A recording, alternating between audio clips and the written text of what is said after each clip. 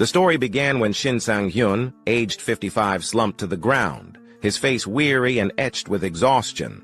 He muttered to himself, his voice tinged with self-mockery, questioning what he was even doing at his age. While others his age were contemplating retirement, his life felt like nothing but a failure.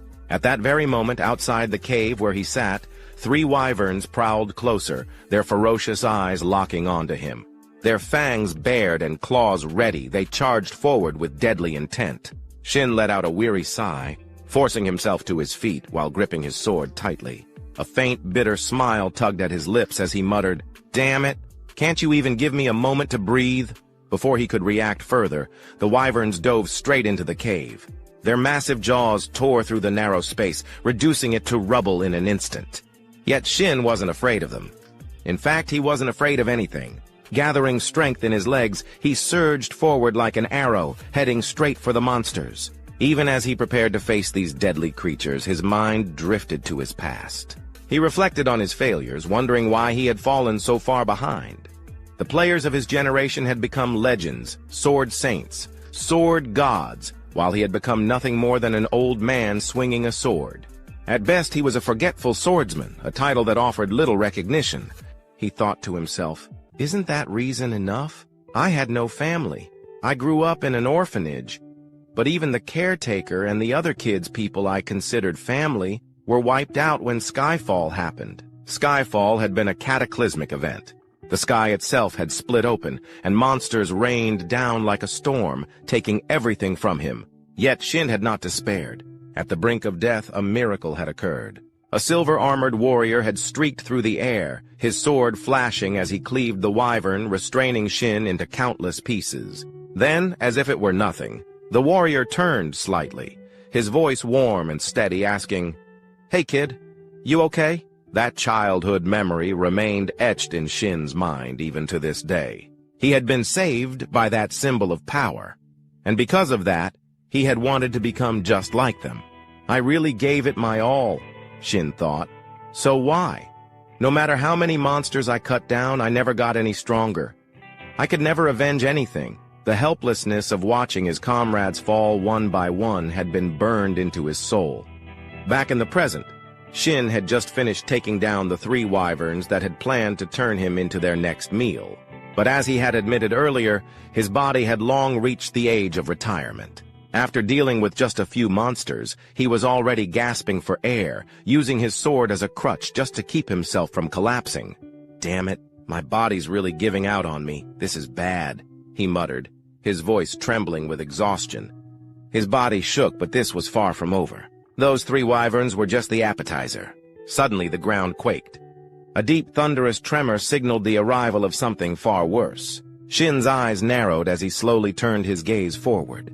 Standing before him was a massive dragon, its entire body clad in gleaming crimson scales that shimmered like molten metal.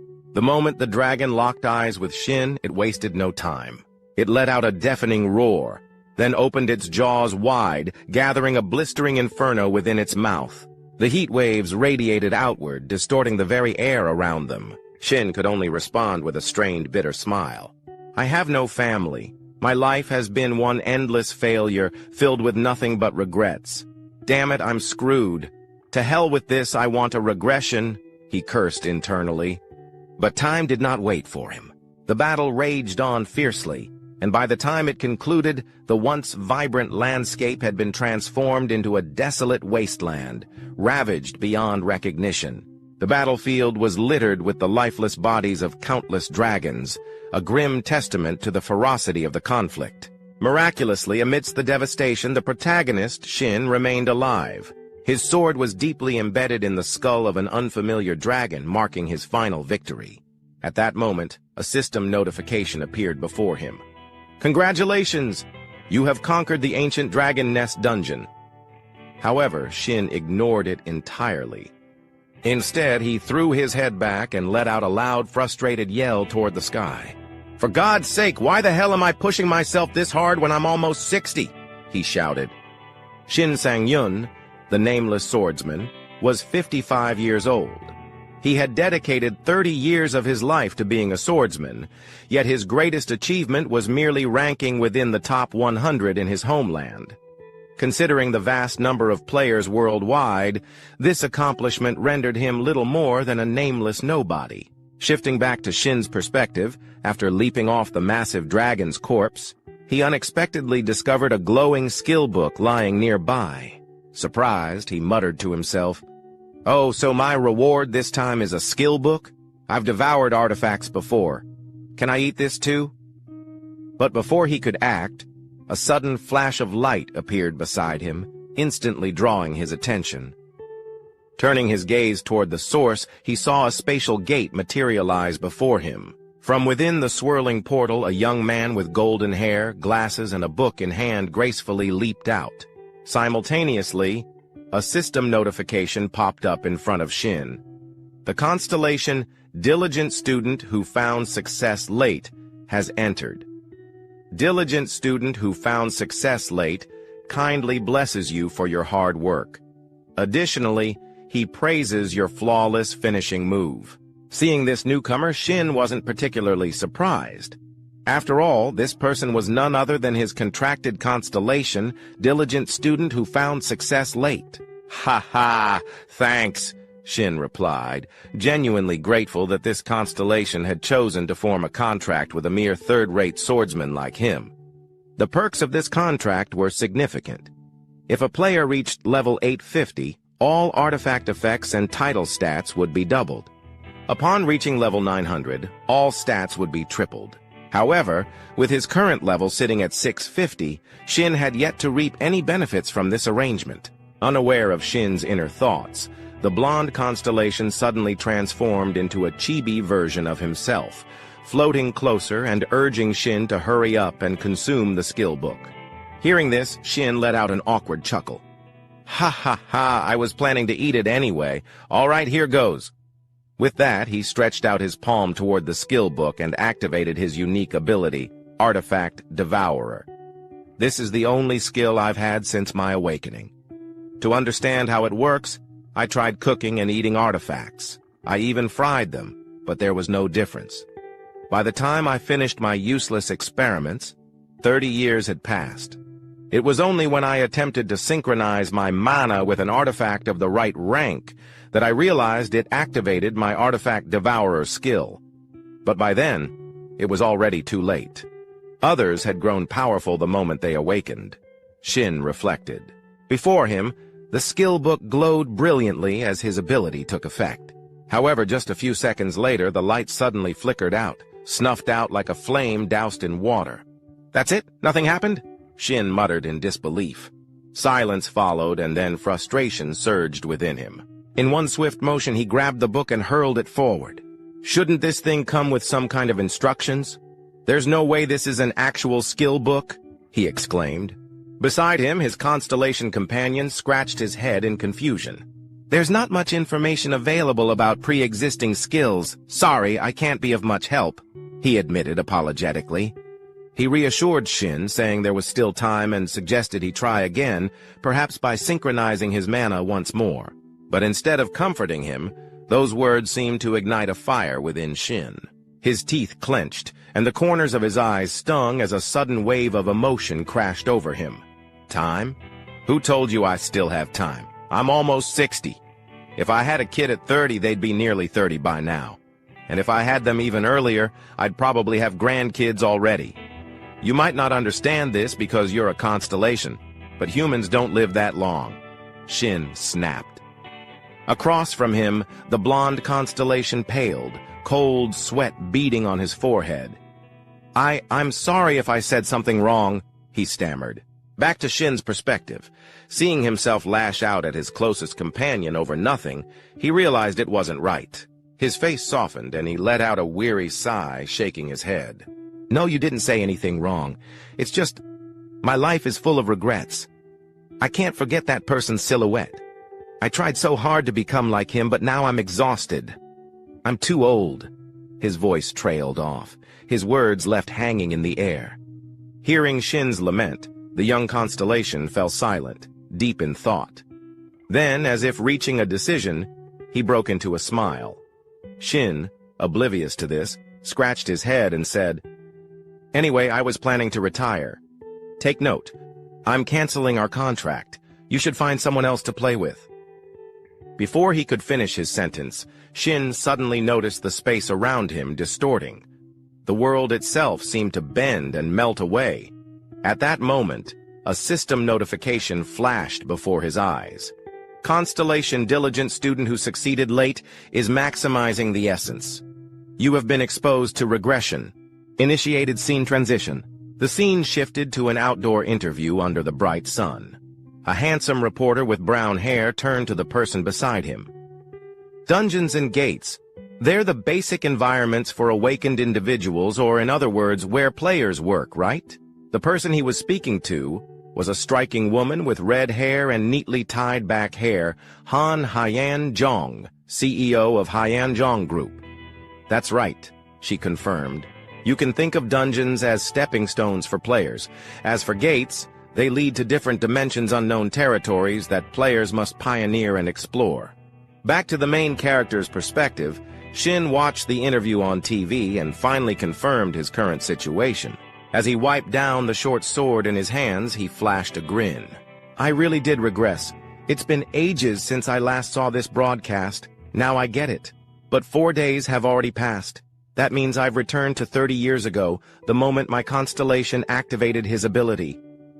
Shin had lost consciousness when the constellation activated his ability. When he woke up, he found himself in the apartment he had lived in 30 years ago, no longer in his 55-year-old body. Now he was 25, armed with all the memories of his past life. "No matter how I think about it, my regression was definitely caused by the constellation's magic. There's no other explanation. But still, I can't help but feel a little overwhelmed," he exhaled. "Oh well, no big deal. I should head out and get to work, right?" With that, Shin tightened his grip around the short sword in his hand.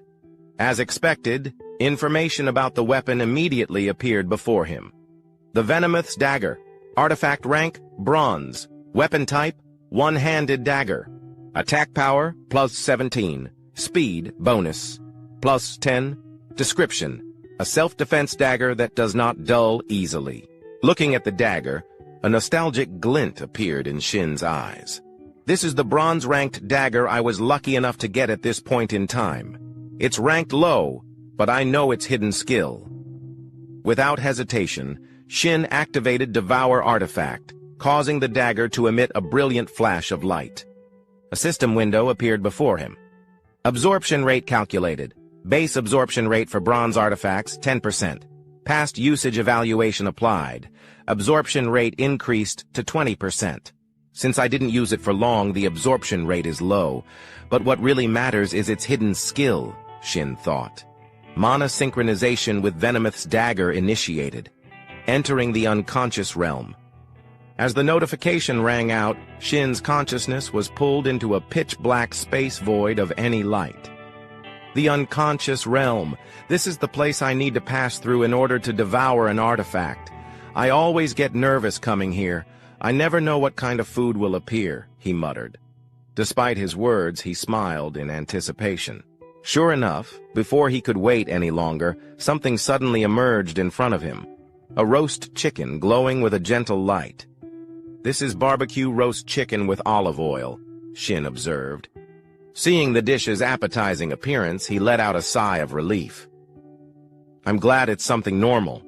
I was worried it might be something disgusting like a swamp centipede, but if it's a meal like this, I can eat it easily."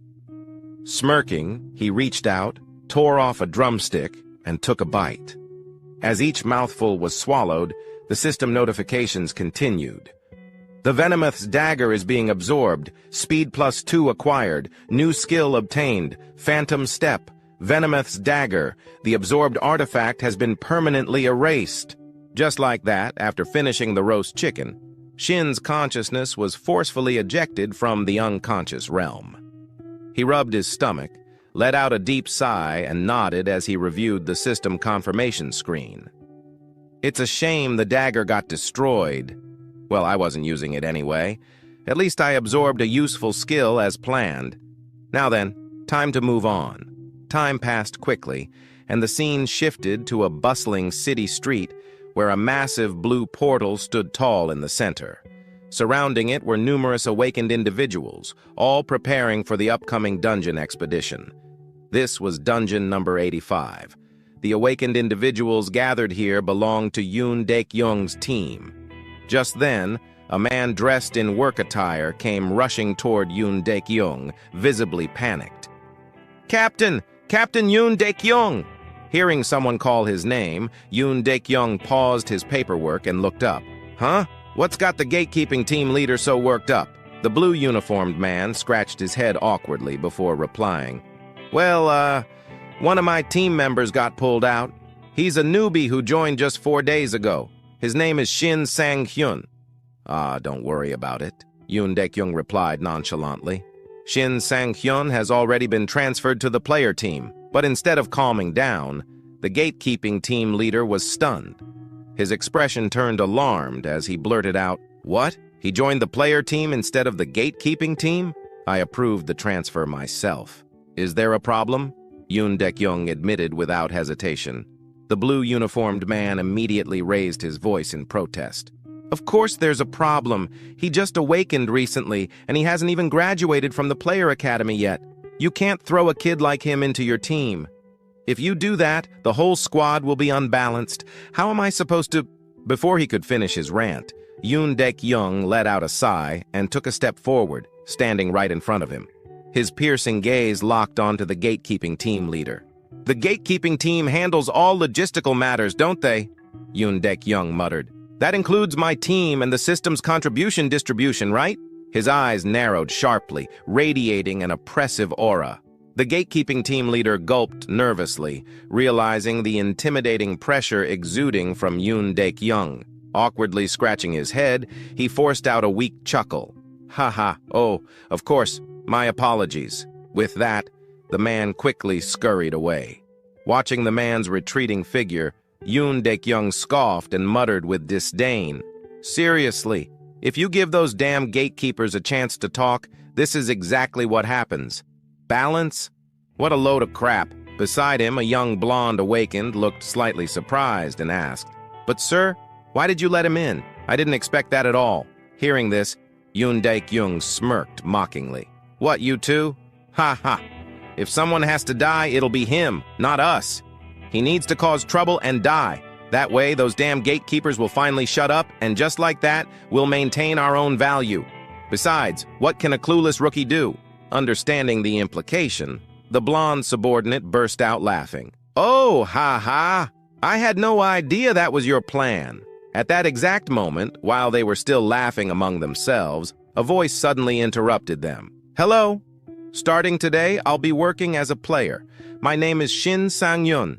The moment he introduced himself, every pair of eyes in the area locked onto him, none of them particularly friendly. The gatekeeper team members glared at Shin, their eyes filled with resentment, while the awakened players eyed him with cunning amusement. Being stared at so intensely by so many people made Shin's scalp tingle slightly. "I expected this, but they're not even trying to hide their emotions." From Yoon Daek-young's perspective, he quickly masked his true expression and put on a bright smile. "Finally, our new recruit has arrived. Shin, right? Nice to meet you. I figured you'd be late for your first day as a player." As he spoke, his gaze shifted to the weapon Shin was carrying, and he narrowed his eyes slightly. "Oh, your weapon. Is that a longsword?" Opposite him, Shin put on a polite smile and explained, "Yes, that's right. I've learned from watching a lot of YouTube videos." Yoon Daek-young raised an eyebrow and gave a pointed reminder. "You do know that the longsword is one of the hardest weapons to wield, right?" Shin clenched his fist and responded, his voice filled with determination. "I'll do my best to protect myself. Trust me." Shin's response seemed to amuse the captain. With a wide grin, Yoon Daek-young threw an arm around his shoulder and spoke enthusiastically. "Ha ha, good spirit. That's what I like to see. A real man should have that kind of drive, just like me." After saying that, he turned to address the rest of the team. "All right, let's get this dungeon run started. Time to fight." Hearing his command, the other team members cheered loudly, raising their fists into the air. With Shin now in the group, everyone quickly checked their equipment before stepping into the massive portal one by one.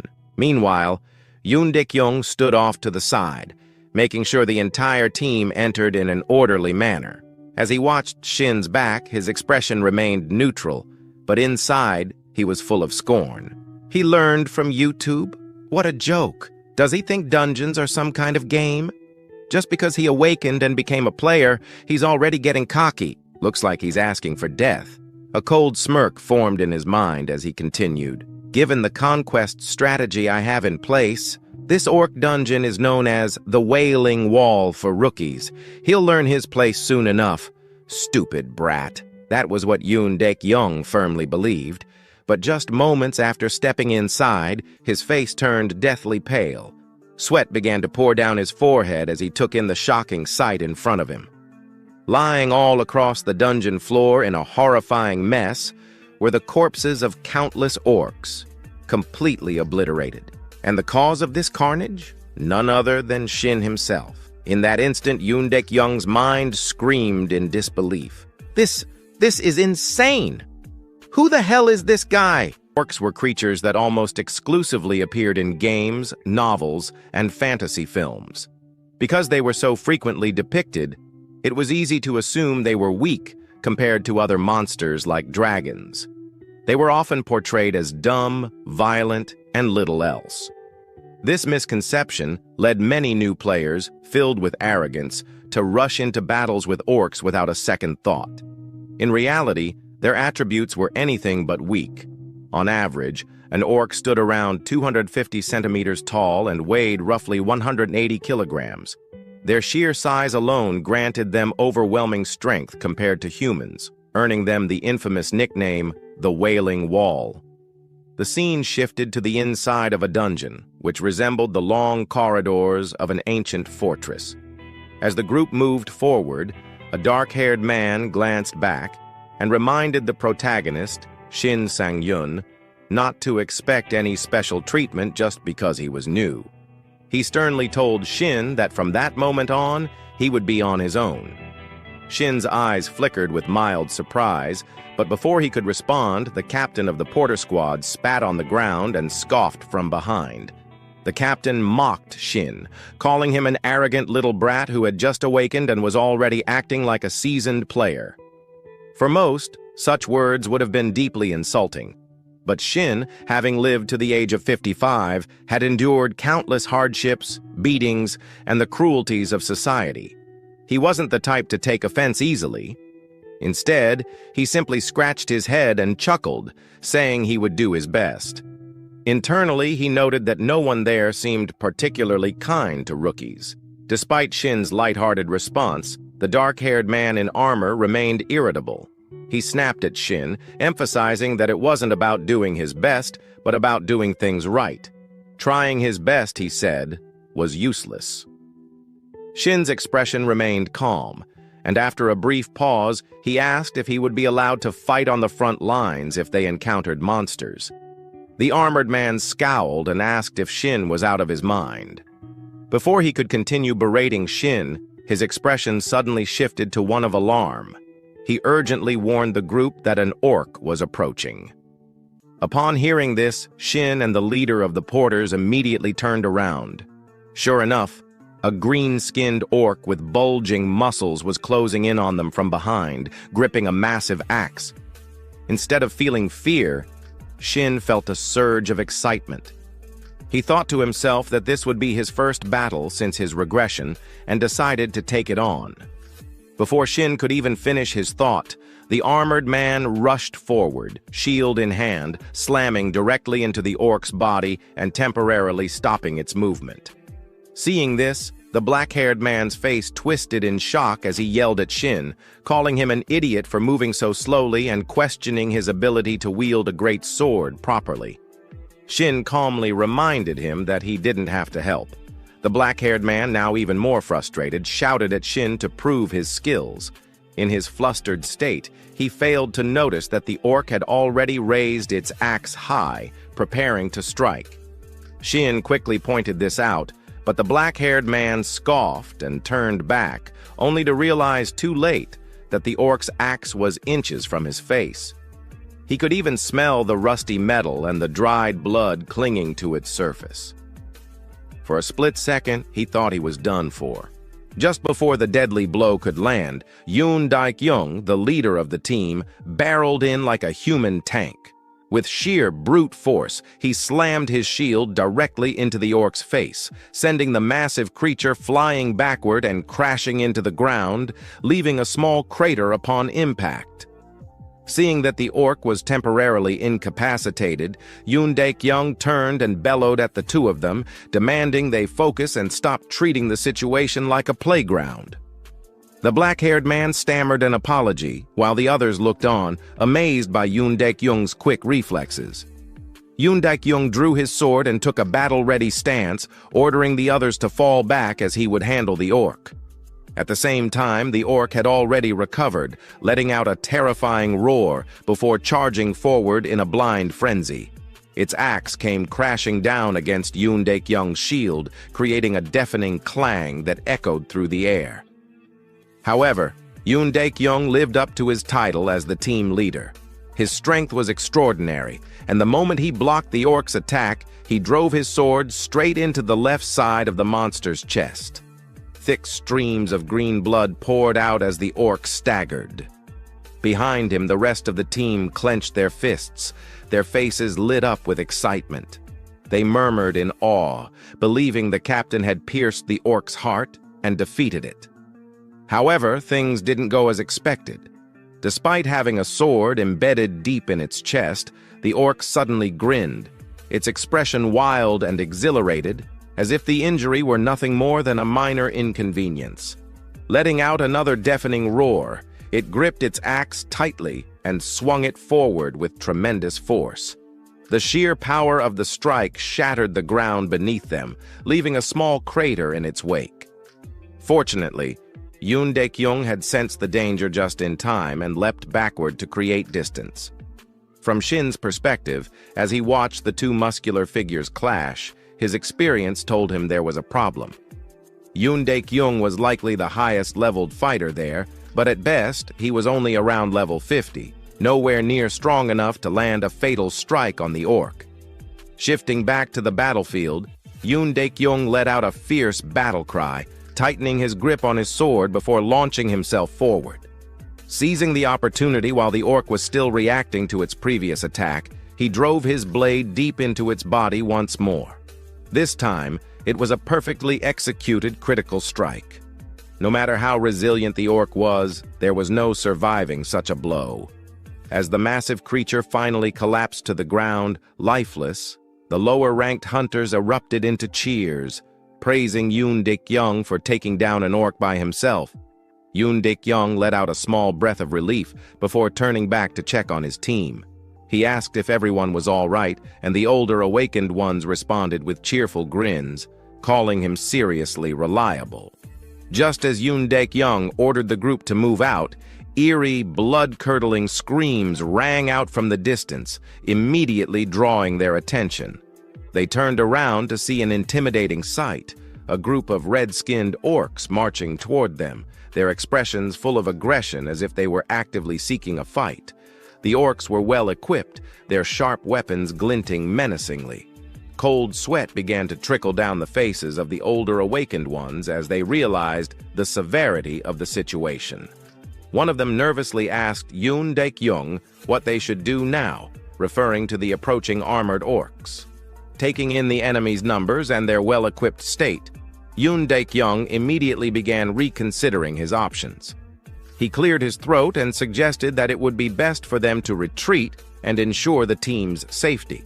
He admitted that deep down, he felt a pang of regret. Just as they had finally taken down one enemy, an entire squad of orcs appeared. Unlike the others, who were paralyzed by fear, Shin's eyes lit up at the sight of the approaching monsters. Without hesitation, he made a bold suggestion, asking if he could give it a shot. His words instantly earned him a series of outraged glares from the weaker hunters around him. They exclaimed in disbelief, questioning whether Shin Sang-hyun had lost his mind.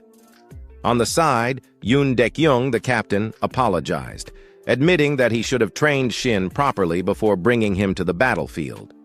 He let out a deep sigh and tried to reason with Shin, acknowledging his excitement about awakening. However, before Yoon could finish his sentence, Shin had already gripped his greatsword and launched himself forward like a gust of wind. The entire group stood frozen in shock. Yoon Daekyung called after him, warning that he was going to get himself killed.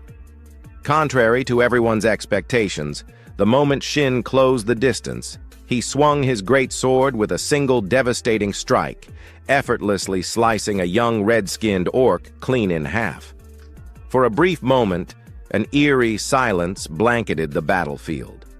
Only Shin's voice broke through as he remarked how amazing greatswords were.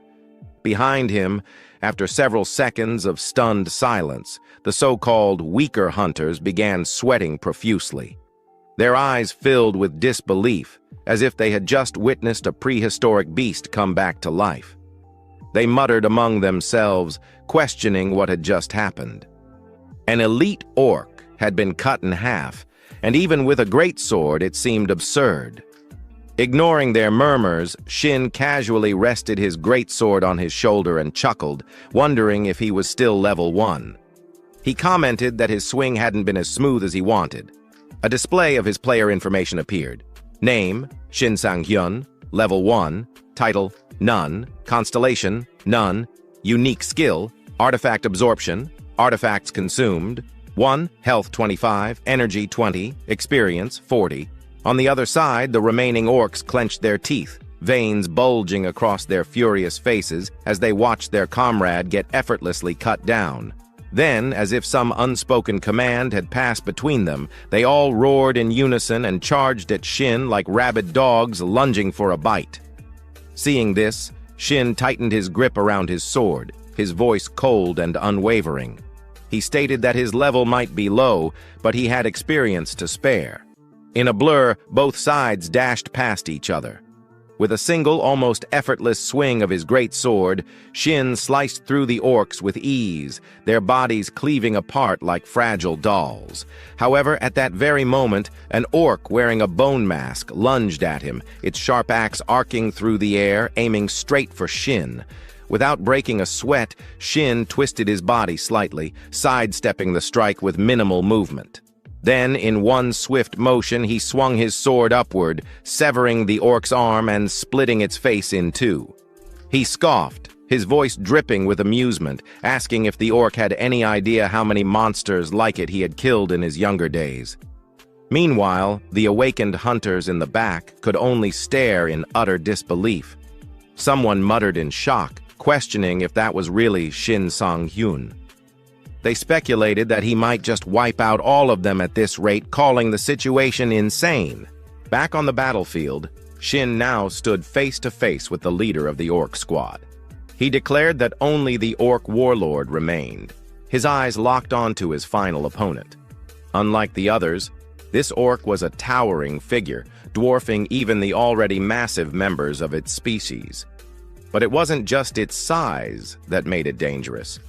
It was clad in full armor, heavily equipped for battle. The warlord scanned the battlefield, its bloodshot eyes taking in the remains of its fallen kin. Rage swelled within its chest, and with a deafening roar, it lifted its massive spiked club and swung it downward with overwhelming force, aiming to crush Shin in a single blow. Seeing this, Shin wasted no time and leapt to the side, dodging the attack in a blink. The unfortunate wall behind him, however, wasn't so lucky. It exploded into rubble under the sheer force of the orc's strike. But Shin didn't even glance at the destruction. Mid-air, he twisted his body and swung his greatsword in a clean, decisive arc, slicing straight through the warlord's thick neck. However, the wound Shin had just inflicted was too shallow, not nearly enough to take down the monstrous orc. Seeing this, the squad leader, clearly worried, shouted that the orc's skin was too thick and that their attacks were useless. He concluded that they were screwed. Before the orc leader's words could fully settle in the air, it seized the moment Shin landed, letting out a fierce roar. It swung its massive arm backward, bringing its colossal war club down toward Shin's much smaller frame. Yet, Shin showed no sign of concern whatsoever. "Calm down, will you?" he said casually, his voice steady. At the same time, he activated his skill, Demon Breaker. A system notification appeared. Hidden skill activated. Status abnormality blocked. Cooldown, 15 seconds. Skill level, 1. Effect. When attacking a target, be it human or monster, the target will be immobilized for 2 seconds. Success rate and duration depend on the target's resistance level. The moment the skill took effect, the orc leader's entire body froze in place. Its weapon, which had been mid-swing, halted abruptly, and its massive frame trembled violently as it struggled against the invisible force restraining it. Seeing this, Shin grinned, his eyes narrowing in amusement. "Yeah, just stay put like that," he chuckled. Across from him, the orc leader let out a panicked howl, but before it could even comprehend what was happening, Shin's razor-sharp blade had already sliced clean through its thick neck, sending its head flying. The orc's massive body collapsed to the ground with a heavy thud, while its severed head rolled to a stop at the feet of Yoon Daek-young, who stood watching from a short distance away. The sheer brutality of the scene left everyone in stunned silence. "What the hell did I just witness?" someone muttered. "Didn't he just awaken 3 days ago?" another stammered. "And that disruption skill he used, isn't that supposed to be an advanced ability? I thought even high-ranked players could only stun an enemy for like 1.5 seconds at most, and he's wielding a great sword like he's been doing it his whole life. Should we ask him what kind of YouTube videos he's been watching?" A chorus of whispers and murmurs of admiration spread through the group. Meanwhile, Yoon Daek-young stood frozen, his mind racing. Watching Shin display such overwhelming strength was nothing short of baffling. Did he really just use a high-level skill? And against an armored orc, no less. He's only been awakened for a few days, hasn't he? Where the hell did he even get a skill like that? The more he thought about it, the more intrigued he became. A system notification appeared. "Congratulations! You have leveled up. You have met the requirements to receive a title. You have obtained the title, Fearless Immature Puppy. Title rank, F effect +5 evasion." Seeing the unexpected reward from the system, Shin felt both surprised and excited. "I wasn't really paying much attention to leveling up, but I didn't expect to get a title and a bonus effect on top of that. This is amazing." The system then continued with another notification. "You have unallocated stat points. Please choose a stat to enhance." Available points, 1. At the same time, the system interface shifted to his attribute screen. Seeing this, Shin reached his hand forward to allocate his points. "I already know which stat I want to increase. In my past life, I learned this lesson far too late. Luck directly affects skill accuracy and item drop rates. And right now, I need it more than anything." Without hesitation, he immediately allocated his newly earned free stat point into luck. However, before he could take a moment to analyze things further, Yoon Daek-young suddenly stepped forward from behind and started questioning him. "Are you really Shin Sang-hyun? That skill you just used, disruption, where did you get it from?" Shin found himself slightly caught off guard by the question. "I just regressed, and I've only been using my skills for good, but even so, I can't exactly tell him the truth." With that in mind, he quickly made something up. "Ah, I had it the moment I awakened," he replied casually. Of course, Yoon Daek-young wasn't going to accept such a vague answer. He immediately pointed a finger at Shin and pressed further. "Do you even hear yourself? That doesn't make any sense. Stop trying to dodge the question. Are you absolutely sure? Did you just get lucky and stumble upon a diamond-tier artifact or something even higher?" His gaze then shifted toward the greatsword in Shin's hands, clearly assuming that all of Shin's strength came from the weapon. Noticing the suspicion in Yoon Daek-young's eyes, Shin simply extended his sword toward him and smirked. "Would you like to check it out for yourself?"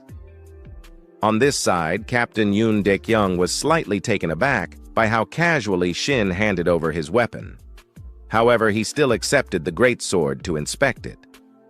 Yeah, all right. If you're offering..." With that, he focused on examining the weapon, and in an instant, all of its details were displayed clearly before his eyes. Faded greatsword. Type, two-handed weapon. Weapon class, greatsword. Attack power, 50. Effect, none. Description, a standard greatsword with a simple design, offering no special abilities. As soon as he saw the information provided by the system, Yoon Daek-young practically screamed like his house was on fire. "What the hell? This is seriously just a normal greatsword? That means that skill was really yours?" His jaw clenched, and veins started to pop on his forehead as he silently cursed in his head. "Son of a... I've been raiding dungeons for 2 damn years, grinding my way up to level 50, and my skills still aren't as good as his. If this keeps up, then the reward distribution today..." Before he could spiral any further, a teammate suddenly shouted, "Captain, the sub-boss just showed up." Hearing that, the rest of the team turned their eyes toward Yoon Daek-young, waiting for his command. His face darkened slightly, but he quickly gave out orders. "All right, let's move then."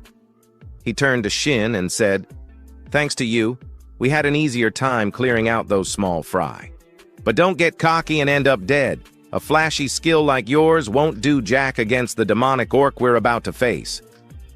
Shin tilted his head slightly, finding Yoon Daek-young's attitude a little strange. However, as if remembering something, a smirk slowly formed on his lips. I almost forgot why I joined this team right after regressing. This team distributes rewards based on contribution." With that, he suddenly called out, "Hey, Captain!" Yoon Daek-young turned back with a frown. Shin flashed a bright grin and asked, "If I kill the demonic orc myself, can I take the artifact as my reward?" The red crystal was a rare loot that could only be obtained by defeating the demonic orc. Even then, it was known to be incredibly difficult to acquire. No, rather, the drop rate was absurdly low. However, in his past life, after his team had failed to take down the demonic orc, Shin had witnessed another team successfully obtaining the red crystal. He still remembered that moment vividly, the sight of the victorious party standing over the slain demonic orc, holding the precious crystal in their hands.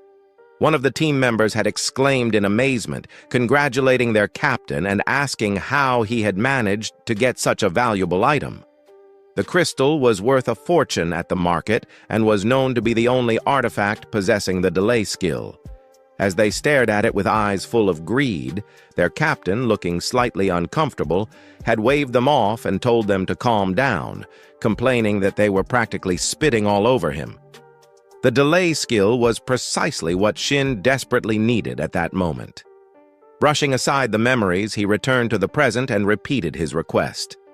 His words left the entire team momentarily stunned. Noticing their reaction, he quickly elaborated on his reasoning. He reminded them that their team distributed rewards based on contribution. So, if he managed to kill the boss himself, there should be no issue. At this, Yoon Daek-young fell silent. The pause in conversation made a drop of sweat trickle down Shin's face. He knew he needed the delay skill as soon as possible. It was crucial for the events that were about to unfold. But to the others, he must have seemed like an arrogant rookie, trying to take on more than he could handle. There was no way they would take him seriously.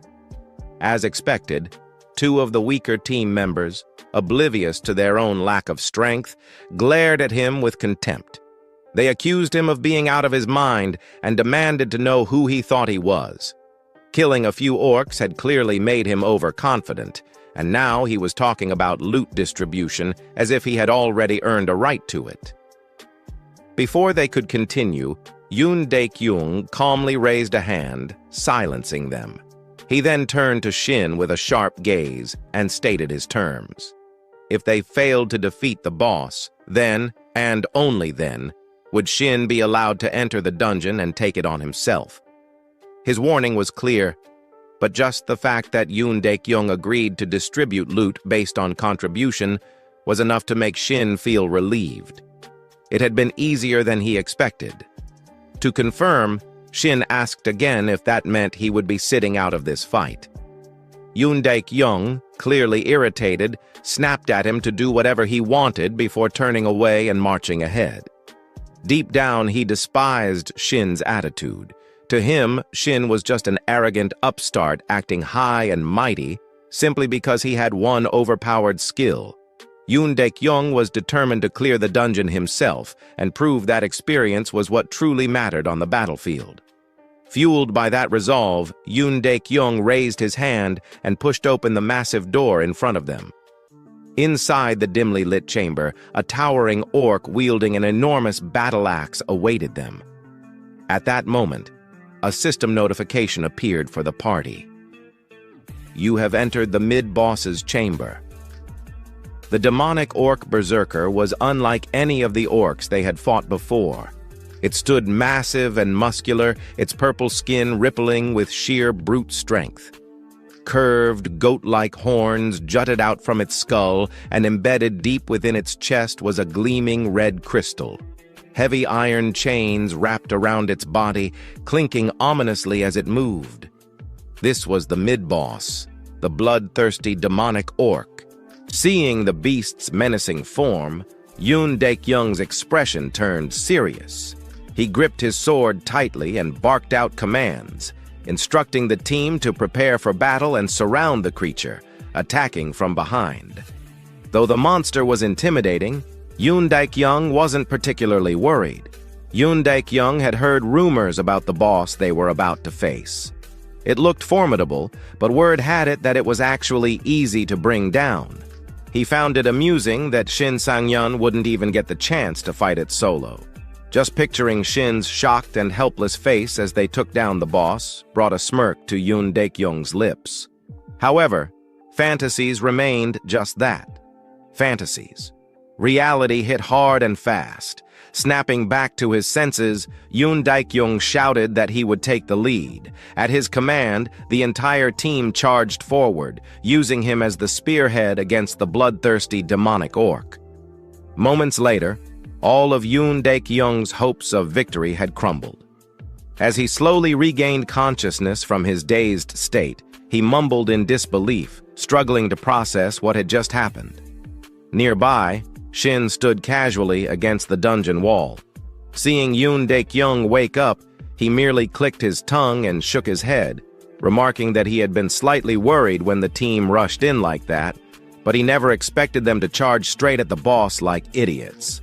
He muttered to himself that this was exactly why they had failed in his past life as well. Meanwhile, the other surviving party members hurried to their fallen leader, scrambling to help him up. Panic filled their voices as they anxiously asked what they should do next, fearing that if things continued like this, they would all be dead. Yoon Daek-young, however, remained silent, his gaze locked onto the demonic orc ahead. His brow furrowed in confusion. Why were not just this boss but even the previous orcs so unbelievably strong? Cursing under his breath, he admitted to himself that he never should have trusted the market intel. Gritting his teeth, he made a bitter decision. They needed to retreat. There was no way they could win today. But just as he prepared to issue the order, something caught his attention. Out of the corner of his eye, he noticed Shin still standing there, arms crossed, a relaxed smile on his face. A sick feeling churned in Yoon Daek-young's stomach. That look, that attitude, Shin still wanted to fight. Unlike Shin's unshaken demeanor, a blonde-haired party member was visibly seething, grinding his teeth in frustration, as if Shin owed him money. He exploded in anger, demanding to know if Shin was insane and questioning what was wrong with him. Before the blonde-haired man could continue his rant, Yoon Daek-young abruptly swung out an arm, silencing him. With a firm voice, he ordered everyone to fall back, explaining that the boss had terrible peripheral vision and that they could slip past its blind spot. The rest of the party exhaled in relief. Someone even muttered a quiet thanks to the heavens. As Yoon Dek-young turned away, blood dripping down his face, he cast one last glance at Shin. He warned him that if he died, he had only himself to blame. In response, Shin let out a faint chuckle. Slowly drawing the sword from his back, his voice remained steady, filled with confidence. He reassured Yoon Dek-young that there was no need to worry. He had no intention of dying that day. Facing the bloodthirsty, demonic orc across from him, Shin steadied himself. As if sensing the killing intent radiating from him, the monstrous orc boss clenched its massive battle axe tightly, its eyes burning with fury. Without hesitation, it charged forward like a raging tank, exuding an overwhelming aura of aggression. Seeing this, Shin took a deep breath, his grip on the sword instinctively tightening. A thought flashed through his mind. If this fight were purely about stats, he wouldn't stand a chance. But with all the experience he had accumulated, that was no longer an issue. With that realization, he swiftly swung his sword to the right, deflecting the orc's battle axe to the side.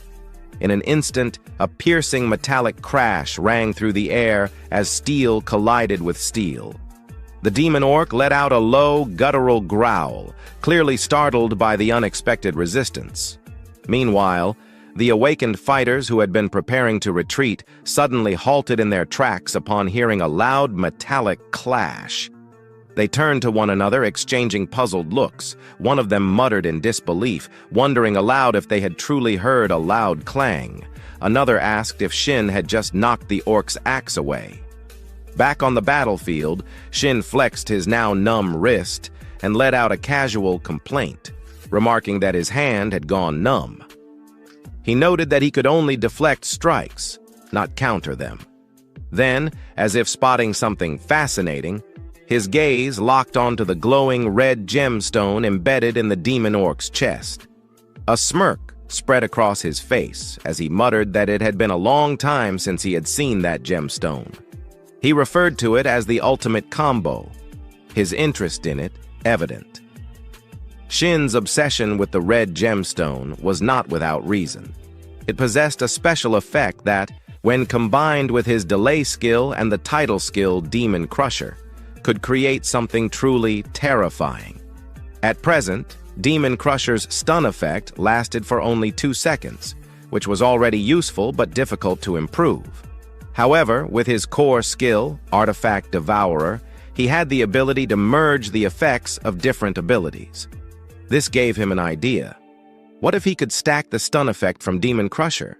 He realized that this could lead to the perfect skill combination, an infinite stun lock. If he could obtain delay, this possibility would become a reality.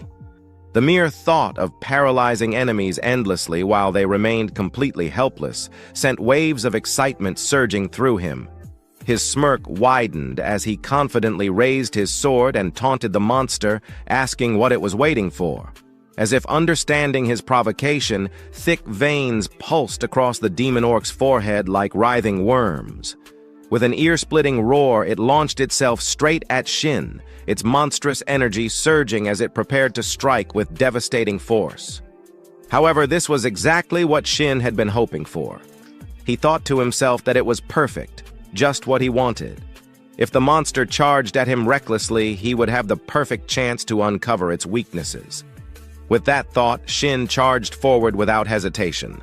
His sword sliced cleanly across the orc's side, leaving behind a deep wound. Thick streams of dark purple blood spurted from the gash, spilling onto the battlefield. At the same time, he activated his Demon Crusher skill. The demonic orc froze in place, stunned for 2 whole seconds. Its trembling hands could no longer grip its battle axe, and the massive weapon slipped from its grasp, crashing into the ground and forming a small crater upon impact. The other awakened fighters watching from behind stared in shock, their eyes practically popping out of their heads. One of them muttered that it felt like watching a scene from a fantasy movie, struggling to comprehend what they were witnessing. Another expressed disbelief that the Demon Crusher stun had actually worked on a mid-tier boss, calling it overpowered. Yoon Daek-young, unable to process the situation, mumbled under his breath in astonishment. Meanwhile, Shin let out a smug chuckle. He acknowledged that orcs were simple-minded, but pointed out that this was a demon orc. However, before he could finish his sentence, his voice suddenly cut off. Against all odds, the demon orc had already shaken off the stun effect and launched a vicious kick straight at him. Reacting on instinct, Shin raised his greatsword just in time, using it as a shield to absorb the blow. Even so, the sheer force of the impact sent his body flying backward. His sword dragged across the ground, carving a deep groove into the battlefield. As he steadied himself, his brows furrowed in frustration. He cursed under his breath, realizing that he had forgotten about the orc's regeneration ability. His gaze locked onto the wound he had inflicted, only to find that it was no longer there. A faint green glow pulsed across the demon orc's body, and within seconds, the deep gash had completely healed. The worst part was that this very same regeneration ability had allowed the demon orc to break free from the stun effect far earlier than expected. Shin clenched his jaw, acknowledging that the battle was going to be far tougher than he had initially thought. He needed 15 seconds before he could stun the monster again. That was why he had needed delay. However, if he could not keep the orc stunned, he resolved to take it down the old-fashioned way. The battle raged on. Across from Shin, the demonic orc tightened its grip on its battle axe once more, its bloodlust burning hotter than ever. The wounds Shin had inflicted only served to enrage the beast further.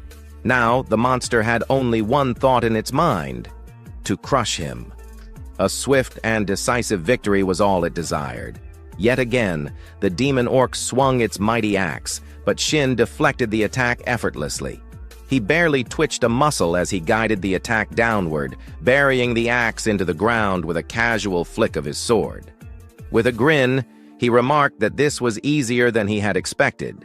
And so, their clash continued, sword against axe. Each attack sent shockwaves rippling through the air, shaking the battlefield. Meanwhile, among the spectators, doubt was beginning to take hold. A blonde awakener stood off to the side, seemingly uninterested in the fight. Instead, he turned toward his commander and urged him to leave, insisting that even that bastard's skill was proving useless.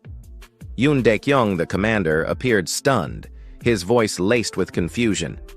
He questioned why the stun skill wasn't working, noting that the level gap was barely noticeable. He couldn't understand why Shin looked so confident. Was he really just a newbie? The thought gnawed at him. Something wasn't adding up. Back on the battlefield, Shin was growing bored. Deciding it was time to finish the fight, he acknowledged that he had been in situations like this before. If he wasn't strong enough, he simply had to put everything into a single decisive strike. Forget slashing the enemy apart. He would use their own power against them. Gripping his sword tightly, he waited, his eyes sharp as they tracked the demon orc's movements. Then, the perfect opening presented itself. With a flash of movement, Shin lunged forward. The orc charged at full speed, completely unaware that it was running straight into its own demise. Shin's blade pierced cleanly through its chest, striking straight through the heart. The orc let out a final gurgling gasp, coughing up a mouthful of blood before collapsing lifelessly. At the same time, a system notification appeared before Shin's eyes. "Congratulations! You have defeated the mid-boss, Demon Orc. You have leveled up. You have earned the title, Demon Hunter, Rank E. Title effect: when facing mid-bosses or higher, your healing ability increases by 5x. Reading through the effect, Shin couldn't stop himself from grinning. 2 titles already. Was this what it felt like to play solo? Just as he was about to revel in his victory, his eyes caught movement. Commander Yoon Daek-young was slowly approaching, his wide eyes still filled with disbelief. Even now, he struggled to accept the reality before him. The very same mid-boss that had wiped out his entire team had just been crushed effortlessly by this so-called newbie. Seeing the stunned expressions of those around him, Shin quickly forced out a crooked smile. There was only one way to avoid unnecessary trouble. Activating his amateur acting skills, he raised his voice in a dramatic wail, lamenting how he had almost died and how he couldn't have managed without the commander dealing damage. The perfect bluff. The blonde awakener, completely unaware of the situation, immediately turned to his commander with admiration. He eagerly asked when the commander had even landed a hit on the monster. Yoon Dae-kyung, however, wasn't fooled. He knew very well that he hadn't even scratched the mid-boss. His gaze shifted toward Shin, filled with confusion. Meanwhile, Shin smirked internally. Surely the commander wasn't that dumb, right? He was throwing him a bone, he just had to take it. Yoon Dae-kyung's gaze drifted to the red crystal on the ground, and he instantly understood Shin's intention. Keep your promise. That's what he's saying. Letting out a defeated sigh, Yoon Dae-kyung mumbled to himself, admitting his complete loss. However, the moment of hesitation vanished as he straightened his posture. With renewed confidence, he turned toward his team and barked out orders. Announcing that the mid-boss was down, he commanded them to prepare for the final boss. "Yes, sir," the squad responded in unison before moving forward. As they ascended the stairs to the next floor, a few of them couldn't resist sneering at Shin.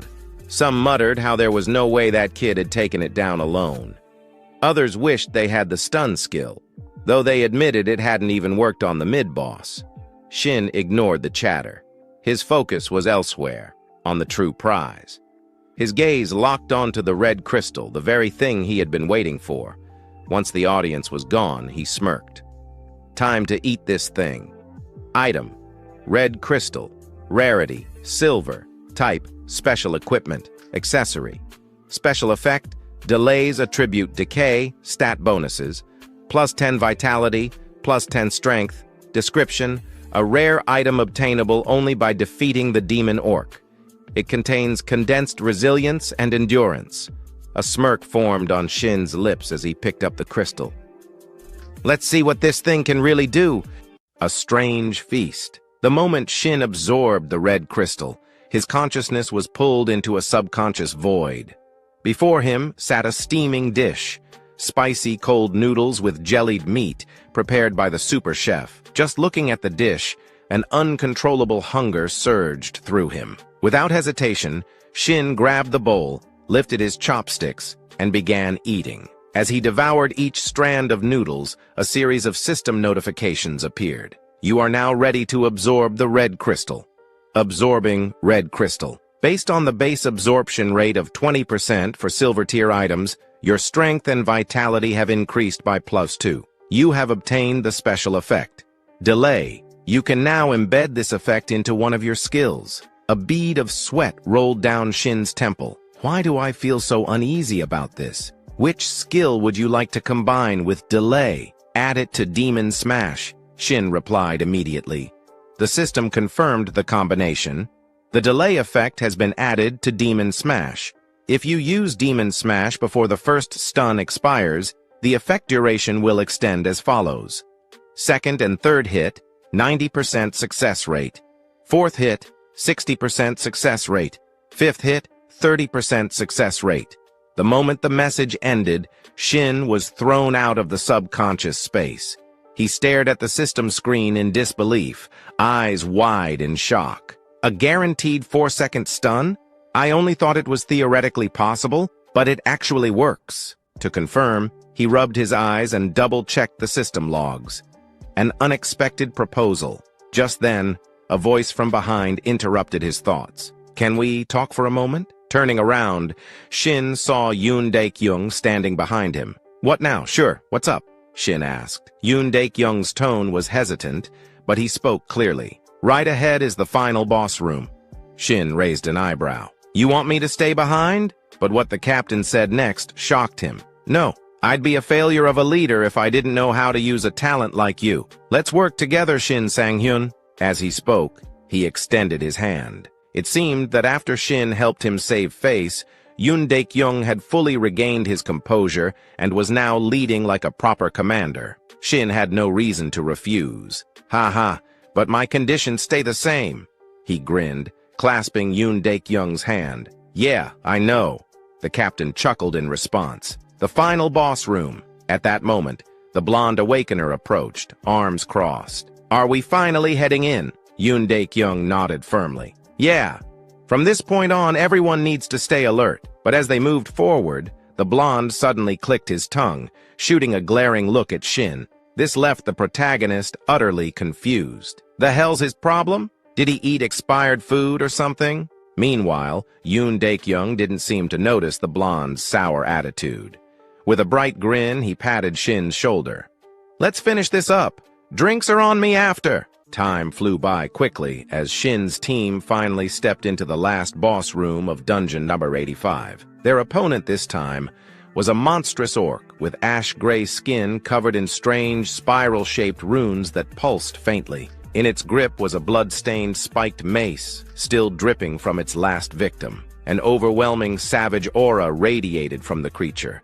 This was the final boss, the frenzied orc, a captain's resolve. From Yoon Daek-young's perspective, after witnessing the sheer power of the previous boss, the demonic orc, he no longer underestimated this dungeon. A cold sweat dripped down his face as he took a determined step forward, looking at Shin. I'll go first. However, before the captain could recklessly charge in and get himself obliterated, Shin unsheathed his sword and shook his head. Stay close to me. Yoon Daek-young hesitated. Right now, you shouldn't. But before he could finish, Shin exhaled deeply, lost in thought. The frenzied orc has lower skill resistance than the demonic orc, which means it's easier to stun. As long as I stay calm and attack properly, this shouldn't be a problem. But stay close to me. Since when did I start saying things like that with such confidence? Back then, I was always scared. Even when I grew older, I barely managed to survive. I can't live like that again. I have to change my weak past and my future. And to do that, I'll show everyone here my overwhelming strength. An overwhelming display. With that resolve burning in his heart, Shin swung his sword down, slashing deep into the frenzied orc's torso. The wound tore from its abdomen to its shoulder, causing the beast to howl in agony. Without hesitation, Shin activated his skill. Demon Smash! A shockwave of force crashed into the orc, leaving it staggered and unable to move. It's stunned for 4 seconds, he shouted. Without missing a beat, Yoon Daek-young rushed forward, leading the charge. Now get him! With the boss completely immobilized, the entire team unleashed a relentless barrage of attacks, overwhelming the beast before it could even showcase its strength. And just like that, before the orc could land a single devastating strike, it collapsed. Dead. Dungeon complete. The moment its massive body hit the ground, a system notification rang out. Congratulations! You have defeated the final boss, the frenzied orc. Congratulations! You have completed the dungeon of the Red Orc Altar. Recognition and a glimpse of the future. As the lifeless body of the frenzied orc lay in a pool of its own blood, some members of the party couldn't help but remark, wasn't this dungeon way too easy? I didn't even have to use a single potion. Another adventurer chimed in, grinning. See? I told you that stun skill was amazing! Meanwhile, a group of porters huddled together, whispering among themselves while stealing glances at Shin. Do you think he has his own gate? Should I ask him? Huh? I was about to ask first. So what? I need to make a living too. Another porter scoffed. Their team captain retorted, shaking his head. A fast-changing world. Observing how quickly people's attitudes shifted, Shin couldn't help but feel a little dizzy. These guys flipped sides so fast, I wasn't even planning to do anything for them. Just as he finished that thought, a series of system notifications appeared before his eyes. Congratulations! You have leveled up. You have obtained the rank D title, Overwhelming Power. Effect: status effect durations are increased by 10%. Reading the title description, Shin nodded in satisfaction. Not bad. A 4.4-second stun? That's crazy. In my past life, I never earned a single title. But as he thought about that, his expression darkened slightly. Even so, this is nothing compared to him, Dugansu, the demon sword, the title collector, the perfect blade, the greatest swordsman in South Korea, a legendary player with countless titles. Only 2 years after the player era began, he had already surpassed level 500. Long before Shin's regression, he had always looked up to him, a warrior he deeply respected. But now, maybe I won't fall behind this time. If I start pushing myself now, maybe, just maybe, I'll have a chance. As his determination blazed within him, Shin's nostrils flared slightly, releasing a faint puff of white steam. The sudden sight startled the porters behind him. Even Yoon Daek-young couldn't help but raise an eyebrow and ask, "What are you doing?" Snapping out of it, Shin coughed awkwardly. "Ah, nothing. Just stretching." Yoon Daek-young didn't press further. Instead, he reached into his inventory and pulled out a small ring, tossing it to Shin. "Here, you did great. Take it." Catching the ring, Shin was genuinely surprised. "Wow, did someone possess you?" Yoon Daek-young gave a sheepish smile. "Hey, give me some credit. You really carried the team this time. Still, isn't this a bit much?" Daek-young shrugged nonchalantly. "It's just a bronze-tier item. I can afford to be generous." Shin smirked. "You're a little too honest for your own good, you know." Yoon Daek-young waved him off with a laugh. "Hey, if it were expensive, I wouldn't have given it to you." But even as he spoke, a silent thought lingered in his mind. "I gave this to you because from now on, we'll probably never cross paths again. Like it or not, even I have to admit it, you live in a completely different world from the rest of us now." As Shin and Yoon Daek-young continued to laugh and chat, neither of them noticed the blonde-haired man standing behind them, biting his lip in silent fury. His eyes burned with resentment as he glared at them. "He cares more about that bastard just because he showed off his skills a few times? I've served him for so long, and yet this is how he repays me? This is unfair, completely unfair." A cold, murderous thought crept into his mind. Screw this. They should both just die. Without hesitation, he pulled out his phone and dialed a number. Time quickly passed, and the scene transitioned to Shin's apartment in Jamsil-dong, Sampa district. Sitting in front of his desk, Shin grinned from ear to ear as he checked his bank account. "This is insane. Now, this is why I became a player." A notification flashed on the screen. "Transaction complete. 200 coins received. The main exchange gate alone gives me 200 coins per day?" Shin chuckled, rubbing his chin. "Looks like he gave me twice the amount compared to the others, plus an extra bonus. Damn, I hit the jackpot." He put his phone down and turned his gaze toward the ring resting on the table. Frenzy ring. Rank, bronze, type, accessory, special effect, lightweight, attributes, strength, plus 10, description. A ring that can only be obtained from the frenzied orc. It causes the wearer to enter a state of rage. Special effect, lightweight. Consumes 1 mana per second to reduce the perceived weight of all equipped artifacts to 1 gram. Reading through its stats and effects, Shin couldn't help but admire its potential. Even though it's just a bronze-tier item, I can't believe I got a free artifact with lightweight. His eyes glinted with understanding. Now I see why it's normally classified as silver. Most players exhaust their mana after just a few swings of their sword, but using 1 mana per second just to lighten their equipment? That's ridiculous. Who the hell would waste their mana on something like that? The thought made him chuckle to himself, but then his expression shifted, his grin turning sharper. Then again, none of that matters to me. Shin leaned back in his chair, deep in thought. In my past life, I only discovered my ability when I was already over 50 years old, but that's exactly why I trained so damn hard to master it. He recalled a crucial memory, a time when he consumed an artifact that required mana defunction, and the result, the penalty effect, disappeared. Artifacts that drained mana always had a drawback, a side effect that made them difficult to use. But for Shin, when I absorbed them, the penalties vanished completely. Who cares about the drawbacks? The more abilities I collect, the better. With that thought in mind, he reached forward and placed his hand on the ring. A faint blue light began to swirl around his fingertips. Then, without hesitation, he started the absorption process. Meanwhile, at the H-Seoul nightclub in Gangnam, the atmosphere was thick with smoke, alcohol, and the heavy beat of music. Amidst the neon glow, the blonde-haired man from Yoon Daek-young's party lounged in a private booth, his arm draped around a beautiful woman. but he wasn't enjoying the moment. He was ranting. "I'm telling you, it's true! That bastard has a stun skill that lasts for 4 whole seconds!" His voice was loud, too loud. Across from him, a thuggish-looking man narrowed his eyes in irritation. "Oi, who the hell do you think you're raising your voice at?" The blond man immediately shrank back, bowing his head. No, I'm sorry," the thug scoffed, his expression full of disdain. Then he leaned forward, eyes gliding dangerously. "So what?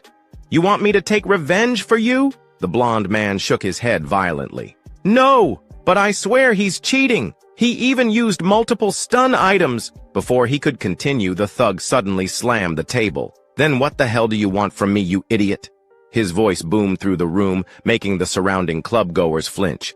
"I'm in the middle of business here, and you're wasting my time with your whining." The blond man gulped, but then he added, voice trembling, "But Yoon Dae-kyung seems to like him a lot." That got the thug's attention. His lips curled into a smirk. "Oh, so you do want revenge after all?" Meanwhile, not far from the booth, a blonde-haired woman leaned in close to a man with an eye patch, whispering seductively into his ear. "You're not close to that guy, are you? He looks like a total loser." "Ha ha ha ha, Tilda," the one-eyed man chuckled, then straightened up. He wanted to impress the woman, so without hesitation he called out, "Hey!" The blond man turned toward him, but before he could even react, schlick! A cold flash of steel, then pain. His left ear hit the table with a wet thud. Blood spurted from the side of his head as he screamed, clutching his wound, his entire body convulsing in agony. But the one-eyed man simply smiled. "Who do you think we are, huh?" He leaned down, lightly slapping the blond man's tear-streaked face. Then, in a voice as cold as ice, "You thought we were your personal errand boys?" The blond man trembled, his eyes wide with fear. The one-eyed man sneered. "Then you better pay the price." He grabbed a glass of alcohol from the table and poured it over the fresh bleeding wound. The blond man howled in pure agony, writhing as the liquor burned through his exposed flesh. But the one-eyed man just laughed, thoroughly enjoying the sight. Then, with a casual tilt of his head, he asked, "Now, tell me, where the hell is this bastard you're talking about?" Time passed quickly, returning to Shin's current situation. He was still completely unaware that the blonde-haired guy and a group of thugs had set their sights on him. So, for now, he remained relaxed, strolling leisurely without a care in the world. Taking a seat near the staircase, Shin let out a weary sigh. Just remembering the taste of the food he had eaten earlier was enough to make his stomach churn. The mere thought of it made him feel nauseous, like he was about to throw up any second. Who the hell would have guessed that cold cucumber soup could come out of the Ring of Frenzy? Cold Eastern cucumber soup, the ultimate killer of anyone who dares to eat it. My stomach is turning inside out right now. But as they say, there's always light at the end of the tunnel. At that thought, he casually twirled the massive greatsword in his hand, effortlessly spinning it like a windmill despite its insane weight. All of this was thanks to the lightweight effect he had obtained from the Ring of Frenzy. Lightweight, a special passive effect with no cooldown, and due to his artifact devourer skill, the original mana consumption penalty of the ability had been completely removed as a side effect. However, the lightweight effect had been nerfed. Now, instead of completely negating weight, it simply set the weight of all artifacts to a fixed 100 grams. Well, I guess I'll be using this greatsword for now. But what if I accidentally drop it? That would be a disaster. All right, next up. As he spoke, Shin quickly pulled up his status window. Gazing at his current stats, Shin reminded himself of his next step. I need to start drawing the attention of the constellations. A player could only have one constellation, so he had to choose carefully. If possible, I want a constellation that matches my strongest stat. That means luck. But then he let out a small sigh. Well, at the moment, I don't have any outstanding stats that would attract them. I guess all I can do for now is train. With that thought, Shin slowly stood up, his eyes locking onto the countless training dummies lined up ahead. Time to get to work. Days later, at this moment, Shin had just arrived at an unfamiliar location, having driven there himself. The moment he stepped out of the car, his face was completely pale, as if he was about to drop dead at any second. I seriously thought I was going to die back there. I guess 3 days of non-stop training plus a long road trip was way too much. Well, at least I got a new skill out of it, so I guess it was worth it. As he spoke, Shin twisted his torso left and right, stretching his body a little to shake off the fatigue. The new skill he had acquired was ambidextrous sword mastery, basic passive ability for swordsman. Skill level 1. Description: increases adaptability with all types of swords, excluding short swords and one-handed long swords. Now, as for the place Shin had come to, this was none other than Dungeon Number 1, a solo-player exclusive dungeon. Looking at the glowing blue portal before him, a faint smile appeared on his lips. Today, I get to go all out by myself. No more worrying about people staring at me like I'm some kind of freak. Not only that, but getting access to a solo dungeon like this usually meant waiting in line for months. I should be glad I managed to slip in through the cracks. Just as he was about to step forward, he suddenly paused. His gaze shifted toward the distance behind him, and his expression darkened. A black car sat idly in the distance, parked in complete silence. It had been following him for quite some time now, and at this point, Shin was sure of it. I can't believe they actually followed me all the way into the damn forest. I don't know what they want, but whatever it is, I'll settle it inside the dungeon. His voice turned cold, and his eyes gleamed with a dangerous edge. Inside the dungeon entrance, the entrance to Dungeon 101 resembled a massive cave, its dark, ominous passage stretching deep inside. Emerging from the blue portal, a group of thugs stepped forward calmly, their expressions unreadable. It seemed that the blonde-haired traitor had somehow convinced them to take the job. But before they could take another step, Shin's voice rang out, cutting through the air. "This is a solo-player dungeon, isn't it? You guys couldn't have gotten lost. That means you're trespassing in my playground." Hearing that voice, the leader of the rat gang raised an eyebrow in slight surprise. His eyes swept over Shin, taking in his posture. The guy looked like he had been waiting for them this whole time, but that moment of curiosity quickly turned into mocking laughter. "Are you stupid or something?" Turning back to Sang-un, the whole gang erupted into laughter, their expressions full of amusement at his supposed foolishness. Shin, however, remained calm. The moment he got a good look at them, he immediately realized something was off. These guys weren't a normal dungeon raid team. Thinking it over, he decided to give them one last chance to avoid unnecessary bloodshed. "I won't report this, so get lost." His eyes narrowed slightly as he spoke. At the same time, he silently analyzed the entire group, scanning them carefully before coming to a quick conclusion. No healers, no mages. They gave up stability, the one thing every dungeon party needs, to form an all-swordsman and archer team. These guys aren't dungeon hunters. They're awakened hunters, a pack of hyenas. Just as he suspected, this was a group that specialized in hunting other awakened players. And judging by their attitudes, they weren't even trying to hide it anymore. "Ha!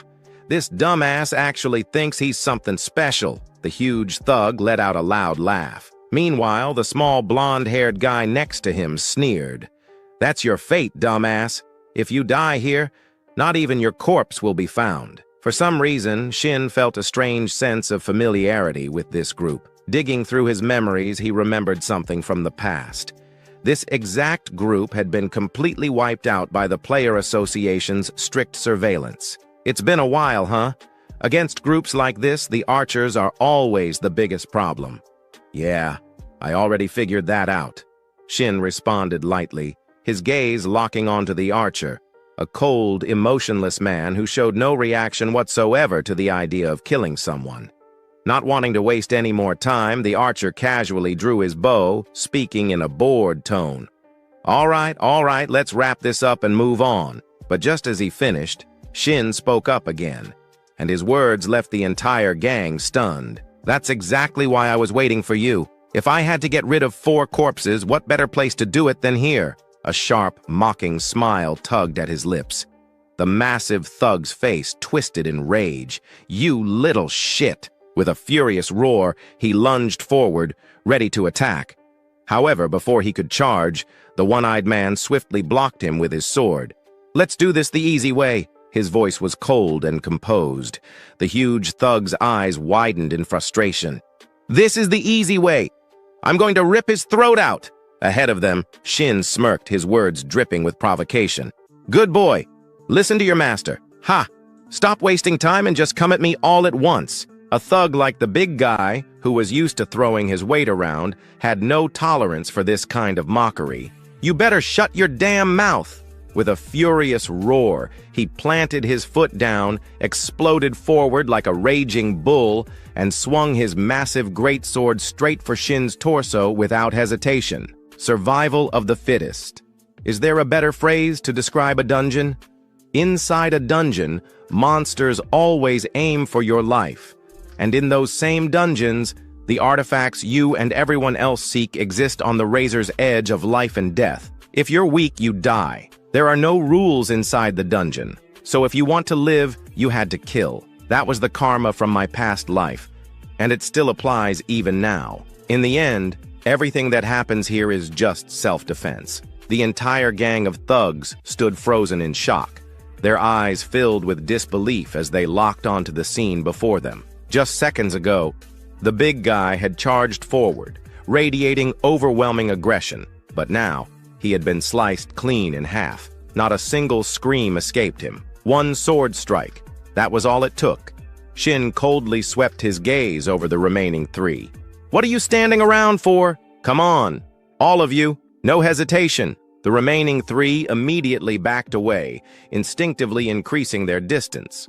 After seeing that level of strength, they all understood one thing. If Shin got close, they were dead. Relying on their experience hunting other awakened players, they quickly adjusted their strategy while running. The blue-haired guy barked out orders.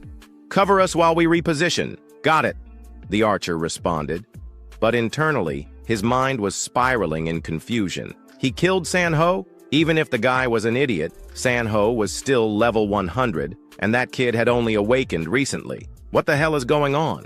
The archer couldn't make sense of it. Meanwhile, on Shin's side, he had started spinning his greatsword, its heavy blade whirling through the air like the blades of a helicopter. The sharp winds it generated howled ominously, sending shivers down the spines of those who heard it. Hey now, where are you running off to? Shin teased, his smirk widening.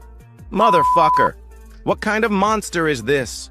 The archer cursed. Even as he spoke, his hands moved instinctively, drawing his bow and letting loose 2 arrows at blinding speed. But to Shin, it was child's play. With one effortless swing, he sliced both arrows in half before they could even get close. And then, before the archer could react, Shin spun around and hurled his greatsword straight at him. Thud. The sword struck its target. The archer barely had time to scream before collapsing lifeless. The dying scream made the 2 remaining thugs freeze in place. They turned their heads in shock, their faces going pale. Who the hell is this guy? The small, orange-haired thug shouted in disbelief. Unlike him, however, the blue-haired one had a completely different thought process. His sharp gaze locked onto Shin, and more specifically, the fact that he was now unarmed. He threw away his great sword. That means he's got no weapon right now. This is the perfect chance to strike. Attack! At his command, both of them charged at the same time. Shin also dashed forward, heading straight for his great sword, which was still lodged in the archer's corpse. The race was on. But just as his fingers brushed the hilt of his weapon, the 2 thugs' blades came slashing toward him. Slash! The sound of steel cutting flesh echoed through the air. A spray of fresh blood splattered onto the ground, but it didn't come from Shin. It came from the archer's corpse. Because in the moment just before the blades reached him, Shin had used his sword as a pivot point, launching himself into the air with an acrobatic flip. You're insane. The orange-haired thug gritted his teeth, stunned that Shin managed to dodge even in that tight window of time. But Shin wasn't interested in conversation. Still midair, he reached down and ripped his great sword out. At that moment, the blue-haired thug, Juntae, suddenly reached out, grabbing the orange-haired one's head from behind. The smaller thug flinched in confusion. Juntae, what the hell are you doing? Before he could react, Juntae shoved him forward like a human meat shield. Slash! The orange-haired thug barely had time to scream before Shin's greatsword cut through him like paper. Just like that, he was gone. Damn. That's some real brotherly love right there. Selling out your own teammate the second things go south, Shin said, mocking. After that, he paused his assault for a moment and casually added, "You guys were selling organs, right?" Juntei's eyes narrowed. Shin smirked. "Yeah, no way in hell people like you would trust each other just out of goodwill. So let me guess. Your real goal was awakening mana stones through organ transplants, right?" For a brief second, Juntei's expression shifted. Shin immediately caught it. Bullseye. Still, Juntei let out a cold chuckle. "So what if you figured it out, huh? You little shit!" As soon as the words left his mouth, Juntei lunged, his sword aimed straight at Shin's chest, and on his lips, a victorious grin. But just when the blade was barely 5 centimeters away from Shin's face, it stopped, frozen in place, unable to move forward even a single inch. Because crushing kneel has been activated. A debilitating shock surged through Juntei's body. For the next 4.4 seconds, he was completely paralyzed. Like a statue. Shin took a step forward, looked him in the eye, and spoke. "Let me ask you something." A cold chill crawled up Juntei's spine. He tried to move. Nothing. Tried to speak. Nothing. All he could do was stand there, feeling sweat drip down his face. "What the hell? I'm paralyzed? But how? Those wounds from earlier? No way! Just from those tiny cuts? There's no skill that broken. And what is he talking about? I'm the one who kills. That's how it's always been. I take lives, not the other way around." Yet now, for the first time in his life, he saw the end. And as death loomed closer, his mind flashed back to the past. Back to when he tricked a fresh, new, awakened rookie. "Give it your all this time, okay?" He had smiled, placing an arm over the young, freckled boy's shoulder. "With you here, we can do anything. I'd trust you, bro." The rookie grinned back, completely unaware. Scene transition. A different memory. A young rookie, his face covered in blood, trembled in fear. Tears mixed with red streaks as he stared at Juntei. Why are you doing this?" His voice cracked. "Please don't. I'll do anything you say." Back to the present. Juntei's entire body shook uncontrollably. Shin watched him, then smirked. "What's wrong? Didn't you already go through this yourself? Oh, or are you scared now because it's finally your turn?" Time passed. Now, Shin sat beside a small stream, carefully wiping his sword clean. Juntei was gone, sent to reunite with his comrades. And even though this wasn't the first time, even though he had witnessed this kind of thing countless times before, a part of him still felt off. I shouldn't get used to this. I haven't even been regressed for that long. At this rate, there's no way I'll ever form a contract with a constellation. Shin exhaled, his gaze drifting toward the pile of discarded weapons nearby. System. Notify. You have obtained 8 artifacts from this dungeon. Shin raised a brow, then grinned. Well, if it's self-defense, then I guess all of this belongs to me now. Time passed quickly. At this moment, Shin was putting his jacket back on. During the fight earlier, he had taken it off to avoid getting blood on it. At the same time, he checked his current status. Right now, he had reached level 10, and his consumed artifacts had totaled up to 11. His life points were at 400, energy at 50, and experience at 12. Looking at his status window, Shin's expression grew a bit complicated. "I wish I could have avoided that situation, but considering the results, it was worth it. At least I'm glad I didn't get fat from consuming artifacts. But still, just looking at my stats alone, doesn't this mean I'm already as strong as level 50 players? How long has it even been since I came back?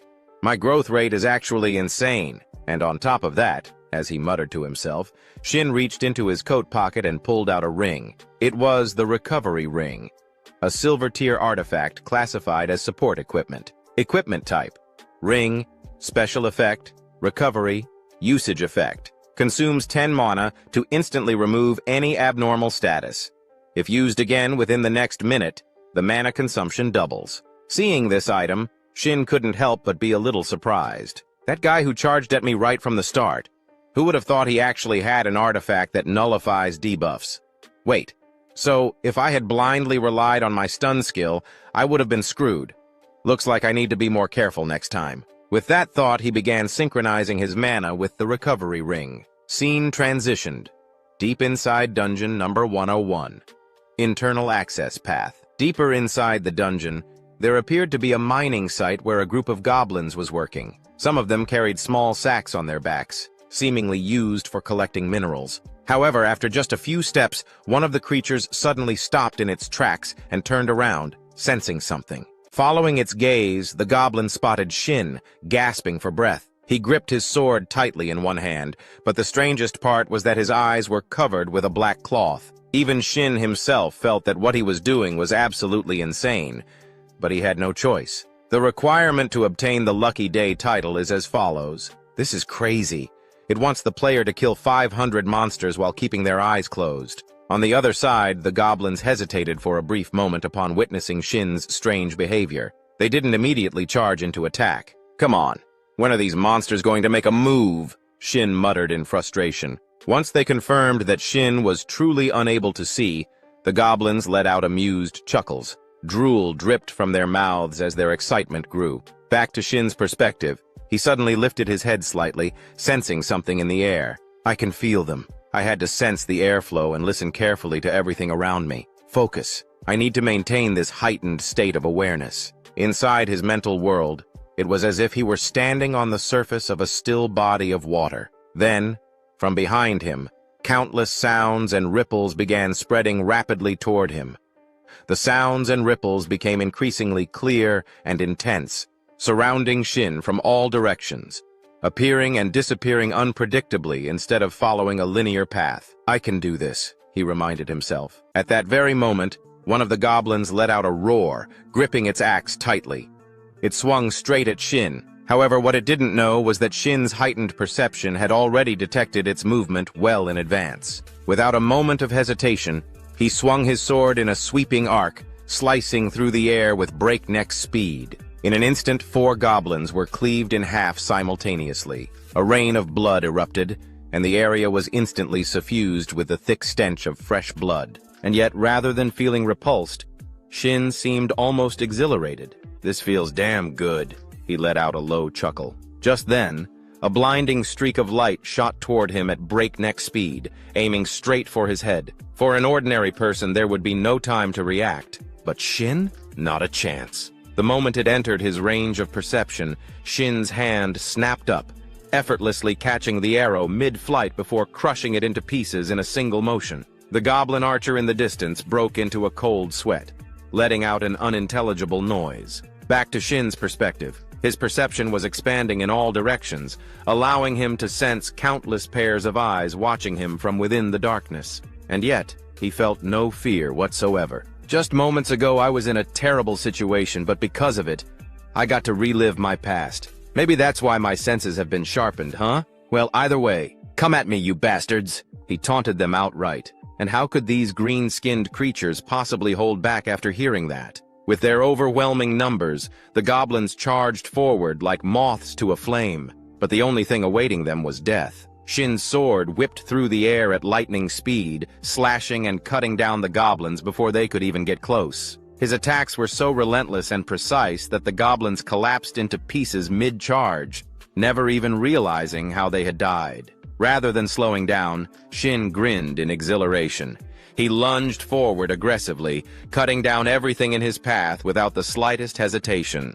Only one goblin, lagging behind, had the misfortune of witnessing everything. It stood frozen, watching its comrades get obliterated in an instant. Terror was etched all over its face, but before it could even think about running, it soon joined its fallen brethren in the afterlife. Having temporarily wiped out the group of monsters ahead, Shin finally stopped for a moment. The tip of his sword still smoldered with heat, drenched in the blood of the fallen goblins. The scene around him was even more gruesome than a slaughterhouse. Every single monster's sacrifice had become fuel for Shin's growth. Suddenly, a notification popped up before his eyes. Congratulations!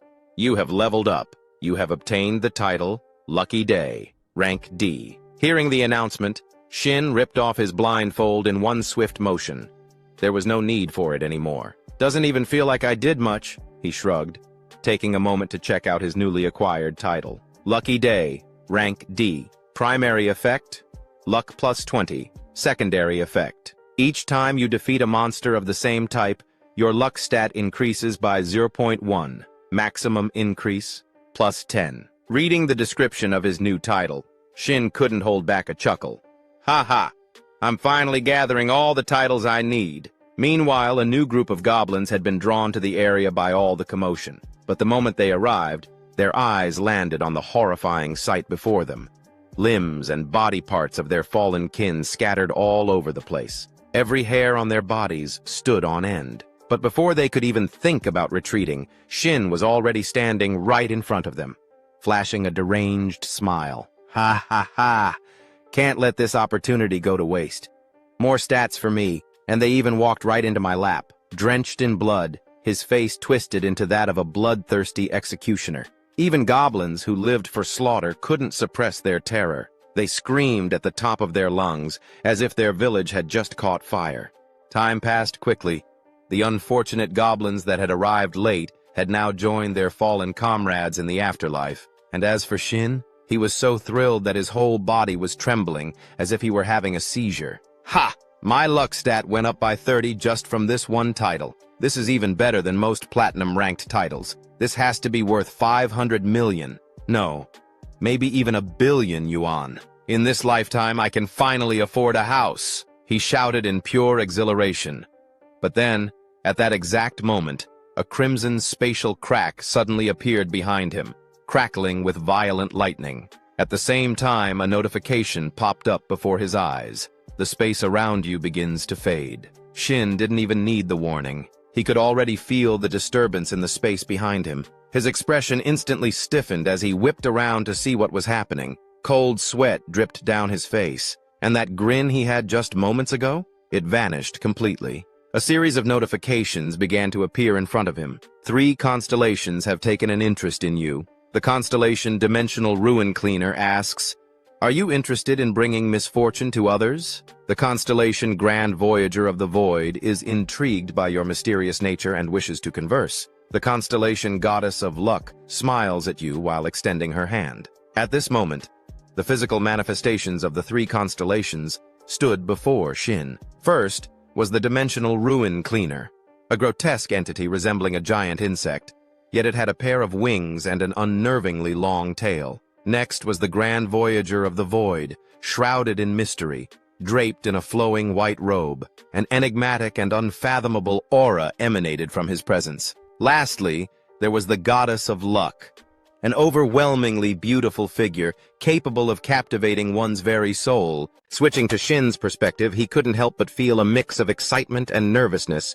upon witnessing all 3 of his close friends being noticed by the 3 Grand Elders at the same time. That was fast, and all 3 of them too, he thought to himself, a bit overwhelmed. Then, in an attempt to draw some attention to himself, he spoke up half-jokingly, "Ha ha, did you guys see my performance?" To his surprise, the Goddess of Luck suddenly floated right in front of him. Rather than being mesmerized by her beauty, Shin felt a creeping sense of unease. Had I done something to offend them? Wait, was my tone too arrogant? I've never been in this kind of situation before, not even in my past life. No, the more pressure I feel, the more confident I need to act, he reminded himself. Fortunately for him, the Goddess of Luck showed no signs of displeasure. Instead, she flashed a radiant smile and seemed to regard him with favor. She then spoke in a voice filled with curiosity. "This is the first time I've ever seen such a lucky swordsman. How unusual." Hearing that, Shin scratched the back of his head awkwardly and chuckled. "Oh, luck! Yeah, I guess I really am insanely lucky. Ha. Even he was a little taken aback by just how ridiculously fortunate he had been. Phew, just as I expected. This constellation seems interested in forming a contract. That means I can take my time and examine things properly now, he thought to himself. Meanwhile, the star of the collapsing void cleaner openly praised Shin's potential for cruelty. This particular constellation had the personality of a classic bloodthirsty executioner, and Shin couldn't help but wonder, did I catch his attention just because I massacred a bunch of goblins in such a short time? On the other hand, the Grand Wanderer of Space seemed more intrigued by the hidden depths of Shin's psyche. This left him puzzled. Why was this constellation here? I've heard that the Grand Wanderer of Space only appears before players who possess the aura of a saint. So does that mean they're actually here because of her?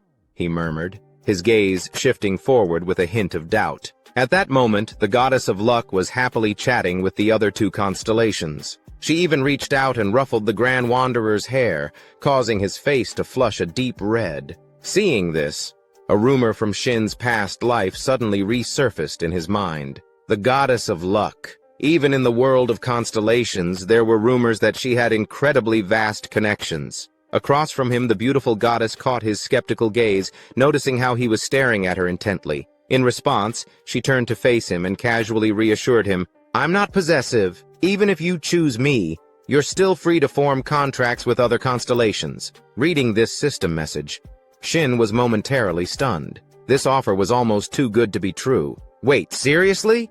He blurted out before thinking to himself, "This is a massive advantage. A sharpshooter can hit their mark even when firing into the air under the blessings of the world. They never run out of arrows." The miracle archer, among all archers, Hashimoto Yugi, was the one who had defeated countless top swordsmen. Not only did he have an absurdly high luck stat, but his destructive power was overwhelming. People suspected he was cheating or exploiting a loophole, but in reality, it was simply because he had contracts with two constellations, and it was the goddess of luck who made that impossible feat a reality. With that thought in mind, Shin knew better than to offend these three constellations, so he could only force a smile and chuckle awkwardly. Ha ha ha.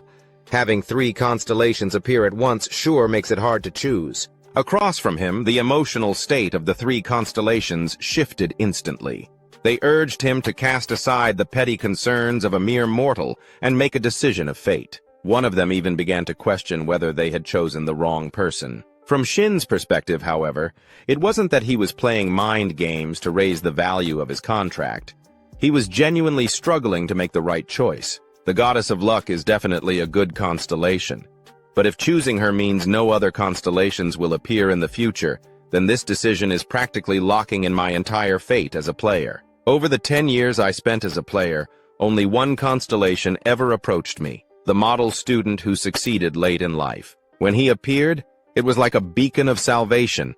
I was overwhelmed with joy. No matter how much I struggled, I believed that the future would be bright. But nothing ever changed. Not until I turned 55. That's right. I never got any real benefit from my constellation. The activation condition was absurd. The ability required me to reach level 850 before it would double all stat effects from artifacts and titles for my entire life. I couldn't use the constellation's most important power. No, more than that, I didn't even dare to dream of using it. But in the end, maybe that constellation was the reason I got to turn back time. So, for that, I'm grateful. Which is why, this time, I had to be more careful than ever. From now on, I had to accept that there won't be another chance to rewind time. As he thought this, he carefully studied the three constellations before him. Should I choose divine power, destructive power, or luck? And just like that, after a brief moment of contemplation, Shin made his decision. Without hesitation, he pressed the confirmation button on the system screen. Immediately, a notification popped up. You have signed a contract with the constellation, Goddess of Luck. Once the contract is established, even if the player dies, it will remain in effect for 30 years without disappearing. In another realm, an entity was closely monitoring the contract between the reincarnated player and the Goddess of Luck. Friendly constellations sincerely congratulate your contract and wish for your victory. Hostile constellations have decided to use their players to hinder your growth. A series of notifications flooded the screen, causing Shin to glance nervously at the bright red warning messages before him. Haha, what the hell is this? Why am I suddenly attracting so much attention? Well, whatever happens, I'll be counting on you from now on, Goddess of Luck. As he spoke, he reached out his hand.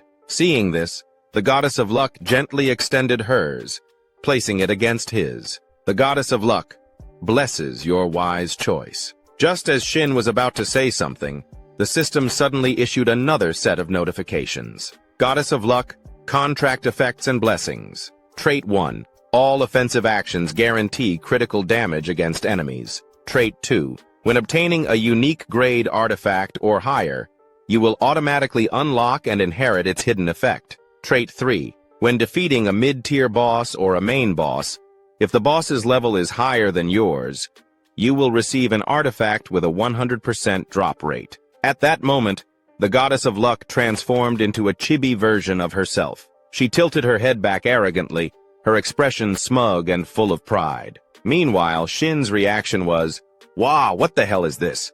Why are these abilities so overpowered? Wait, there's more!" His eyes widened as yet another notification appeared. Trait 4. When investing level-up points into luck, each point will double the stat value. This effect is retroactively applied to all previously allocated points. Shin's jaw dropped. Looking at the 4 contract traits granted by the goddess of luck, Shin was so overjoyed that he cried like a baby. Guaranteed critical hits and artifact drops? You've really had it rough, Shin. As he spoke, he felt like his life was only now truly beginning. Then, out of nowhere, the goddess of luck turned to him and asked, "The goddess of luck inquires, what will you do about the offers from the other constellations?" To Shin, after witnessing firsthand what he had gained from the goddess of luck, why would he even care about the other two? He turned around and dismissively waved his hand. "Ah, it's fine. You two can leave now.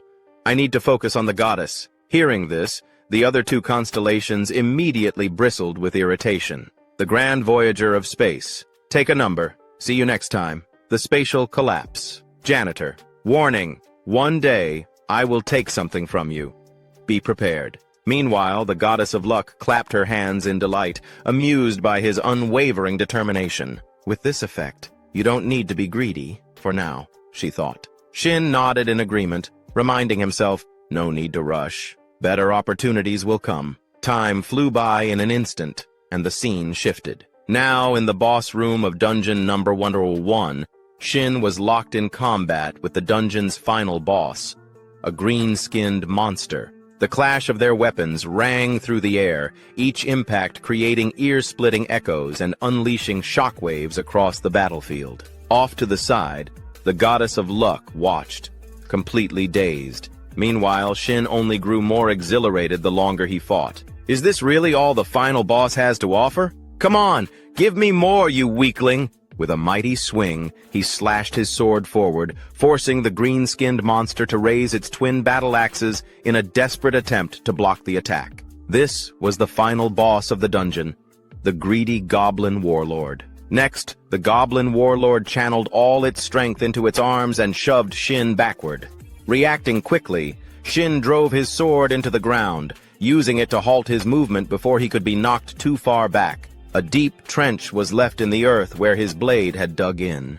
Then, the Goblin Warlord suddenly threw its head back and let out a deafening shriek. Its eyes blazed a furious red as a system notification appeared before Shin. The Goblin Warlord has inflicted weakness and oppression on you. You have been paralyzed. From Shin's perspective, however, this was nothing new. Thanks to his experiences from his previous life, he had long anticipated this move. It's trying to break my will to fight. Muttering under his breath, he activated his recovery skill. Recover. At the same time, the Goblin Warlord refused to give him any breathing room.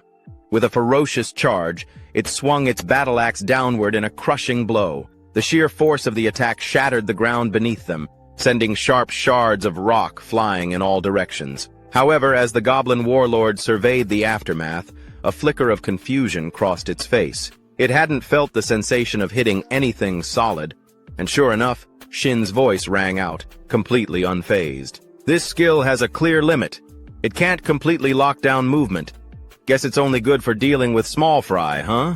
At that moment, Shin had already braced his sword against the Goblin Warlord's axe, stopping it from being retracted. The reason he could move despite the paralysis? His recovery ring. This was the same ring he had obtained after dealing with those thugs earlier. Thanks to its anti-CC effect, the moment he was paralyzed, the status ailment was immediately lifted. All right, let's test my luck, Shin murmured as he steadied his grip on his sword. Meanwhile, the Goblin Warlord's face drained of all color. Panicking, it attempted to inflict weakness on him again. However, this time, Shin simply smirked coldly. You think that trick will work twice? With a lightning-fast dash forward, Shin slashed his blade across its chest, carving a deep wound into its left side. The goblin warlord let out a blood-curdling scream as pain surged through its body. Without wasting a second, Shin activated his skill, Demon Breaker. The effect was immediate. The goblin warlord was paralyzed for 2 whole seconds. Seeing the opportunity, Shin lunged forward. His sword became a blur, striking with machine-like precision and speed, as if it were a high-powered milling cutter tearing through steel. Only 2 seconds, then let's make it 4. With that, he applied a delay effect, extending the paralysis for another 2 seconds. The goblin warlord's face froze in sheer disbelief. It couldn't move a muscle, but that wasn't the end. Shin immediately picked up speed, darting around the stunned goblin and launching a flurry of attacks from every possible angle. Secondary delay effect activated. 90% chance of prolonging paralysis. Success. Ha, got it again, Shin smirked. Time passed swiftly, and in the end, the goblin warlord could no longer withstand Shin's relentless assault. It fell with a final pitiful groan, departing for its next reincarnation. The moment its body hit the ground, a system notification flashed before Shin's eyes. Congratulations! You have cleared the Dark Swamp Goblin Dungeon. You have leveled up. You have received the D rank title. Don't touch me. Title description. Luck plus 30, evasion plus 10. Additional effect. You may enhance one chosen skill once. The enhancement level is based on the system's designated scaling for players. Shin collapsed onto the ground, completely exhausted from the constant battles since the start of the dungeon. They say youth should be spent working hard, but at this rate I'm pushing my body to the limit, he groaned, complaining to himself. Standing beside him, the lucky goddess clapped her hands and cheerfully encouraged him. The lucky goddess says that as long as you try, fortune will follow. Shin rolled his eyes. At this point, I should just call this an ability of mine.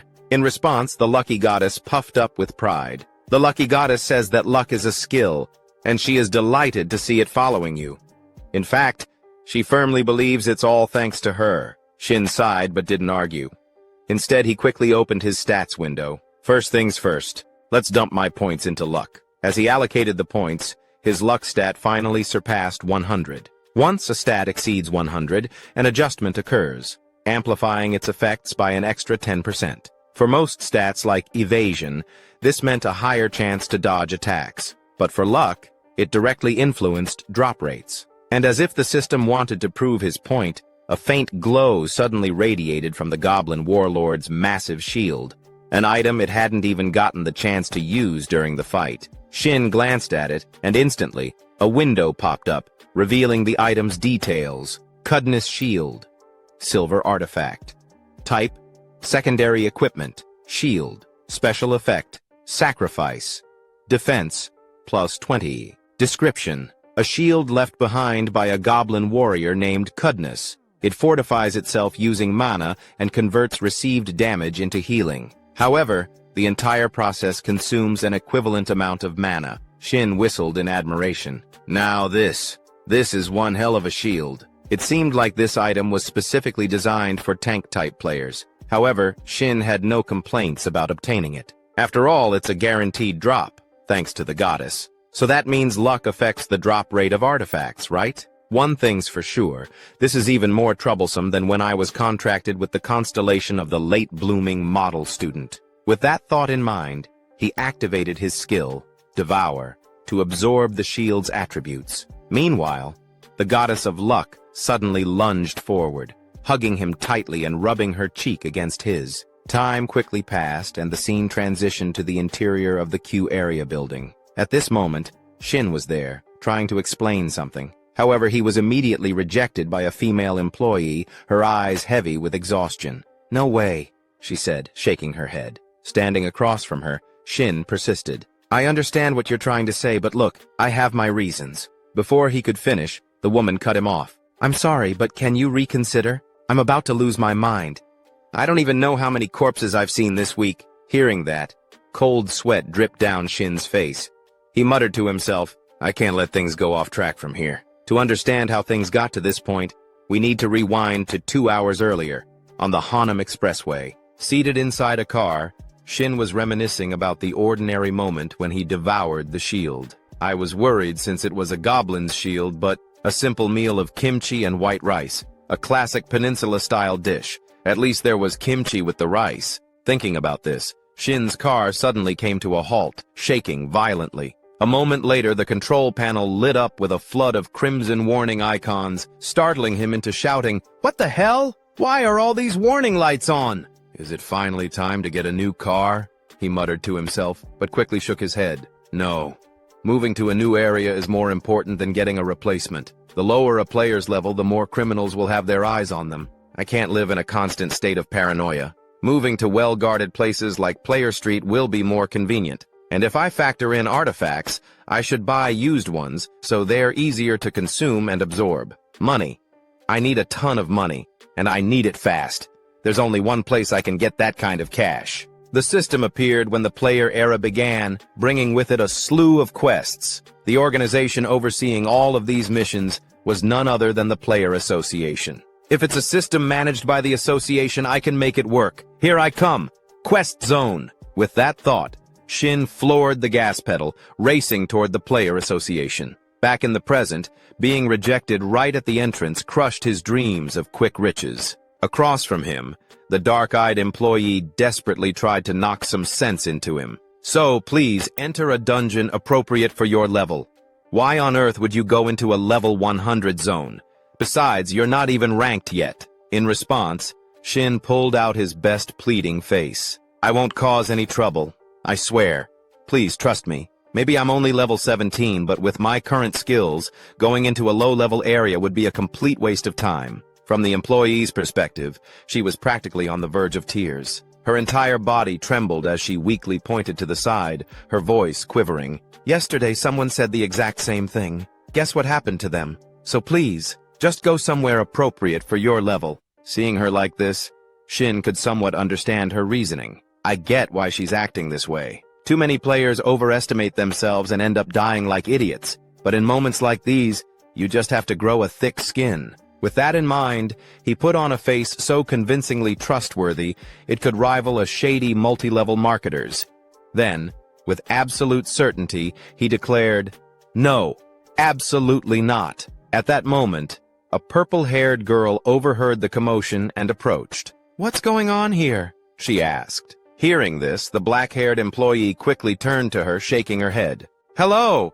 It's nothing, really." This purple-haired girl was Miso, a member of the Eden Guild, a level 100 player, and an A+ ranker. When Shin recognized her face, his eyes flickered with shock for a brief moment as he realized who she was. She's called the Slaughter God Archer, Kim Miso, the first level 100 player to reach A+ rank and earn the title Divine Archer, a rising star. But more than her skill, what truly makes her stand out is the fact that she's the daughter of Kim Yun-cho, the chairman of Holy Biotech. That means she's also known by another alias, Shadow Reaper, alongside Shinty Rei, the country's top assassin player, and Do Jinho, one of South Korea's best swordsmen. Her family holds the most shares in the Eden Guild.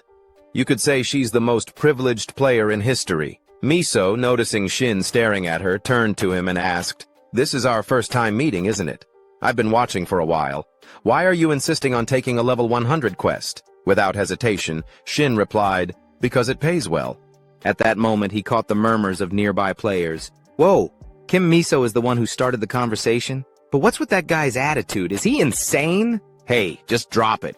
She's about to say something to that level 17 trash," a guy in a cap muttered, holding his friend back. Hearing their words, Shin simply closed his eyes in silence, though in his mind he was cursing them all. "I can hear you, you bastards." Unaware of his inner thoughts, Miso warned him, "That zone is going to be difficult for you." Shin sighed and shrugged. "Of course I know that, but the greater the risk, the greater the reward." He paused for a moment, thinking to himself, "I'm definitely not doing this out of personal feelings. Even though in my past life, I applied to join Kim Misa's party and got rejected, I'm absolutely not doing this out of spite." Unaware of Shin's petty inner thoughts, Miso remained enthusiastic as she continued speaking. "But you do know that completing a mission alone is against the association's regulations, right?" Her words immediately snapped Shin back to reality. He quickly realized the problem.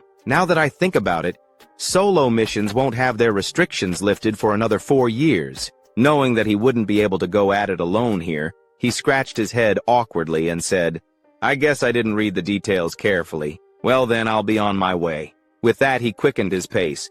However, he failed to notice that his odd behavior had caught Misa's attention. Out of nowhere, she suddenly made an unexpected offer. "Then, do you want to form a party with me?" Around them, the nearby players who overheard her words widened their eyes in disbelief, as if they couldn't trust what they had just heard. "Whoa, is she crazy? Why the hell would she pick that bastard? I could go too, damn it. This is so unfair, I'm so jealous." From Shin's perspective, he wasn't naive enough to believe that a golden opportunity had simply fallen into his lap without reason. Suspicious of Misa's true intentions, he immediately asked, "What's the catch?" Hearing that, Miso gave him a look of approval and smirked. "Oh, so you don't believe this is just a simple favor, huh? Haha, I tend to trust circumstances more than people," Shin replied with a grin. Meanwhile, Miso revealed her true motive. "Hey, interesting, but there's no catch. If anything, let's call it a promise instead. If your skills don't match your confidence, you'll have to pay the price.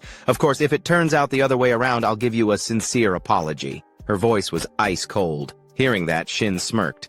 He had already figured out Misa's angle. "So, this is a test, huh?" Kim Misa's influence extends far beyond just being a famous player. The brand value of any outfit she wears skyrockets instantly.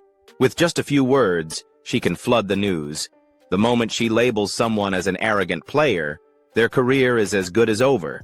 This is going to be interesting. With his usual, "if I like it, I fight" attitude, Shin accepted without hesitation. "Then let's head out right now." From Miso's perspective, just a few minutes earlier, as Miso stepped out of her car, the driver had reminded her, "I'll be waiting here, miss." In response, Miso waved her hand dismissively. "Do whatever you want. This might take a while." After that, she couldn't help but feel a little frustrated about having to go alone. All the guild members are busy. How annoying. Guess I'll have to find a party member for myself. Just as this thought crossed her mind, she overheard Shin's conversation with the association staff. Coincidentally, Kim Miso had a reason to team up with Shin Sang-hyun. The minimum party requirement for missions was just as much of a hassle for her as it was for him. Among all these circumstances, she suddenly came across a player exuding confidence, someone whose true abilities were unknown to everyone. That in itself was quite an intriguing situation for her.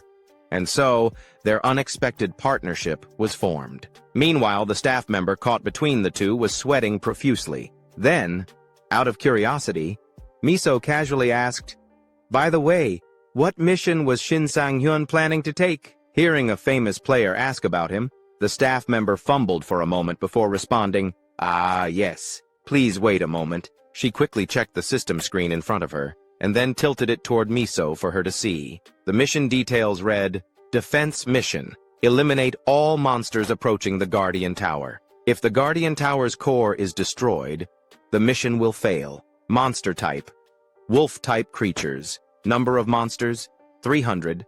Recommended: Level 100. Mission reward: 500 million yuan." After reading the mission description and its requirements, Miso's gaze shifted slightly. Even for a level 100 player like her, this was not a mission to be taken lightly. What the hell is this? This isn't a simple collection quest or a standard hunting mission. It's a defense mission. That means they have to wipe out every last monster to succeed.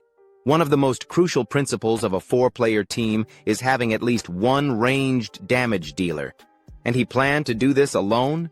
If I weren't here, he'd be dead for sure. The more she thought about it, the more convinced she became that Shin Sang-hyun was out of his mind for even considering this mission solo. Seeing the slight hesitation in Miso's gaze, Shin smirked and provocatively asked, "What's wrong?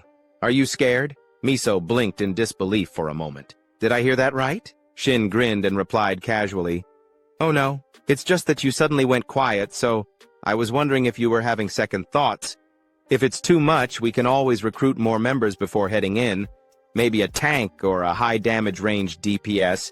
As Shin continued listing off suggestions, the staff member beside them broke into a nervous sweat. She noticed that Miso's entire body was trembling, but not from fear. It was pure, unfiltered rage.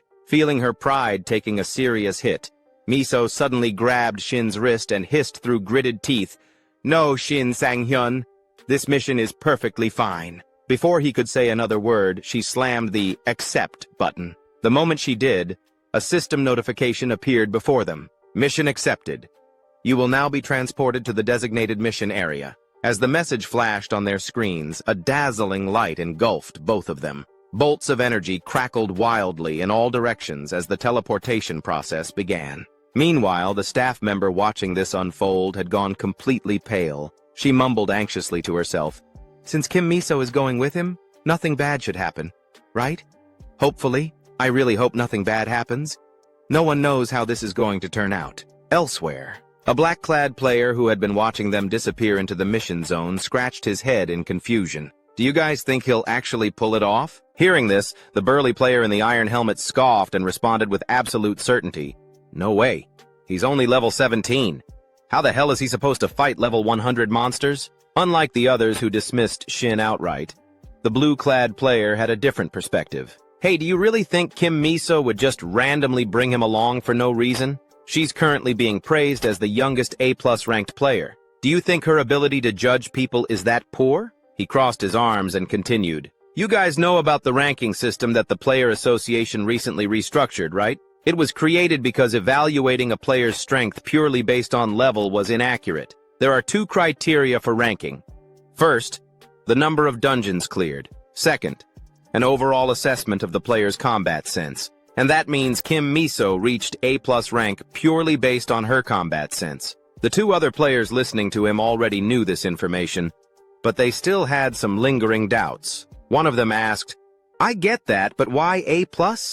Why not just A?" At this, the blue-clad player smirked knowingly. "Ah, that's because there are even bigger monsters ranked above her, right? But forget that for now. It doesn't matter. What does matter is that he just went in together with Kim Miso." With that realization sinking in, the single guys among them let out a dramatic sigh of envy. Damn it. So jealous. Some even wiped away imaginary tears, feeling utterly miserable. The mission begins. As the scene shifts to Shin's group, they find themselves in a modern cityscape, the setting for their current mission. Towering high into the sky, the structure they must defend pulses with arcs of lightning, crackling with ominous energy. Atop the tower, Kim Miso stands with her bow in hand, her sharp gaze following Shin as he silently strides across the bridge. Words carry responsibility. If things get too dangerous, of course, I'll step in. But I hope this experience will make him realize the reality of the situation, she mused. Flashback, 30 minutes earlier. Just after their arrival, Shin had made a proposal that left Miso momentarily stunned. "What did you just say?" she asked, narrowing her eyes at him. Still checking his weapons, Shin responded casually, "I meant exactly what I said. Unless I ask for help, don't interfere. If you focus on support, I'll give you 5%. Miso blinked in disbelief. "So, I didn't mishear?" "Nope," Shin replied nonchalantly. "You just sit back and support and you'll still pocket 5%. Sounds like a great deal, doesn't it?" Miso glanced him over from head to toe before shaking her head. "You think I'm hesitating because of that? There's no way you can handle this alone. We're talking about 300 of them, not just one or two. Even someone at level 100 like me would struggle dealing with them solo." Her words faded as she caught the unwavering confidence in Shin's expression.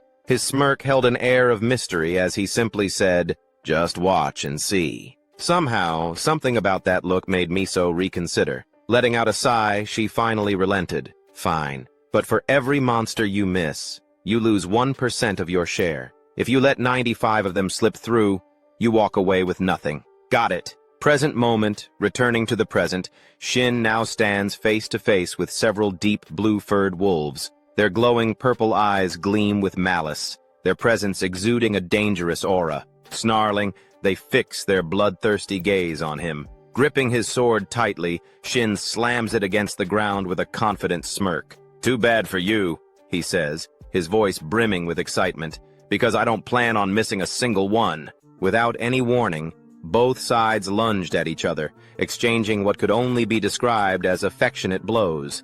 And true to Miso's expectations, Shin didn't disappoint. With a single fluid dash, his greatsword cleaved through the air at lightning speed, striking the monstrous wolves with pinpoint accuracy. They barely had time to let out a single cry before collapsing in lifeless heaps. After finishing his attack, Shin turned back to admire his handiwork, a slight smirk forming on his lips. For creatures that look this menacing, their death cries are actually kind of cute, huh? Meanwhile, Miso, still perched atop the tower, found herself momentarily speechless at the display. Even she had to admit, he's not just some arrogant rookie. The strike just now was flawless. His stance maximized the greatsword's reach with perfect precision. It was the ideal form. Similar to the elite swordsman in my guild, he always talks about offense and defense as one.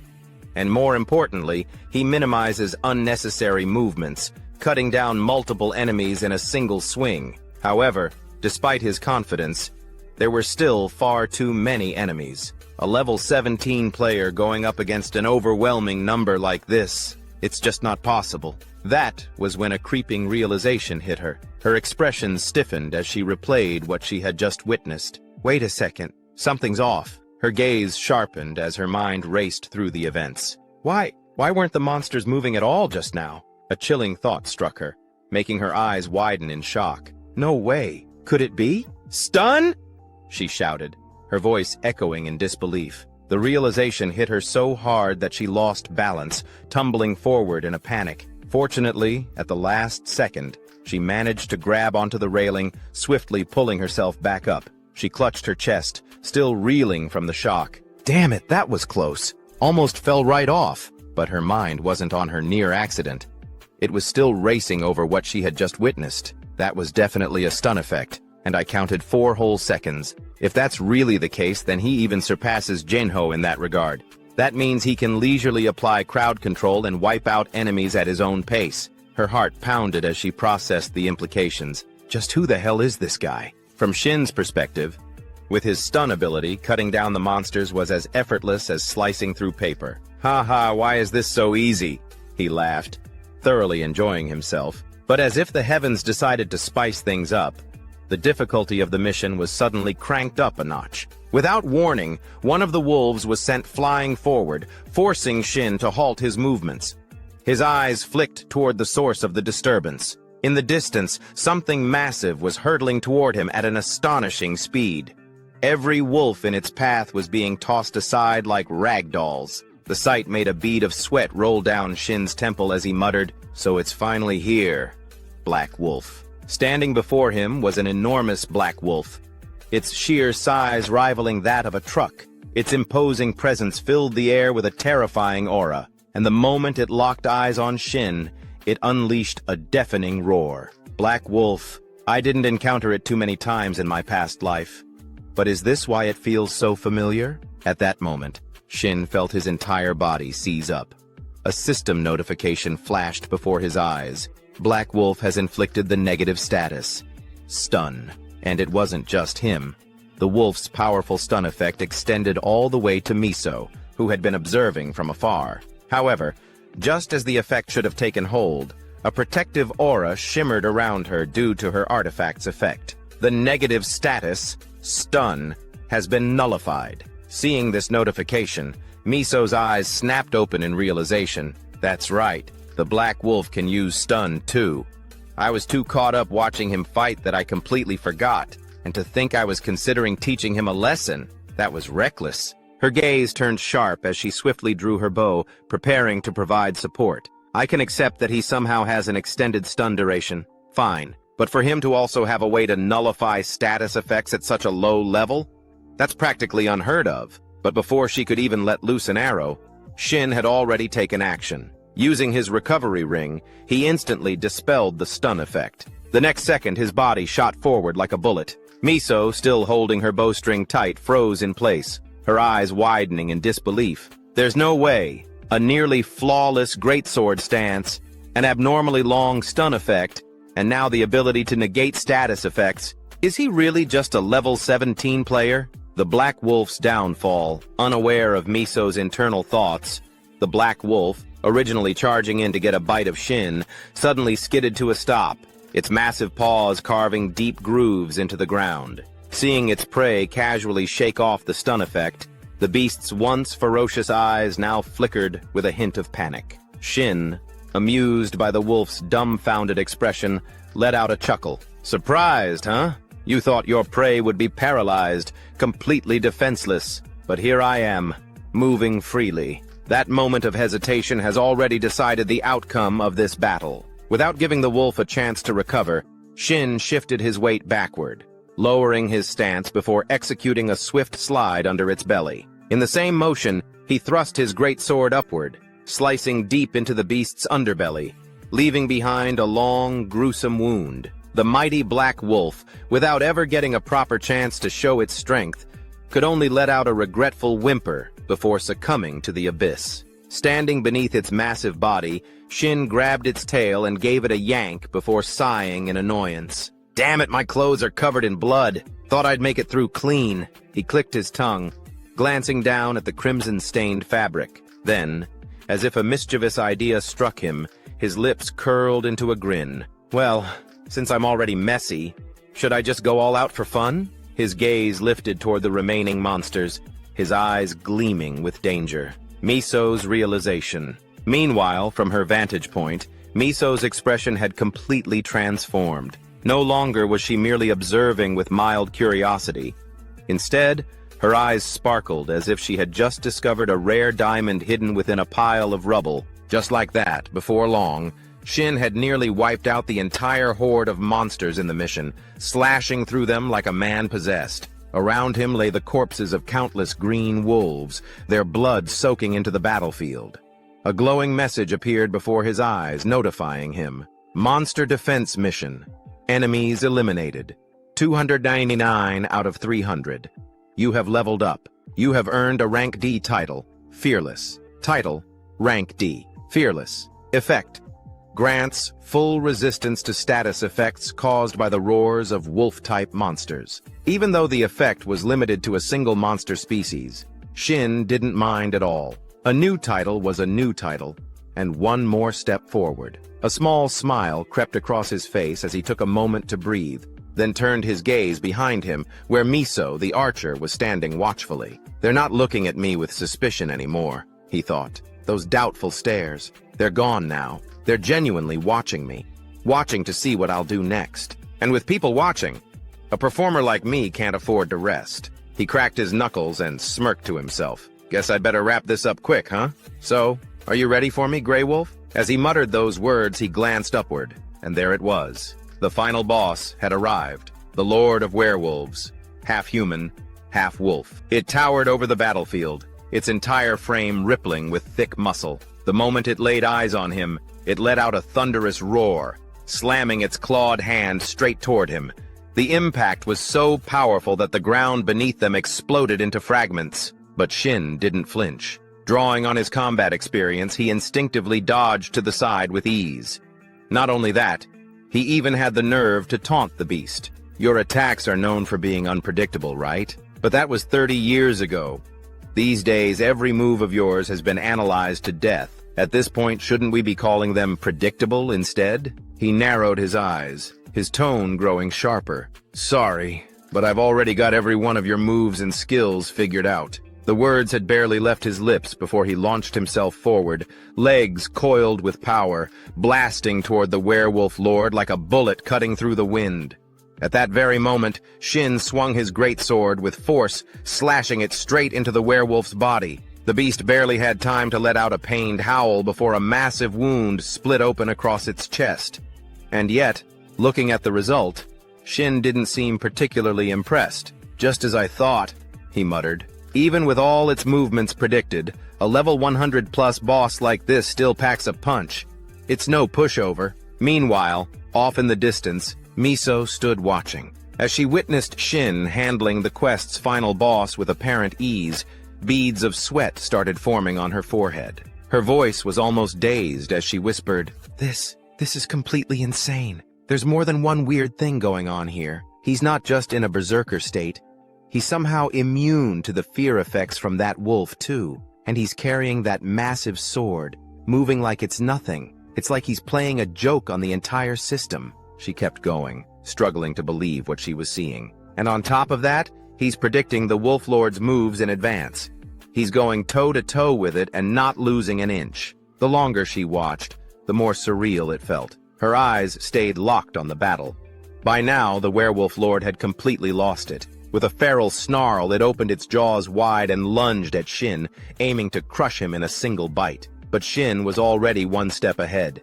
He twisted his body, dodging to the side just in time. However, the beast wasn't done. Letting out a furious roar, it slashed out with one of its razor-sharp claws, aiming straight for Shin's exposed flank. Forced onto the defensive, Shin raised his greatsword like a shield and blocked the blow. Even the Wolf Lord seemed stunned.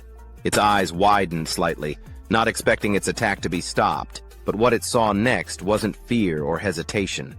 It was the cold, focused gaze of its opponent. "I told you, didn't I?" Shin growled through clenched teeth. "I know everything about you. I spent my whole damn life in my past world learning how to beat you." Then, for a brief moment, his eyes flicked toward Miso, who was still standing at a distance. And somehow, in that fleeting glance, she understood exactly what he was trying to do. The most ridiculous part, the part that made her want to laugh despite the intensity of it all, was the way he was fighting. Not for survival, not even to win, but like he was trying to prove something to her. Watching this, Miso let out an awkward, half-frustrated sigh. What kind of guy is he? Seriously. Back in the heat of battle, the sound of clashing steel echoed relentlessly through the air. As the fight dragged on, Shin started to feel the toll it was taking on his body. His stamina was dropping fast. "This fight's dragging out way longer than I thought it would," he muttered under his breath, frustration building. "I've been showing off trying to look cool in front of Kim Miso, and now it's eating into my time with this boss. If things had gone according to plan, this thing should have been out of gas by now. So why the hell is it still going strong?" Behind him, the Werewolf Lord continued its relentless pursuit. It was like the beast wouldn't be satisfied until it had landed a few solid blows on him. Shin could hear the piercing whoosh of claws slicing through the air at his back. The sound alone was enough to make the hair on his neck stand on end. "This isn't good," he thought, beads of sweat forming on his brow. "If I let my guard down even once, I'm done for. My stamina is already taking a serious hit." At the same time, the boss monster seemed to be losing patience. No longer content with simply chasing him down, it suddenly gathered strength and lunged forward with explosive speed. Shin, sensing the shift, snapped his head around just in time. But then something clicked. "That movement. I know this." His thoughts raced.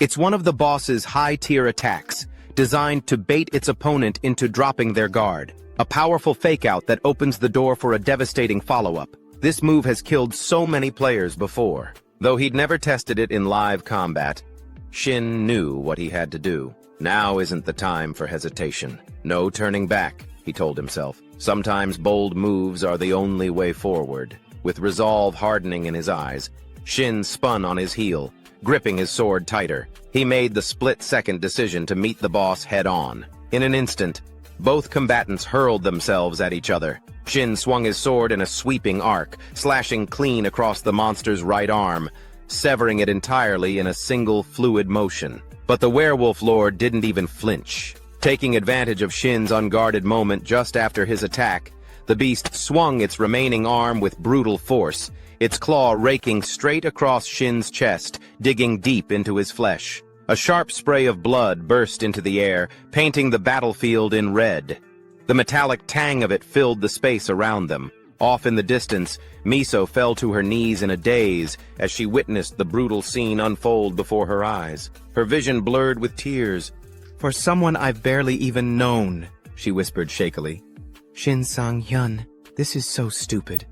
I should have jumped in to help him right away. Even if he showed unbelievable skill just standing here doing nothing, it's no different from killing him with my own hands. I'm sorry. I'm so sorry, Shin Sang-hyun." The archer could barely contain the guilt in her voice as she berated herself. But of course, there's no way our protagonist would go down that easily, right? Then, at the center of the battlefield, a soft green glow began to emanate from Shin's body. The light was gentle, almost calming. Miso's sobs faded as she lifted her head to watch in stunned silence. To understand what was happening, we need to rewind a bit. back to the time when Shin had cleared out the goblin dungeon and obtained a shield, Cutness's barrier. That item had long since been absorbed and reduced to ashes, but now its special ability was finally being activated. The effect was called Sacrifice. Sacrifice. Conditional passive skill. Activates under specific circumstances. Fully restores any damaged body part, selected in advance. Converts the damage received into restorative energy. If the incoming damage exceeds the player's max HP, the effect revives the player with full health, using the value of that lethal blow. After reading the effect's description, Shin instantly understood how the skill worked. A conditional healing skill that only triggers in specific moments. It becomes insanely useful after taking fatal damage, so I need to select a body part for it to protect, right? A system screen popped up, displaying a selection of body parts that he could assign to activate the sacrifice effect. Seeing the options laid out before him, Shin couldn't help but swallow hard. What is this? They've broken it down way too specifically. There are 16 sections in total. That's insane. The safest choice would usually be the back, but even the back is split into 4 sections. That's completely inefficient and dangerous. I can't even predict where I'll be hit. He knew that if he wanted to survive, he couldn't just rely on luck. In that case, he thought to himself, eyes narrowing, I'll have to use this ability strategically. Back in the present moment, thanks to the sacrifice ability, all the damage Shin had just taken from the boss's vicious strike was instantly converted into life force. His health bar surged to full in the blink of an eye. Still, even Shin couldn't help but break into a cold sweat from the gamble he had just taken. Phew, it worked. If I had miscalculated even a little, I would have been dead on the spot. That was way too risky, he muttered to himself, but I guess I pulled off a lucky 2-for-1. In front of him, the werewolf lord was now stunned, its body locked in place, frozen by the effect. Seeing this, Shin gave a small shake of his head and chuckled at the monster's misfortune. I can't tell if I got lucky or if you got unlucky, he said aloud. The right arm you used as bait to lure me in. It got chopped off. Who would have thought you'd lower your guard just to land a lethal blow? But now, how about we test your endurance at a whole different level? And with that, the tide of battle was sealed. Missing an arm and stuck in a stunned state, there was no way the bulky boss monster could withstand what came next. In no time at all, it had collapsed before Shin, down on its knees, barely clinging to life. Only the faintest trace of breath remained in its massive body. Shin exhaled deeply, finally allowing himself to relax. That's the end of it. The stun didn't last long, but it was enough to take you down. Just then, he heard footsteps rushing toward him from behind. Turning, he saw Miso sprinting up beside him. He greeted her casually. You made it, Kim Miso. But instead of returning the calm tone, Miso snapped at him in frustration. If you had a healing ability like that, you could have at least told me beforehand. I nearly had a heart attack watching you die. And seriously, what was that just now? Did you resurrect or something? How the hell did you know the werewolf lord's every move and skill so precisely? I've seen a lot of sword wielders before, but none of them have been as mysterious as you, Shin. It's like you're... Before she could finish her sentence, Shin cut in with a cold, almost amused smirk and asked, like I'm what, exactly? As Shin spoke, he suddenly noticed the strange look Miso was giving him. Her eyes were fixed on him with a mix of curiosity and awe, which piqued his interest. What's with that look? He asked. Miso quickly shook her head. Oh, it's nothing. It's just... You really seem like a high-ranking player, that's all. Her comment left Shin mentally spiraling. Wait, that's what she was going to say? I thought she was going to question how I took down the boss so easily. But actually, she's not wrong. No average player could have pulled that off. Brushing the thought aside, Miso turned her attention toward the massive corpse of the werewolf and asked, Anyway, are you going to finish it off or what? Just then, the werewolf let out a faint groan, signaling it was still barely clinging to life. Shin, not in the mood to drag things out, muttered, I'll make this easy for you. I almost forgot you were still breathing. With a final swing of his sword, he sent the beast off to join the rest of its underlings in the afterlife. The reward was definitely not something to scoff at. A system notification popped up in front of him. You have obtained a rank C title, Fight to the Death. Title rank C. Description. When in isolation with no allies within a 5-meter radius, the Fight to the Death state is activated, temporarily boosting all stats by 20%. The effect ends immediately when isolation ends. Seeing the reward, a grin spread across Shin's face. He couldn't hide his excitement. A special title for one-on-one combat. And it's my first rank C title. Man, this brings back memories. From the side, Miso caught the glint in his eyes and made an educated guess. You got a new title, didn't you? Not bothering to hide it? Shin shot her a look. Wait, you knew that would happen? Miso, you fought this boss before, haven't you? Standing proudly, Miso responded with a smug smile. Well, yeah.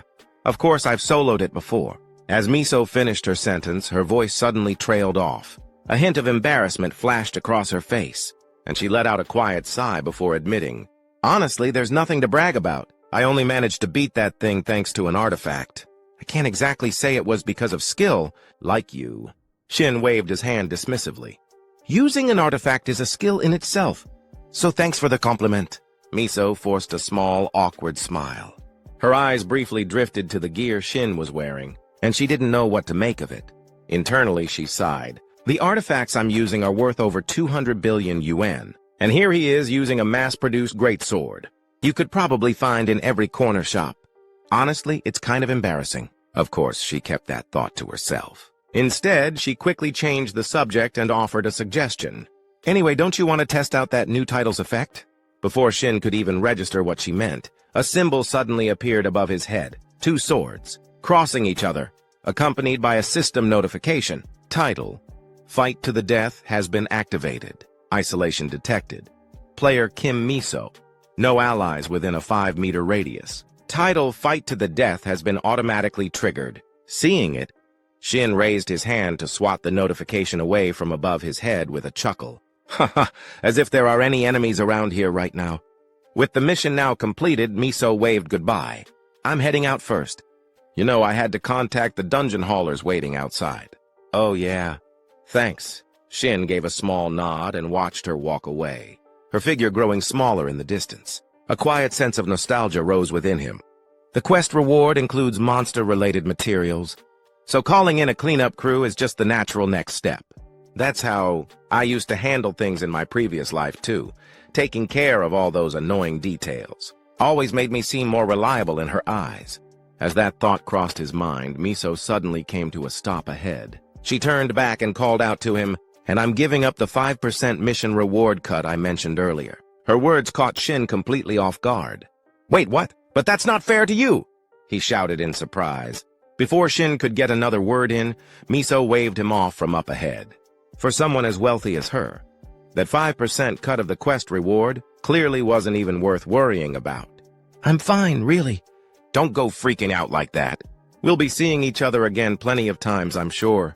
Just think of it as an investment in you, Shin, got it? Anyway, I'm heading out now. With that final remark, she vanished from the dungeon in an instant, leaving Shin no chance to argue even if he wanted to. All he could do was let out an awkward chuckle. She really is something else. I can't ever afford to let my guard down around her, not even at the very end, he muttered to himself. Anyway, let's finally check out the reward I've been waiting for. Turning around, his eyes locked onto a softly glowing blue gem resting in the distance. It was the Blue Moonstone, a platinum-grade item classified as a special accessory. Effect: Wolf's Intimidation. Stats: HP 100, Mana 100, Luck +50. Description: a gemstone forged from the faith of the Silver Wolf tribe, worshippers of the Blue Moon. Just seeing the stats sent an uncontrollable shiver of excitement through Shin's body, like he was having a full-blown seizure of joy. It's finally here. A platinum-grade artifact, he exclaimed, eyes gleaming. Just one of these goes for at least $1 billion. Incredible! This thing's worth as much as a freaking apartment in the capital.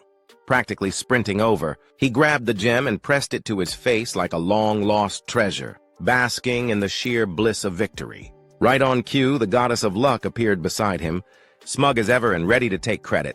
So have you started believing in her influence yet? She teased, flashing a playful smile. Seeing her show up, Shin's grin vanished in an instant. Why would this be your doing? That's all my effort, thank you very much. Before he could even finish his complaint, an unfamiliar divine voice suddenly cut in, crashing their conversation.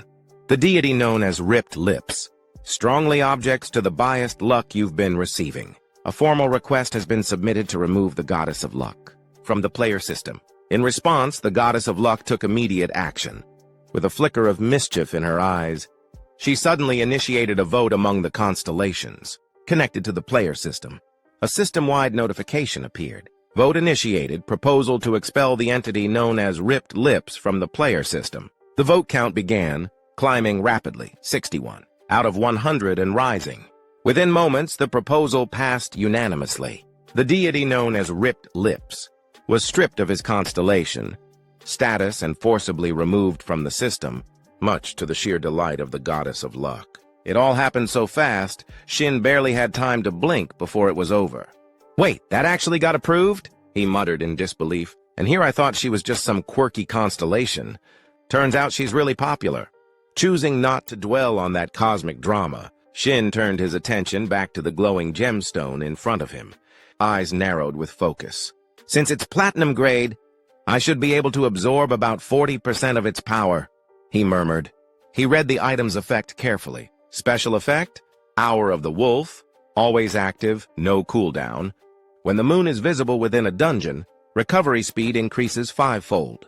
Regardless of the moon's presence, all wolf type. Monsters are placed under a continuous state of fear when in the vicinity of the blue moonstone's wielder. If the moon is visible, wolf-type monsters will never attack the wielder. Even an idiot could understand how powerful that was, let alone someone like Shin. "Pretty straightforward?" he grinned. "So basically, I'm a walking nightmare for wolves now, even without the moon." With a gleam in his eyes, he began the process of absorbing the artifact's power. Time passed, and the scene shifted to the quest hall. A portal shimmered into existence at the center of the grand lobby, drawing everyone's attention. From within that glowing gateway, Shin stepped out, calm, composed, and faintly glowing with residual power. Instantly, dozens of hunters who had been waiting in the hall turned to stare. The murmurs began immediately. "Wait, is that really Shin Sang-hyun? Did he really clear a level 100 quest solo?" One voice asked aloud. Another responded without hesitation. "I think so." Kim Miso wouldn't lie about something like that. Among the gathering crowd, a young staff member stood nervously, her worried eyes fixed on Shin. Clearly, she had been stressing over the decision to approve his quest assignment. Sensing her concern, Miso quietly approached and gently reassured her. "Don't worry about it," she said warmly. "No one in their right mind would have assigned a level 17 player to a level 100 dungeon. I would have stopped it myself if it was really a mistake. You did a good job." The kind words hit home. The young staffer's eyes welled up with emotion, and before she could stop herself, tears began to stream down her cheeks. As Miso gently patted the young employee on the shoulder, she added with a smile, "You should start remembering Shin Sang-hyun's face. He's going to become one of our regulars very soon." From a distance, Shin watched the emotional scene and chuckled softly. "Thinking about it now, I kind of feel bad for the staff," he thought. "They must be under a ton of pressure." But he didn't get much time to reflect. Before he knew it, a crowd of guild members swarmed him, all trying to recruit him on the spot. "Shin Sang-hyun, I'm Yoon Jun, scout team leader of the Guardian Guild. You seem like an amazing player. How about joining us?" No, don't listen to them. Our guild offers the best support and benefits. Just hear us out." "Wait, we also—" Voices overlapped in a chaotic flurry of guild advertisements. But just as things were getting noisy, Miso stepped forward and cut them off. "Sorry," she said with a cool smile, "but Shin has some matters to settle with us first. We'll be taking our leave." The abrupt statement left the other guild members visibly unsettled. "Wait, what does that mean? Has Eden already recruited him?" someone whispered, trying to make sense of the situation. Miso didn't bother explaining further. Instead, she turned to look at Shin meaningfully and asked, "Right?" Yeah, I guess so." "Sure," Shin replied awkwardly, clearly caught off guard. A faint sense of unease stirred in him as he thought to himself, "She definitely just saved me from a headache. But what exactly is her plan?" Time passed quickly. The scene shifted to the inside of a luxury car. Shin stared at his phone screen, eyes wide with disbelief as he watched. 500 million? One get deposited into his account. A huge grin spread across his face. He couldn't stop smiling. Seeing his reaction, Miso laughed. "The quest payout got processed pretty fast, huh?" Snapping back to reality, Shin tried to compose himself and scratch the back of his head. "Yeah, that was honestly faster than anything I've experienced before. I'm not complaining, though. Feels great getting a payday like that." Miso responded with a casual wave of her hand. I called in a few A-rank agents. They handled the paperwork and reward processing so things could move along quicker for you. Thanks. Seriously, thank you for helping me with all this, Shin said sincerely. Just as Shin was still basking in the joy of his freshly earned fortune, Miso suddenly spoke in a calm, almost casual tone. Driver, the chauffeur up front seemed to immediately grasp what his lady intended. Without needing further instruction, he responded promptly. Understood, Miss Miso. Activating private mode now. The moment those words left his mouth, a partition slid up from behind Shin's seat, sealing off the front of the car. Startled, Shin turned his head sharply. He quickly realized the situation. Yep, just as I suspected, he thought, narrowing his eyes slightly. What the hell is going on here? Nobody does anything this nice without wanting something in return. Shifting his gaze to Miso, he waited for her to explain herself. Miso didn't bother dancing around the topic or sugarcoating anything. She leaned in slightly with a grin and went straight to the point. Haha, I'm not good at sweet talk, she said. Shin Sang-hyun joined my guild, Eden. Even though Shin had already seen it coming, hearing Miso lay it out so directly still threw him off a bit. You're surprisingly straightforward. I expected more small talk and dancing around the subject, he said, clearly flustered. Miso just smiled, her eyes narrowing with amusement. Well, there's a reason we're called Eden. It's supposed to be a paradise for players. I don't think you'd regret joining us. Shin fell silent, her offer making him pause. I'd be lying if I said I didn't see this coming. Back in my previous life, I joined an average guild after I was reborn. At the time, being part of something gave me a sense of security. It was a small guild full of nobodies with nowhere else to go. But it was fun and comfortable, at least until that accident happened. Now I'm growing so fast that fancy facilities don't matter much. And sure, having a big opportunity like this could give me an edge. But it would also come with restrictions. Right now, fighting solo is helping me grow faster. After sorting through his thoughts, Shin finally made up his mind and opened his mouth to respond. I'm sorry, but before he could finish, Miso cut in, as if she had read his mind. You're planning to start a one-man guild, aren't you? That caught Shin completely off guard. He blinked, stunned. Apparently, the idea of a one-man guild had never even occurred to him. Still, he played it off like it was old news and nodded like a pro. Wow, you really do catch on fast. Not knowing his true thoughts, Miso simply shrugged. Well, I am the daughter of a major conglomerate's chairman. Considering your potential, Shin, it wasn't hard to figure out. And the thing is, I'm the only one who knows that right now. As she said this, she looked at him with clear intrigue in her eyes, like she was thoroughly enjoying the moment. All Shin could do in response was smile awkwardly. Even though she figured out that I'm planning to start a solo guild, she still made her move, showed her interest, and created a connection she can leverage later. Honestly, she's one hell of a negotiator, he thought to himself.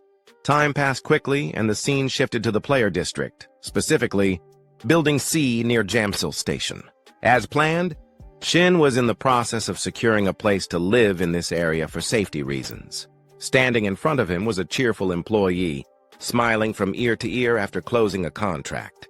As I mentioned earlier, the deposit is 100 million won, and the monthly rent is 5 million won, she said, her expression like a wolf eyeing a sheep. Shin couldn't help but scratch his head, slightly uncomfortable. You say that price with such a big smile that it almost doesn't sound too bad, he joked. She laughed brightly. Haha, well, you're actually getting a pretty sweet deal. Places like this usually have a long wait list. Anyway, I'll get going now. Feel free to reach out if you run into any problems. With that, she turned and walked off. Shin waved at her from behind. Of course. Take care on your way back. Once she was gone, he let out a long sigh. I managed to find a place faster than expected. Everyone else on that wait list probably has to keep grinding it out. Now, I guess I should thank the goddess of luck for this one too, huh? So much had happened in such a short amount of time. His mysterious return to life, the strange new changes. It was all still kind of mind-blowing. For days, he'd been wrapped up in trying to make sense of everything, even if none of the information really helped in the immediate moment. He didn't know what steps to take moving forward, but eventually, that uncertainty began to fade, replaced by a shift in perspective. He felt it now, a pulse, a fire flowing through his body, youth and potential, both burning bright in the palms of his hands. I'm not just going to sit around anymore. This time I'll live differently, happier, stronger. I swear I won't go back to being a coward. More than anything, opportunities for growth were appearing left and right. That alone felt like a blessing. As that thought passed, he suddenly recalled a memory. When Miso, the archer, had taken a phone call from someone important. Yes, this is her. Oh, Reporter Park Youngmin? Is that you? What brings you here today? Haha, you're always so quick on the scoop. Sitting beside her, Shin's eyes widened the moment he heard the name Park Youngmin. A spark of surprise flickered across his face as he thought to himself, wait, Park Youngmin from Player News? That guy is an S-rank reporter. At the same time, over at the Player News building, Youngmin was smiling brightly. That's right. I heard you, Miso. We're with him during the mission run. Things are going absolutely nuts over here with all the info coming in. Miso gave a slight nod and responded, it's just like you've heard. Out of all the players I've encountered recently, he's definitely... Before she could finish her sentence, Youngmin cut her off, lowering his voice. He could feel the nosy stares of his co-workers bearing down on him. Sorry, but could you speed it up a bit? Everyone's totally eyeing me right now. Time skipped ahead once again. Shin had just gotten out of the car and was politely thanking Miso. Thanks for the ride. But just as he turned to leave, Miso quickly called out, wait, Shin, just a second. We're about to explore an unidentified gate. We're putting together a temporary team, 4 members max, all under level 120. Don't worry, it's not an official guild mission. If you're interested, then... Before she could even finish the invitation, Shin's instincts picked up the sweet scent of a quest opportunity, and he practically shouted, I'm in! The way he reacted, like a dog being offered a bone, left Miso momentarily speechless. You turned down a guild offer without blinking, and now you're this excited over a mission? Ignoring her slightly sarcastic remark, Shin could barely contain the excitement bubbling up inside him. Finally, I've got a shot at entering the gate, he thought to himself. To put it simply, dungeons are fixed locations. Once you're in, the entrance and exit are set, and the traps and monsters all behave in predictable patterns. But a gate is different. It constantly changes. While you're dealing with one situation, the paths in and out can shift in real time. And sometimes even the monsters themselves change based on the nature of the gate. But as always, the greater the risk, the better the reward. That's a rule every player lives by. And if it's an unidentified gate, there's a special reward system in place for the first person to conquer it, guaranteed. High-grade loot. Kim Miso must have experienced this before. That weapon she has, one that can pierce through the hardened hide of a dark wolf, could only have come from a place like that. As he was lost in thought, Miso pulled out her phone and said, I'll contact you as soon as I get more details. Looks like we'll be talking a lot from now on. Here, punch your number in. She handed her phone to Shin, but something on the screen caught his attention. An event reminder popped up right at the top. Friday, June 20th, Chestwalker 10:30 p.m., meeting with Mr. Gregory. Noticing it too late, Miso quickly snatched the phone back, flustered. I'm so sorry, that was careless of me. What's wrong with me today? She let out a small sigh, clearly rattled, while Shin quietly mumbled over what he saw. Looks like she's got some kind of secret she can't talk about. But then again, who doesn't? Every player has their secrets, even me. I've got things I could never tell anyone. If people ever found out I was reincarnated, who knows what kind of chaos that'd cause. It'd be a serious problem, that's for sure. Thinking about it all, an image of his old companion from his past life suddenly surfaced in Shin's mind. A wave of nostalgia washed over him. I have no idea where he is now or what he's doing, but we spent so many years working side by side. He sighed internally. It's not easy trying to track him down now. Meanwhile, over at Eden Guild's VIP lounge, Miso was sitting across from a tall man dressed in a striking orange outfit. But instead of engaging in conversation, she was completely focused on her phone screen, her eyes fixed on it. Noticing this, the man tilted his head. Curiosity piqued. It's been a while since we grabbed coffee together, hasn't it? He said casually. But are you waiting for someone to call? You've been staring at that phone like it owes you money. Miso looked up and replied with a faint smile. It's Shin Sang-hyun. We're preparing to explore a gate together. Oh, wow, the man said with a teasing grin. You two are already that close. Flustered, Miso quickly waved it off. No, it's not like that. With that, the conversation naturally shifted to Shin.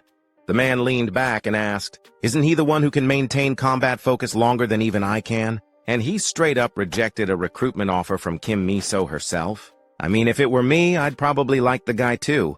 Across the table, Miso didn't deny it. In fact, she added a subtle warning. You should probably start getting a little worried, Appa. Huh? Me? Why would I be worried? He asked, genuinely puzzled. Miso explained with a steady voice. His swordsmanship is sharp. Really sharp. Almost on par with yours. Maybe even better. Hearing her unusually high praise for Shin, the man couldn't help but burst out laughing. Haha, you're only saying that because I teased you, right? I'm sure the guy's talented, but comparing him to me, that's a stretch. That man, with his rugged, masculine features and confident demeanor, was none other than Joe Giho, an S-rank player from Eden Guild, currently at level 700. Time passed quickly, and before long, it was already the next morning. At that moment, Shin suddenly received a phone call from Miso the archer. He immediately answered, "Yes, this is Kim Miso, right? I'm listening." On the other end, Miso got straight to the point. "You're picking up? Good. I'm calling to talk about the gate situation." "So soon? I can talk now," Shin replied, clearly surprised. Not wanting to waste time, Miso dove right in. An unidentified gate has just appeared about 500 meters northwest of the mountain shelter on Route 7. We've already done a preliminary scout of the middle zone, and I'm sending the info over to you now. Hearing that, Shin's eyes lit up. He quickly pulled up the data Miso had just sent. "Ah, okay. Give me a sec while I check it." As he read through the information on his phone, his eyes narrowed slightly. The screen displayed Mid-Zone Boss. Second Gate, Hellhound Cerberus. Considered a wolf-type monster. Estimated level 100. Known traits, biting and multiple heads. Gate 3 details followed, along with a stream of additional data. Thanks to his experience, Shin already had a good sense of what kind of opponent he'd be facing. "What the hell? I just got this new skill, and now a monster like this shows up already?" Cerberus. Looks like it fits the conditions for that skill perfectly. Shin possessed the skill, Threshold Between Day and Night, which had a unique effect. It was always active and had no cooldown period. Whenever the moon appeared inside a dungeon, health and wound recovery speed increased 5-fold.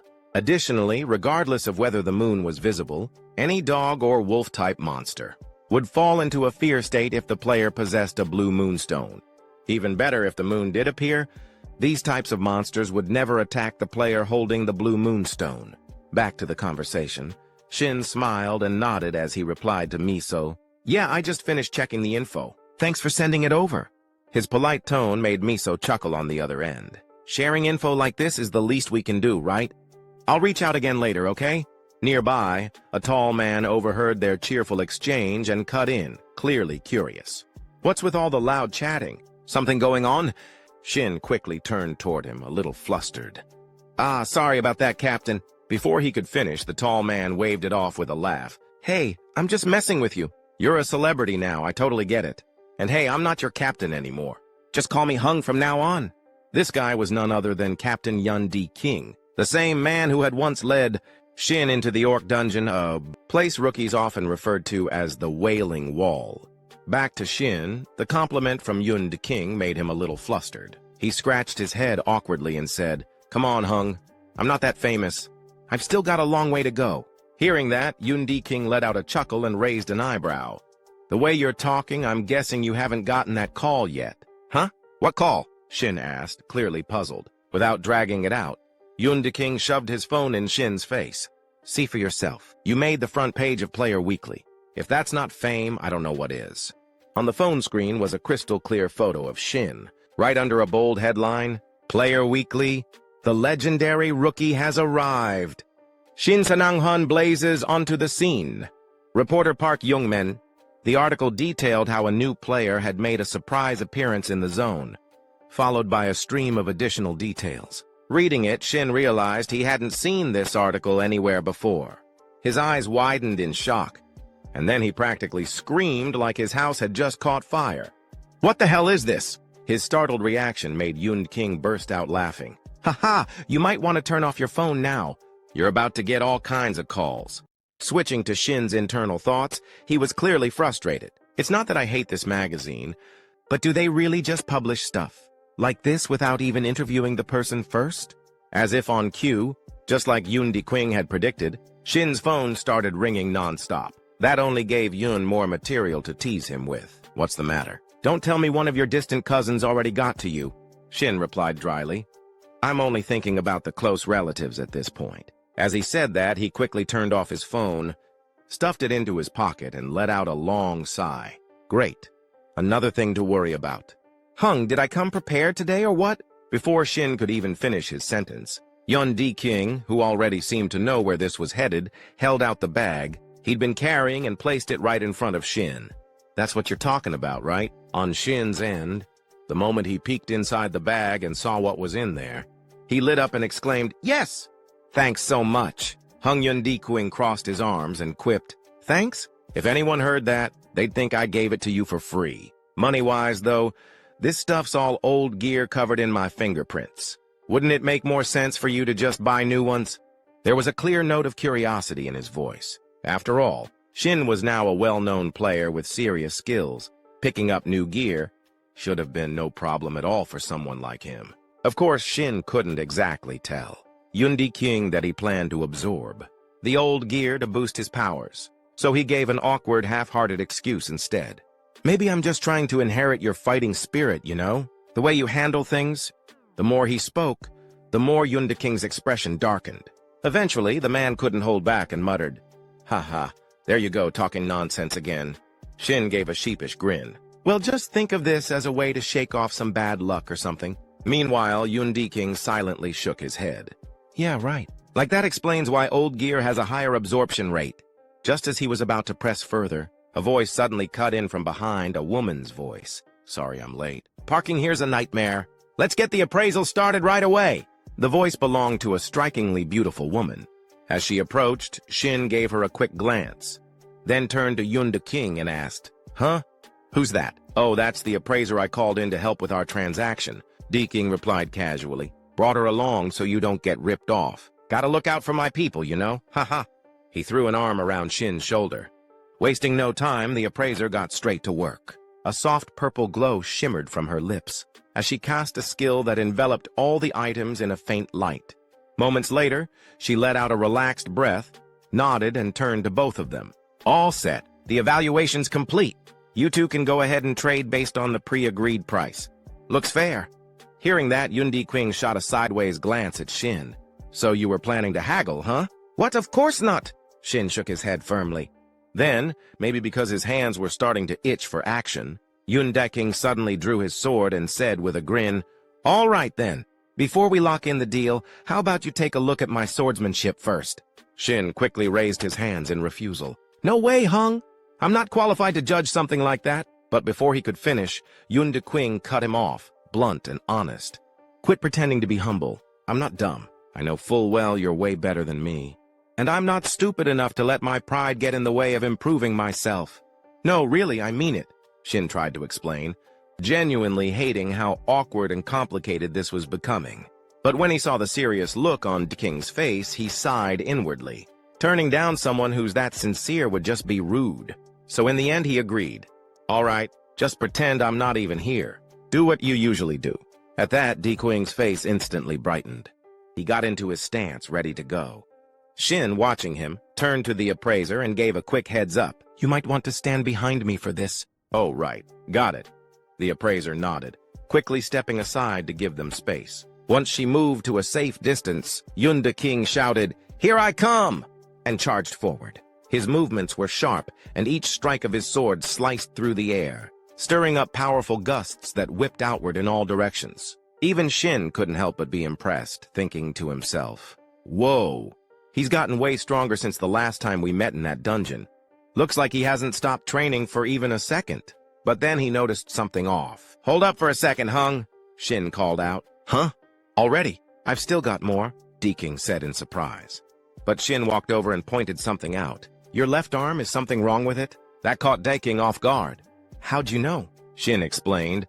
"When you swing with your right, your left shoulder opens up too much. It felt like you weren't fully aware of that side of your body." "If I'm right," Di-King let out a resigned breath and finally admitted it. "You nailed it. I've had a minor injury on that side. Something from blocking hits with my left shoulder. Guess I couldn't hide it, huh? Most of the damage I've taken during training or in dungeons has ended up on that side." I know it's a problem, but there's not much I can do. As he spoke, he reached up to rub his left shoulder with a frustrated expression. But what Shin said next left Yun King stunned. That injury? It's treatable. It's actually way easier to fix than you think. Don't hide it. Own it. Choose a sword style that flows better with your current form. Make it your strength, from the way you control your movement to the rhythm of your steps. It won't be easy to adjust everything, but trust me, you'll improve a lot. Try gripping like this. Just tighten your fingers a little more. As he spoke, Shin stepped in and physically guided him through the motion. Yun King clicked his tongue. It's not as easy as it sounds. Hey, Shin, that hurts, man. Ha ha. Just hang in there for a bit longer, Shin encouraged him. A few seconds later, a relieved sigh came from King. Hey, it's kind of embarrassing to admit, but wow, that actually feels way better. Shin smirked. Right? It'll keep getting better, I promise. Now twist your hips this way. And just like that, the two of them got caught up in fixing each other's posture, totally focused on the task. Meanwhile, standing off to the side, the appraiser was watching with her face turning completely red. What are these two idiots even doing? She thought, flustered. What exactly am I witnessing right now? Time flew by, and after wrapping up the gear exchange with Captain Yun King, Shin cheerfully drove his beat-up car back home. He was in such a good mood that he started whistling to himself. Sure, this deal cost me over 100 million yuan, but it was still worth it. What I'll gain from this far outweighs what I paid. King seemed satisfied after the little sword training session, but that appraiser girl looked kind of weird toward the end. Was she just tired? Whatever. I can't wait to devour these items and see how much stronger I've gotten. There's no way I can wait until the next gate opens. Maybe I should just call Kim Miso already. As he spoke, Shin gave a quick glance at the gear bag on the passenger seat. But that one moment of distraction nearly cost him. He almost hit two people walking in front of his car. Slamming the brakes just in time, Shin stuck his head out the window, flustered. I'm so sorry. Are you okay? You were right in my blind spot. Before he could finish, one of the men, dressed like a total thug, cut him off, clearly having waited for this moment. Took you long enough. I'm sick of standing around waiting for your sorry ass. What are you staring at? Get out of that piece of junk car now! His tone was more of a command than a request, leaving Shin confused and annoyed. What the hell? Debt collectors or something? Who are these guys? Seeing the look on Shin's face, the scrawny blonde one just shrugged and mocked him with a smirk. Haha, you clueless types always react the same way, huh? What, did I hear that right? Then, just to drive the point home, the heavy-set one suddenly activated a skill, summoning a searing fireball right in front of his chest. His voice turned cold and threatening. Cut the small talk. You want to burn up with that crappy car of yours, or are you getting out right now? From Shin's perspective, he finally realized who these two idiots were. Faces from his past life. Oh, right. I remember now. These guys are Choi Yong-chol and Choi Sang-ho from the Unopia Guild. Yong-chol, in particular, always preyed on those weaker than him. Sang-ho was his lackey, the one who filmed all his YouTube videos. Thanks to his toxic, extreme content, he had a handful of loyal followers who always watched his stuff. But after crossing the line one too many times, he ended up with a life sentence and faded into obscurity. So yeah, in other words, both of them are absolute scum. Thinking about all that, Shin let out a deep sigh, not knowing what was going through his mind. Yong-chol and Sang-ho looked at his face and started mocking him. Haha, look at that, Yong-chol. This kid's frozen stiff. Yeah, why is he pissing me off so much already? But with just one glance, Shin had already read their stats like an open book. Choi Yong-chol, level 100 B-rank player. His lackey, Sang-ho, level 75 C-rank. Just realizing these two trash bags were targeting him to film. Some kind of video again made Shin feel tired. Seriously? I just wanted to test out my new artifacts and see how much stronger I've gotten. Why does annoying trash like this keep finding me? Huh. These guys aren't even worth using as test dummies. Still, not wanting his car to end up a flaming pile of scrap metal, Shin grabbed his gear, stepped out, and said, All right, so what's your deal? Seeing that Shin didn't look like someone easy to push around, the fat one snapped his fingers, extinguishing the fireball he had conjured earlier. He scoffed and said mockingly, You want to know? Chill out, man. We're just the local peacekeepers around here, keeping this multiplayer city safe and sound, you know? We've been getting complaints about someone. Apparently, There's this jackass driving a piece of junk car all over town. People say they're sick of having to deal with it just being around. Know who I'm talking about? As he spoke, he raised one foot and slammed it into Shin's car. Shin's expression darkened immediately, but Yong Chol, clueless as ever, didn't pick up on it. He kept flapping his mouth with a smug grin. Now do you get it? Unless you want this trash heap of yours to rot away right here. Pack your junk and get lost, got it? Meanwhile, the commotion had caught the attention of nearby pedestrians. A few people were already starting to murmur, as they noticed who was causing the disturbance. Hey, what's going on over there? Isn't that Yong Chol and Sang-ho again? Those jerks are picking fights like always. Just then, a guy with reddish-brown hair suddenly recognized someone in the middle of the scuffle. Wait, I know that guy.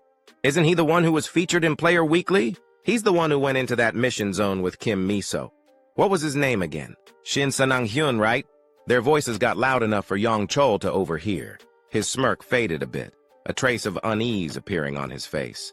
He turned to his sidekick and muttered, "Wait, is he strong?" Sang-ho quickly pulled up something on his phone, squinted, then rubbed his chin. Yeah, I remember now. This guy entered the mission zone with Kim Miso. There's a rumor he completed, a level 100 mission solo. Yong Chol clearly didn't buy any of it. He did it solo? No way. That guy looks weak as hell. Sang-ho just smirked and replied, "Haha, come on. Yong Chol, Kim Miso was there too, remember? You really think she'd let some rookie hog all the glory for himself? No chance, I already got the title for our next video." Hearing that, Yong Chol instantly caught on to whatever twisted idea. His buddy was cooking up and laughed along. Haha, can't believe you're this good at milking this stuff. Without wasting another second, Sang-ho whipped out his phone, turned on the camera, and gave a little cue. Time to teach the rookie that Kim Miso's been babysitting a real lesson. We're live!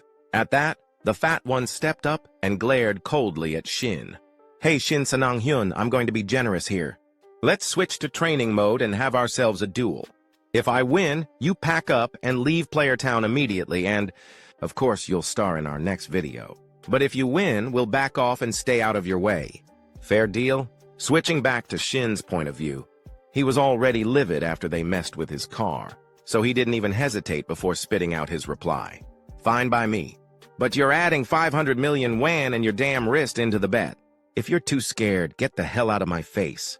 His voice was razor sharp, and his eyes burned with a wild, unhinged fire like a rabid dog ready to bite.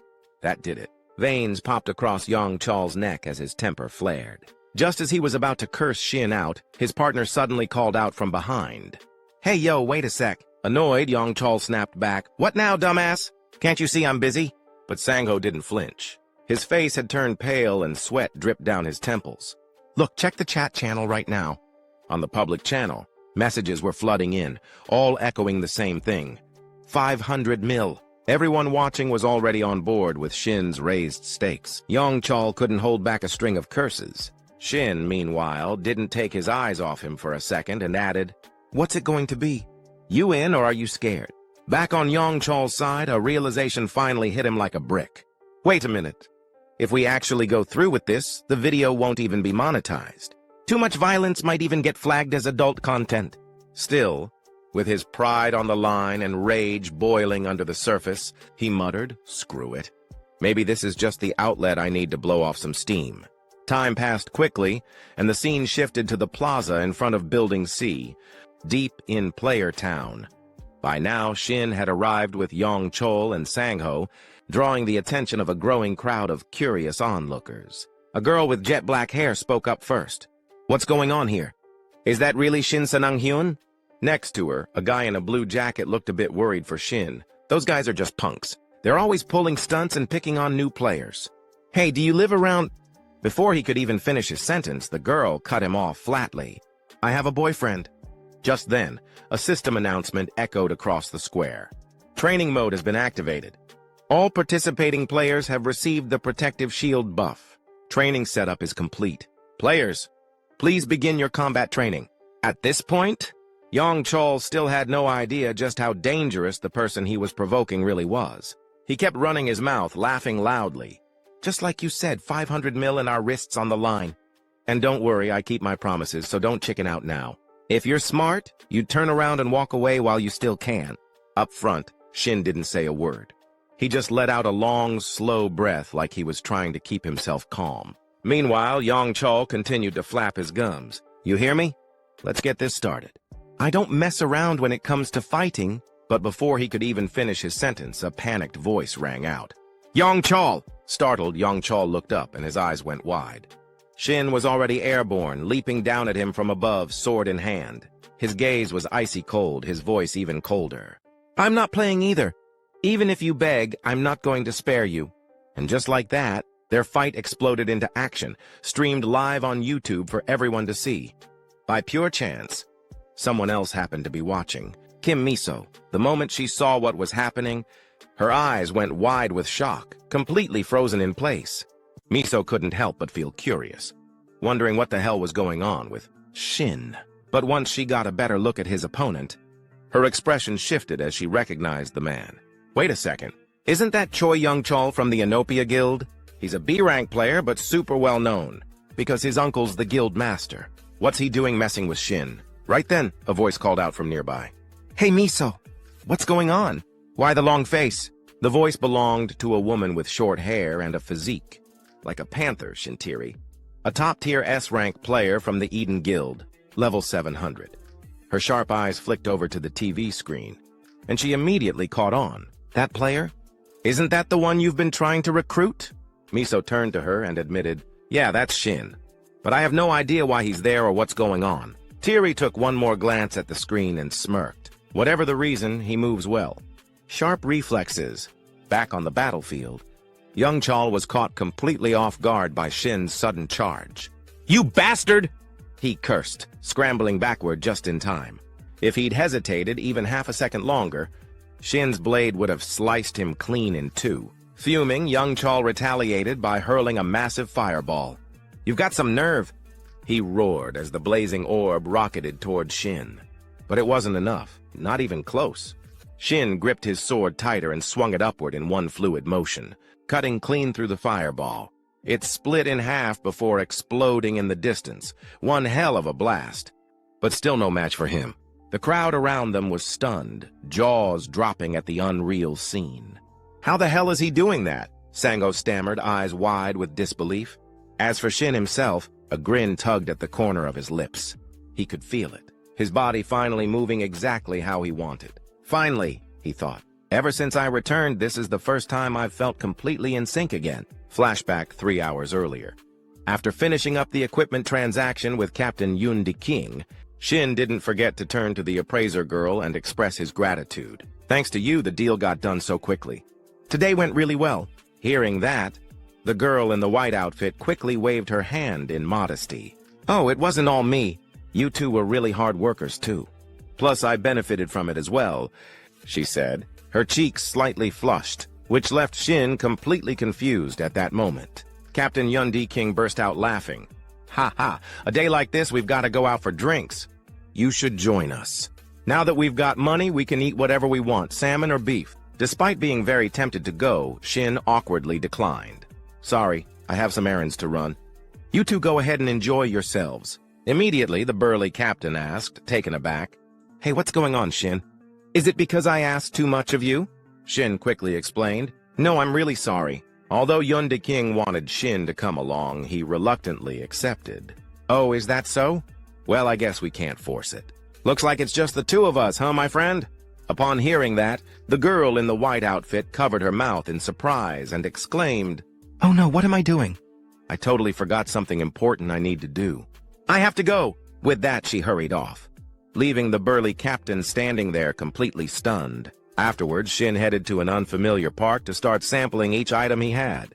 He let out a deep sigh, and just as he did, the system notification rang out. Based on the absorption rate, the basic stat absorption rate is at 10%. The previous artifact usage has activated, increasing the absorption rate, finally reaching 90%. Upon hearing this, Shin's eyes widened in disbelief. 90%? He exclaimed. At that moment, the goddess of luck appeared beside him. The goddess of luck believes all this joy you're feeling comes from her good fortune, she said, her voice light and teasing. This time, Shin didn't claim the luck for himself. His face showed a hint of annoyance as he said, Normally, I only get around 10% due to the absorption limit. As expected, the items used by the appraisers are truly on another level. Then, as if suddenly remembering something, Shin turned to the goddess and asked, "Oh, right. There's something I wanted to ask you, goddess. You're really famous in the constellations, right? Have you heard of the constellation called the Late Blooming Model? Student success?" In response, the goddess of luck looked irritated. She pointed a finger directly at Shin and questioned, "The goddess of luck is angry that you're paying attention to other constellations." Shin quickly raised his hand in a calming gesture. "I only asked out of curiosity. I didn't mean anything by it. It's just that the constellation has some personal meaning to me, but I didn't realize it would upset the goddess like that. I'm sorry, please forget I even mentioned it." Seeing the sincerity on Shin's face, the goddess of luck's anger began to subside. "The goddess of luck grants you her forgiveness. Due to her generosity, she will help you find that constellation." Hearing the goddess's consent, Shin was overjoyed. "Really? Thank you, goddess. All right, now I can finally put my full focus into this." As he spoke, he began using his absorption ability to start feasting. His consciousness was sent into the mental world. A system notification rang out, syncing with 5 artifacts, the top 5 dishes of humanity. Before Shin was a feast of various delicacies, enough to make anyone's mouth water. Just looking at it made Shin do the same. It took him a few seconds to snap back to reality, wiping the drool from his mouth. No matter how surreal the artifacts are, I never thought a banquet of food could be this enticing. "I really love this," he grinned. "With over a 90% absorption rate, when this ends, who knows how strong I'll be. I can't even begin to guess." Back in reality, a symbol of 2 crossed swords appeared above Shin's head, and a system reminder followed. The True Rival title has been activated. Isolating player Choi Young-chol. No allies detected within a 5-meter radius. The True Rival instincts have been triggered. The player information appeared. Name, Shin Sang-hyun. Titles, True Rival, and 6 others. Constellation, Goddess of Luck. Unified skill, eats artifacts. Artifacts consumed, 17. Health, 880. Energy, 124. Experience, 97. Stat window, Strength, 77 plus 40. Stamina, 90 plus 70. Agility, 28. Mana, 60 plus 4. Luck, 167 plus 65. Evasion, 30. Defense, 49 plus 29. Remaining stat points, 0. On the opposite side, young Chol, the burly thug, trembled as his attack was effortlessly sliced in half by Shin.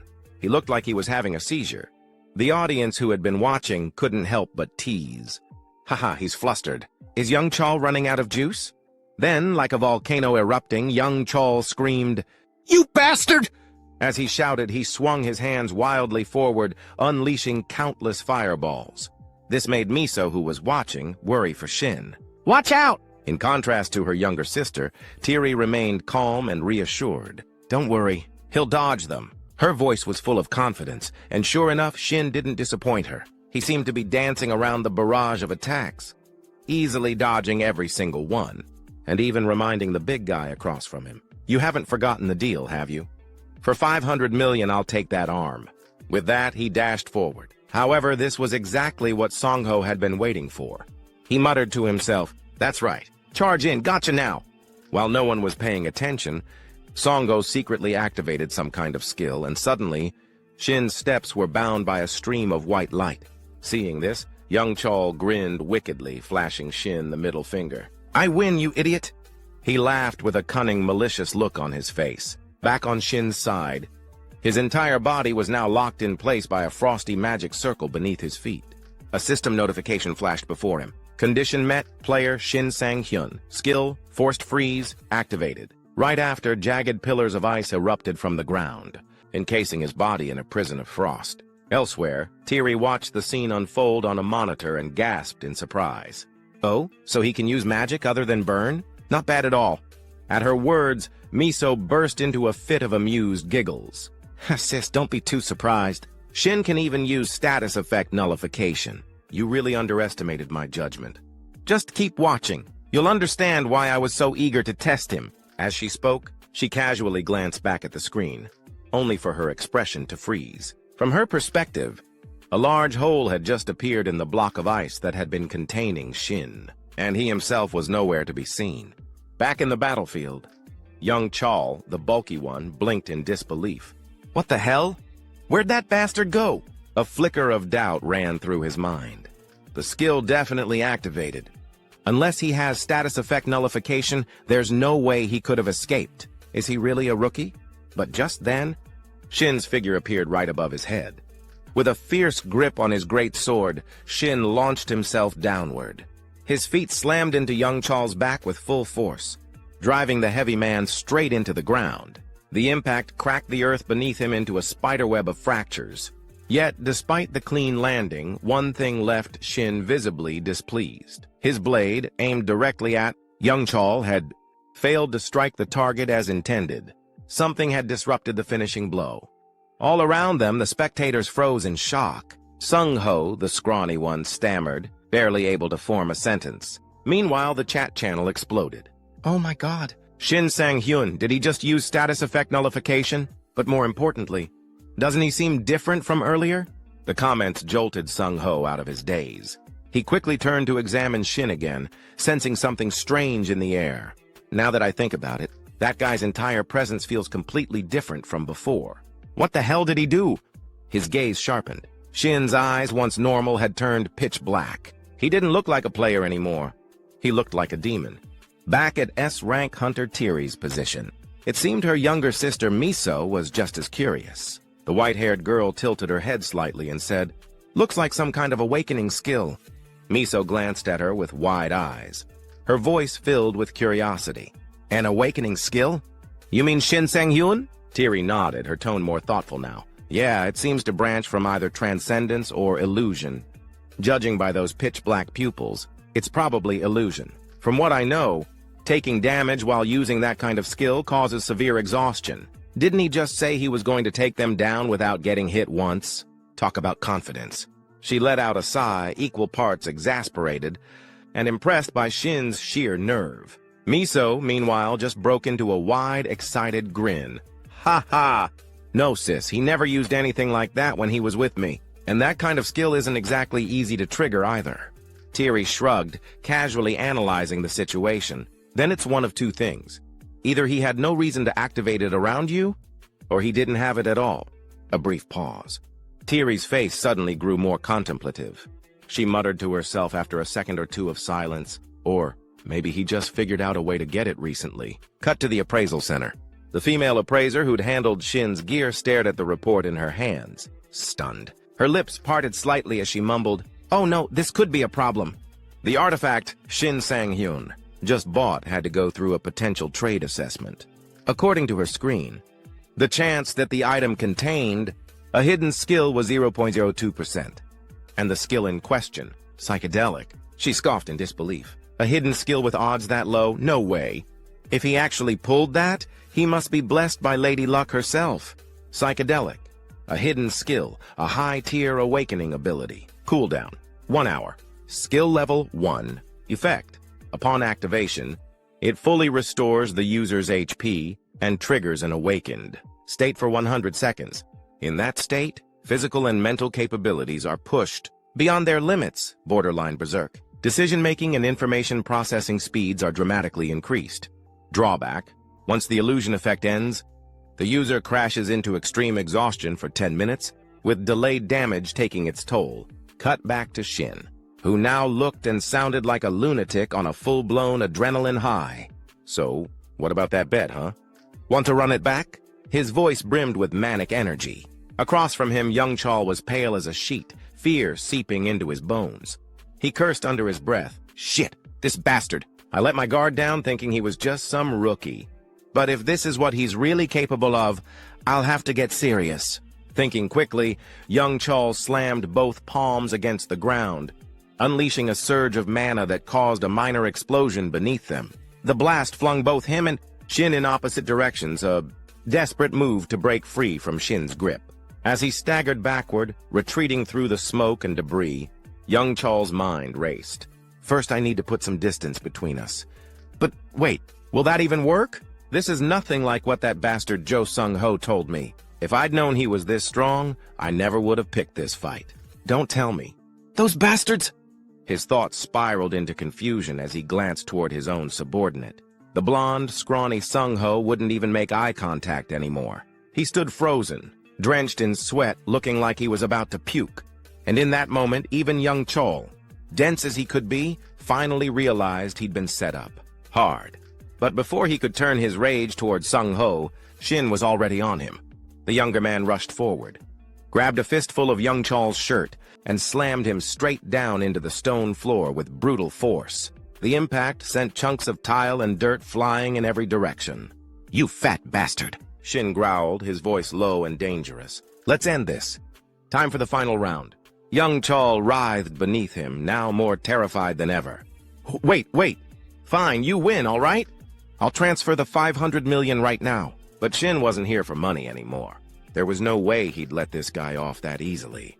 His eyes narrowed. "The bet's done," he said coldly. "Now, it's personal." He raised his fist high. Young Chol's eyes widened in disbelief. "What? There's nothing personal. Are you insane?" But Shin was already seeing red.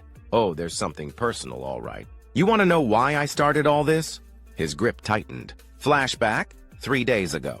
At a modest auto repair shop, a mechanic handed Shin his keys and offered a solemn nod. "We've patched her up, but you're going to have to let her go soon." Shin blinked, caught off guard. "Wait, what? Let her go?" The mechanic nodded again, more gently this time. "Yeah, she's too old now. I know you're attached, but it's time. That car's taken you everywhere, hasn't it?" I'm sure she's happy knowing that. As those words left the mechanic's mouth, even he had to fight back tears. But Shin? He didn't stand a chance. His eyes welled up, his throat tightened. His heart ached as if he were losing a lifelong friend. And then, he heard it. The faint, almost ghostly voice of the old car echoed in his mind. "That's right, Shin. I've been so happy taking you everywhere all this time. But now, it's your turn. Live a good life, okay?" Just picturing his beloved rust bucket being forced into retirement. Like that, unceremoniously and against its will, was enough to make his blood boil. His face twisted with rage, veins bulging in his forehead as he screamed at young Chol like a man possessed. "This is for my scrapped baby, you bastard!" On the ground, young Chol was already shaking, eyes wide with fear, tears streaming down his face. "I'm sorry, okay? I'm really sorry." But it was too late. And then it happened. A horrifying, wet sound broke through the tension. Squish. A moment of stunned silence followed. People nearby instinctively recoiled, covering their noses, their faces contorting in disgust. "The hell is that smell?" someone shouted. Even Shin froze, his fist still raised mid-air, now eyeing young Chol in horrified disbelief. The bastard had literally crapped himself. And the worst part? This was all being streamed live. Every viewer, from casual fans to hardcore PvP junkies, saw it in real time. Gasps, groans, and a tidal wave of secondhand embarrassment flooded the chat. "Bro, what did I just watch?" Young Chol went full toddler mode. "Is this a boss fight or a bathroom emergency?" Back on the battlefield, young Chol had completely broken down, a shell of the arrogant man he was minutes ago. He sobbed uncontrollably, curled into a trembling heap. I'm sorry. I swear, I'm sorry." All around them, the crowd had erupted into chaos once again. "God, that stench, can you smell it?" "Dude totally crapped himself." Mocking voices flew from every direction, laughter echoing through the air. Off to the side, Sung-ho, the skinny cameraman, was frozen in place, nearly pissing himself from fear. Sweat poured down his face and his hands trembled as he gripped his phone, still recording the aftermath. "Shk," he muttered to himself, eyes darting nervously. "What do I even do now? Maybe I should just delete the whole damn channel. I've seriously messed with someone I shouldn't have." As he stood there spiraling, a calm but commanding voice suddenly cut through the noise. "Mr. Sung-ho, I presume? You've stirred up quite the mess here." Startled, Sung-ho whipped his head around and immediately paled. Manager!" The man approaching was Moonbake Yang, the zone administrator for the Gangdong, district under the Utopia Guild. Seeing him, Sung-ho quickly bowed his head in apology, but Bake Yang barely acknowledged the gesture. His attention was focused elsewhere, locked on Shin. So this is the kid, Bake Yang thought, his gaze narrowing slightly. Freshly awakened, yet he took down Choi Yong-chol, a seasoned awakened fighter. Impressive, very impressive. Let's see what kind of player he really is. With that, Bake Yang stepped forward, his expression friendly but analytical. You must be Shin Sang-hyun, yes? I'm here on behalf of Utopia to handle the incident report and, of course, to offer compensation for what you've endured. Do you have a moment to talk? Across from him, Shin raised an eyebrow slightly, his voice firm and unyielding. Before that, could you state your name and guild affiliation? There was nothing rude in his tone, just a quiet strength, calm, controlled, confident. But for some reason, that only made Baek-yang feel uneasy. That attitude, it's not arrogance. No, this is something else. He's calm, too calm. Like someone who's survived hell and come out the other side sharper than ever. His skill and presence are way beyond his rank. Realizing that, Baek-yang quickly nodded, adjusting his tone with newfound respect. Apologies for not introducing myself sooner. I'm Moon Baek-yang, administrator for the Gangdong District Utopia Guild. He offered a slight bow, already thinking ahead. We need to recruit him, whatever it takes. Burn some resources if we have to. As long as we come across as respectful and genuine, we might have a shot at pulling him in. To push his plan forward, Baek-yang suddenly raised his voice with conviction. Utopia Guild will cover all the damages. Shin didn't even hesitate. The moment those words left Baek-yang's mouth, he whipped out his phone and pulled up a banking app. For real? That makes things easy. He held up his phone screen. Go ahead and transfer me 20 billion won. Here's my account number. I'd say that's a fair number, considering the psychological trauma and everything else I've had to put up with. Baek-yang's expression froze, completely blank. That number hit him like a truck. 20 billion? He repeated, stunned. Any chance we can, I don't know, negotiate? I mean, how about I just give you the guy covered in crap and let you do whatever you want with him? Time skip. Shin's apartment. From outside his door, Baek-yang's voice could be heard again, annoyingly persistent. Mr. Shin, are you sure the Utopia Guild's compensation reached your account? Inside, Shin groaned in frustration, shouting back, Dude, are you still here? You seriously haven't heard from Kim Miso yet? Baek-yang fired back another question. You're absolutely sure you're not affiliated with the Eden Guild, right? Shin opened the door, rubbing his temples, utterly fed up. Nope, not even close. Please, for the love of all that's holy, leave me alone. But the moment he tried to shut the door, a swarm of reporters shoved their microphones through the opening, shouting over one another like a chaotic press conference. Mr. Shin, the public has a right to know. Please comment. That's right, speak up. Why are you dodging the question? Are you or aren't you dating Kim Miso? Don't avoid it. Just answer directly.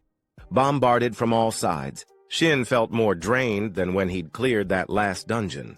He let out a long sigh. Right. Since when is my love life part of the public's right to know? And with that, he slammed the door shut, shutting out the voices. He trudged back to his room, muttering to himself, Am I not tired enough already? Dating in my situation? Yeah, sure, let's add that to the list. Inside, his eyes fell on the gear he'd laid out earlier. Cleaned, polished, ready. Today was the day of the raid. Kim Miso had invited him to join. Can't believe it's actually happening, he thought. That raid Miso mentioned? It's today. This whole week's been chaos. Time to get focused. He blinked in surprise at the pile of new equipment. Everything I ordered got delivered already? That was fast. And I even leveled up after the last boss fight. My /step skill went up 2 ranks. Combined with the overwhelming impact title, I get a full 2.6 seconds of bonus pressure. Stacked with my previous effects, that pushes it past 5 seconds. Depending on who I'm up against, that gives me a massive edge. Okay then, let's see what kind of damage I can do today. Grinning to himself, Shin swiped across his system screen, checking his remaining skills.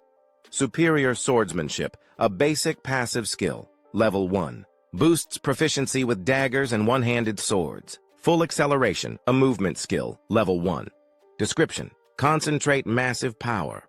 Then dash forward instantly to strike the enemy. The longer the charge up, the greater the damage and distance. However, the user can't move while charging.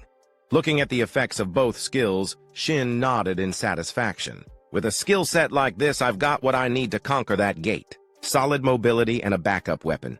Perfect. He reflected briefly on his past. Battles, the weaknesses he'd exposed along the way. I can't make the same mistakes again. When he fought the Alpha Wolf, he had to risk everything. Limited by his offensive approach and the drawbacks of that self-sacrifice skill, barely managing to win. Same with the fight against Choi. Young Chol, he'd walked right into the guy's trap, completely lacking any mobility skills. If Yang Chol had been just a little stronger, it would have been game over. I need to keep my head clear. With the temperature rising like this, I need to keep pushing my training. Otherwise, I'll just repeat my past failures just like the disaster in 2040. This time, he had to make sure the future changed. He wasn't going to lose everything again. This time I had to be strong.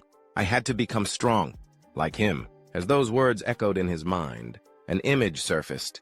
The knight who had once saved him when he was a child. Suddenly, his phone rang, snapping him out of the thought spiral. He reached for it, answering casually. "Hello?" A youthful voice came through the line. "Hi, Mr. Shin Sang-hyun. This is reporter Park Young-min. I'm calling about the interview we scheduled for today. Just wanted to confirm you're still available." The moment he heard that, Shin's face twisted like someone dealing with a serious case of constipation. But he recovered quickly and forced a cheerful tone. "Ah, of course. Still early, right?" Young-min replied. "Exactly. I'll see you at the cafe I messaged you about earlier." Shin had completely forgotten about the interview. Damn it, totally slipped my mind. "The gate raid is at 7 p.m. The interview's at 2, right?" He quickly glanced at the time on his phone and could only offer a crooked, defeated smile. Time flies by. The scene shifted to the hallway outside Shin's apartment. The reporters had practically set up camp. Mats, blankets, and all just to catch him the moment he stepped out. So when Shin finally emerged, the whole crowd lit up like it was Christmas morning. "There he is! Shin, over here! Tell us about your relationship with Kim Miso." But their enthusiasm faltered fast the moment they saw him, fully geared up in battle-ready equipment, a frigid aura radiating from his body.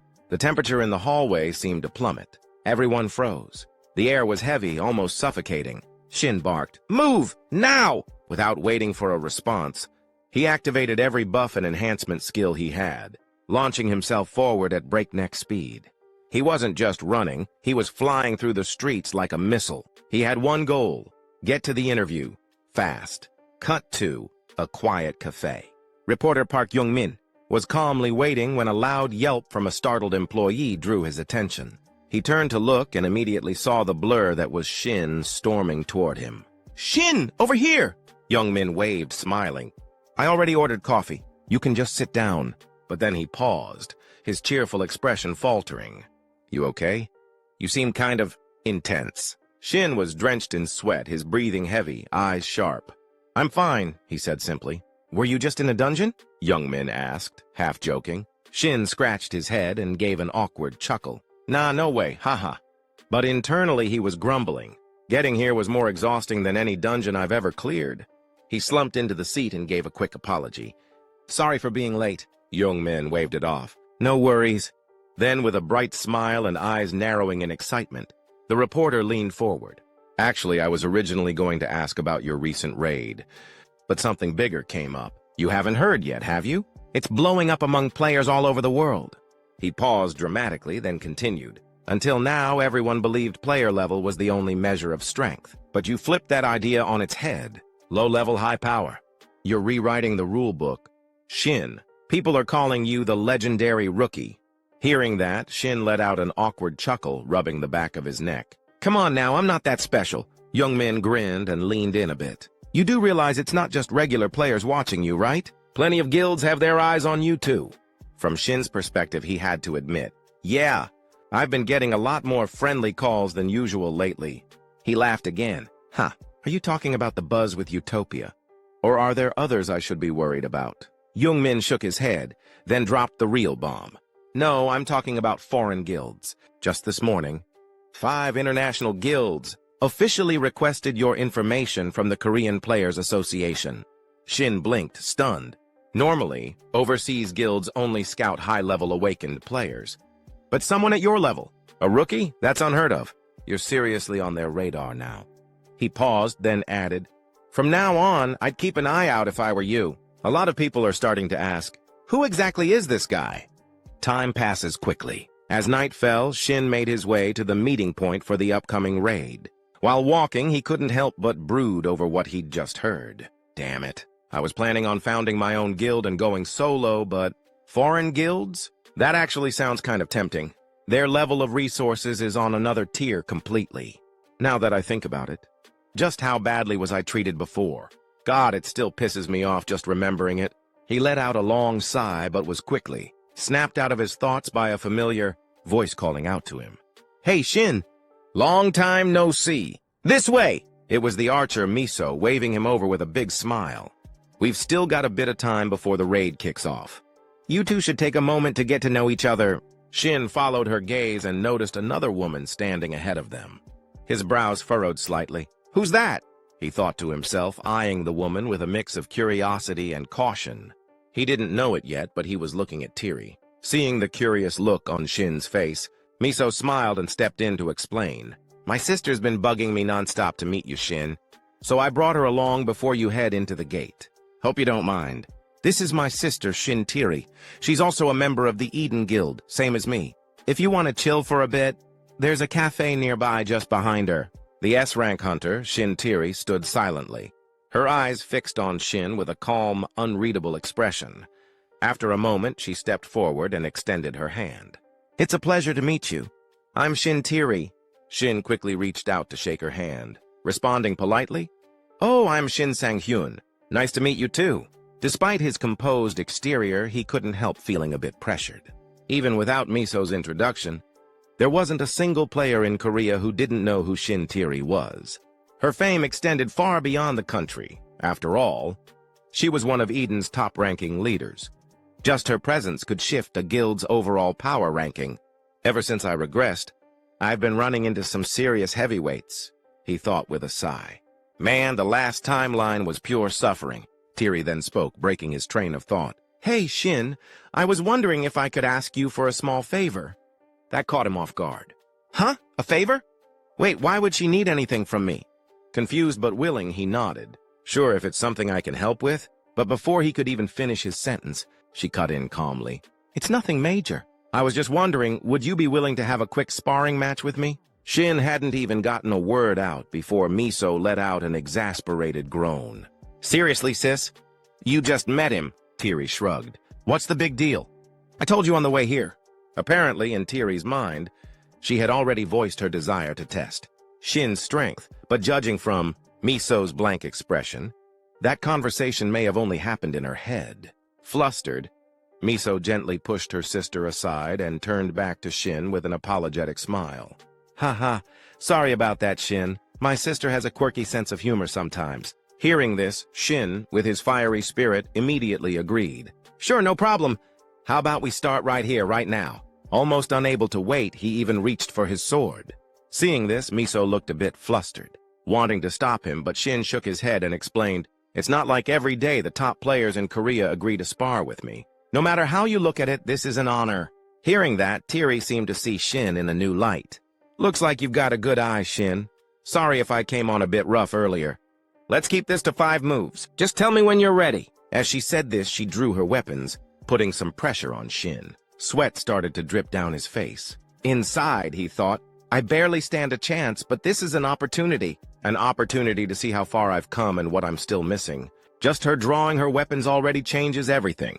No joking around this time.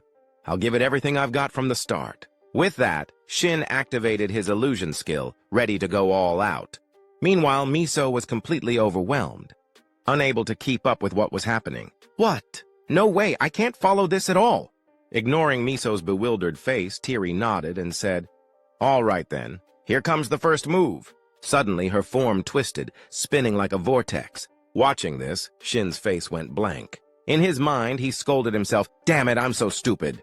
With my current body level, I forgot this. I saw it too late to react properly." He forced himself to swing his sword backward and managed to block Tiri's twin sword attack just in time. The clash was so powerful it sent out a shockwave into the surroundings. Shin reminded himself, "I need to predict and react before her moves." Tiri, surprised that Shin had managed to block her sudden strike, showed a hint of admiration on her face. Then Shin swung his sword fiercely, knocking Tiri's body into the air. Even in midair, she praised him. "Your moves are pretty good. So, should I raise the intensity for the next one? You've got 4 moves left." Without hesitation, Tiri's body flashed like a streak of lightning, moving faster than a blink. Her form shifted rapidly, leaving Shin swallowing hard in fear. As expected, her moves are monstrous, and now she's even faster. Moments like this remind me of when all my sight-based abilities were blocked. I have to rely entirely on my sense of perception. Of course, this time the difficulty is at least 10 times higher. From Miso's perspective, seeing Shin suddenly close his eyes left her dumbfounded. He's closing his eyes in a situation like this? Even if it's Shin Sang-hyun, that's reckless. Unaware of Miso's worries, Shin was fully immersing himself in the most focused state, sensing every movement in the space around him. At that very moment, Tyree's attack came rushing right toward him, but Shin had already felt it coming and twisted, his body just in time to dodge. Tyree's surprise showed again. Your concentration is impressive. I didn't expect you to block a follow-up strike like that. Most swordsmen can't reach that level of focus. It's not just talent, it's mostly experience. You're like a seasoned veteran player. She said this while leaping backward to maintain some distance. Shin replied awkwardly, "You're flattering me too much." Tyree continued, "All right then, 3 moves left." Before she could launch her next strike, Shin interrupted. "Can I ask something before we continue? Instead of 3 separate moves, can you just go all out in one go?" Tyree blinked, puzzled. "What did you just say?" With firm resolve, Shin answered, "I know it sounds arrogant, but I don't want to waste this chance. Please, just once, go full force." Inside, he felt a flicker of anxiety. "If I say this, and she doesn't give it her all, I won't grow from this." Nearby, Miso wanted to stop her sister, but Tyree agreed immediately, driving Miso crazy. "Fine," Tyree said, "but I can't be 100% serious since we haven't even activated training mode. I can only show you a simple maximum speed charge. The skill itself is too hard to control properly and can't be used fully on others." Shin nodded, satisfied. "That's more than enough," he thought to himself. "If this is Shin Tyree's maximum speed charge, the fact that she's serious with me already feels like a win. I'll treat this like real combat, because if I fail, I'm done for." On the opposite side, Tyree assumed her starting stance. "All right, here I come." With that, her body surged forward at a wind-tearing speed. Seeing this, Shin quickly raised his sword high into the air, silently reminding himself, "I don't even have time to sense her movements. I had to go all out." Instead of swinging his sword before she arrived, he had to move as if he were already there first. He swung his sword wildly forward because neither his sensing ability nor his eyesight could keep up with Tyree's speed. At that very moment, whether by luck or fate, Shin's sword nearly grazed the hunter's face, making her eyes widen in surprise. With no other option, she activated her skill, Phantom Shadow, and twisted behind Shin to evade the strike. Seeing this, Shin immediately turned to look behind, but at that exact moment, his face collided with the hilt of his sword, producing a sharp, painful sound. Witnessing this, both beautiful girls anxiously asked, "Are you okay?" Though Shin was in immense pain, he forced a confident reply, "I'm fine." But inside, he silently scolded himself. She said she wouldn't use skills. Shin sat on the ground, wincing in pain as he clutched his forehead. Above my head? Did my forehead crack open or something? Suddenly, a hand reached out in front of him, catching him slightly off guard. When he looked up, he saw Tyree standing. "There." Her expression filled with concern as she spoke quickly. Sorry. I promised I wouldn't use my skill, but it just triggered on reflex. Are you okay?" Without hesitation, Shin grabbed her outstretched hand. He slowly got to his feet as he responded, "I'm fine. Honestly, it's an honor to see you this serious." Tyree chuckled mischievously. "Well, it's an honor for me, too. And next time," Shin added, "I hope we get a chance to have a proper conversation." She finished, looking straight at him with a charming smile curling on her lips. Shin let out a hearty laugh. "I'd love that." Tyree raised an eyebrow, surprised. "Really? Well, then maybe someday." The two of them shook hands enthusiastically as they chatted, but nearby, Miso was clearly not thrilled about it. She quickly walked over and gently pried their hands apart, smiling as she reminded them, excuse me, the raid at the gates is about to start." Hearing that, Tyree finally snapped back to reality. "Ah, right." But Miso's irritation wasn't over yet. She scowled and muttered through gritted teeth, "And don't forget, we still have to submit a report to the guild about what happened today. Do you even realize how reckless you were?"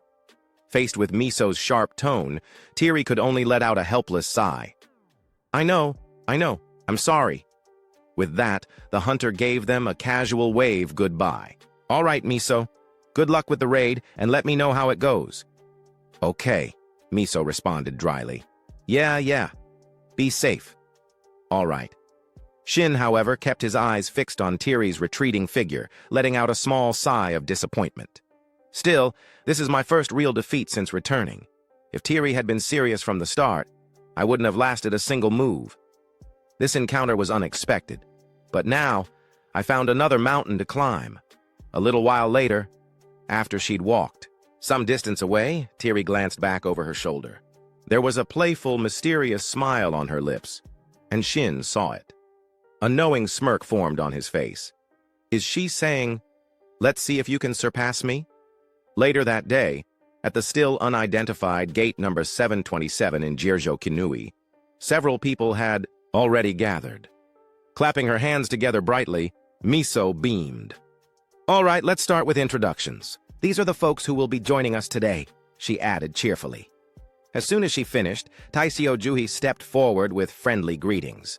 Shin responded enthusiastically. I'm Shin Shanghyun. It's an honor to work with such talented people like all of you. Taisio politely waved it off. Oh, don't mention it. I actually just read an article about you, Shin. Super impressive, really. He then introduced himself properly. Ah, I'm Park Taisio. I'm a mage-type player specializing in the blaze skill. His current level was 120, rank A. The moment Shin heard the name of his skill, he looked curious. Blaze? That's a fire-type skill, right? Taisio nodded with a grin. Exactly. Same kind of skill Choi Yong-chol used in that recent incident. But his voice trailed off a bit as he raised both arms, and an enormous blue flame erupted in front of them. I've poured almost all my playtime into developing my fire magic, so my firepower should be way stronger than his. Everyone's eyes widened at the overwhelming pressure radiating from the flame. After a few seconds of showing off, Taisio quickly extinguished it. But I've only reached the blue flame tier so far. Still got a long way to go. Shin chuckled. Trust me, you already seem plenty reliable. Internally, he was thinking, smart move. Focusing on one thing until your skills stabilize is definitely the better approach. The only reason I handled Choi Yong-chol so easily was because instead of specializing, that guy spread himself thin across multiple elements. Classic jack-of-all-trades, master-of-none player. Suddenly, Miso spoke up, snapping him out of his thoughts. She gestured to the girl with greenish-blue hair standing next to Taisio. And this here is Kang Juhi. She's a mage-type player specializing in spatial magic. Her main skill is Special Link. Juhi shyly chimed in. Yes, just like Miso said. Since Taisio already showed off his skill, I'll show you mine too. But before she could start, Miso frantically tried to stop her. Juhi, wait! Her warning fell on deaf ears. Juhi's spell had already been activated. A gust of wind whipped up, sending things flying everywhere. Shin let out a heavy sigh, already exhausted by the scene unfolding. Miso couldn't hold back her frustration anymore and yelled, Juhi, how many times have I told you not to do that? Looking embarrassed, Juhi quickly apologized. But Shin's focus was elsewhere now, on the strange wind swirling around him. What is this wind? Didn't she say? She's a spatial magic user? The wind intensified, growing stronger, until finally, a circular portal resembling a giant mirror materialized in front of him. Inside, the image of a distant city flickered to life, leaving Shin stunned. Juhi spoke up timidly. Anyway, that's my ability. Please take care of me, everyone. She gave a deep, clumsy bow. Faced with her overflowing enthusiasm, Shin was caught off guard. No, I should be the one saying that to you. At that moment, Shin couldn't help but marvel inwardly. Kim Miso really pulled together a perfectly balanced team. I handle close combat, Kim Miso covers long range, Park Taisio fills the firepower gap, and Kang Juhi adds the strategic flexibility with her spatial magic. Aside from not having a dedicated healer, this squad is pretty much flawless. But the most important thing is our teamwork clicks naturally.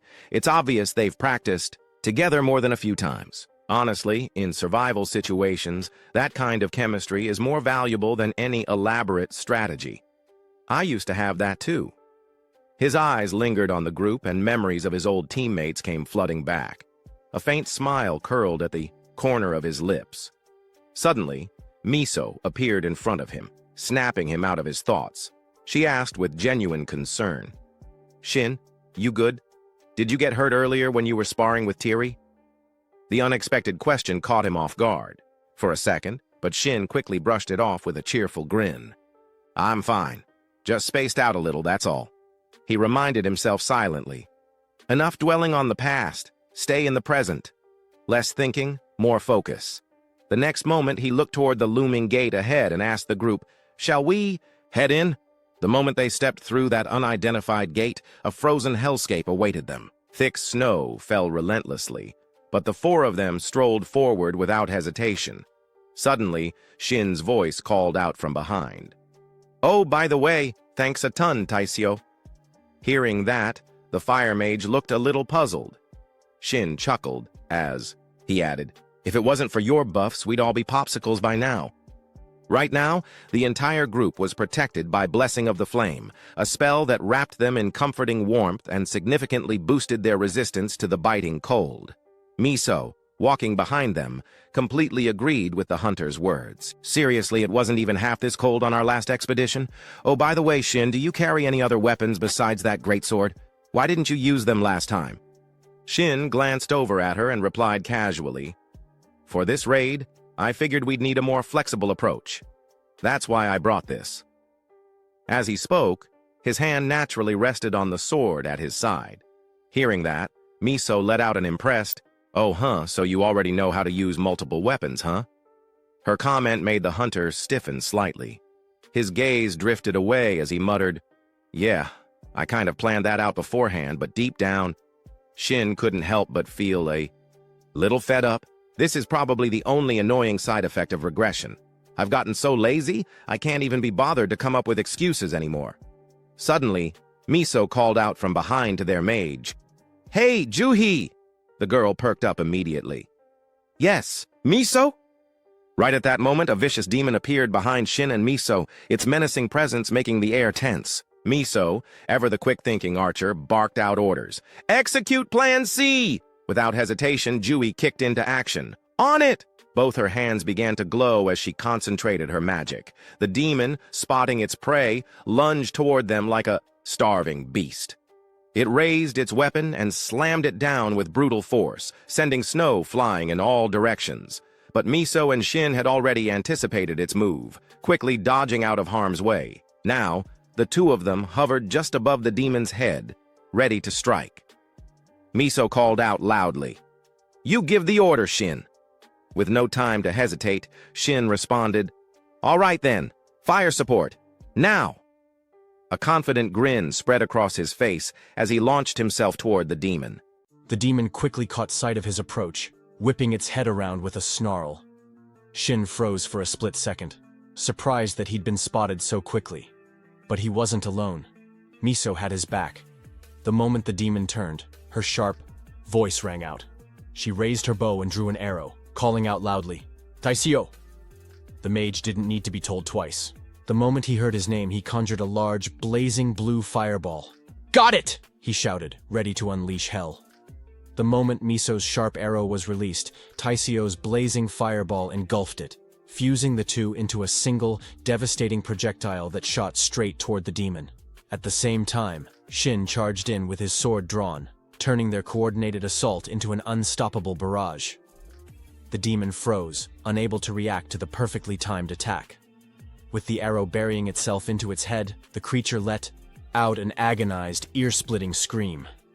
Before it could regain its senses, Shin was already there, his blade flashing through the air. With a single clean strike, his sword sliced through the demon's body like paper, splitting it into pieces as blood sprayed in every direction.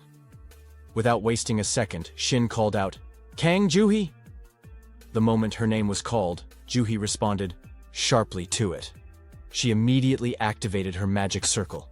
The demon, battered and unable to fight back, finally saw a fleeting opportunity to retaliate. In an instant, it twisted its massive body, lunging its arm towards Shin in a desperate attempt to grab him.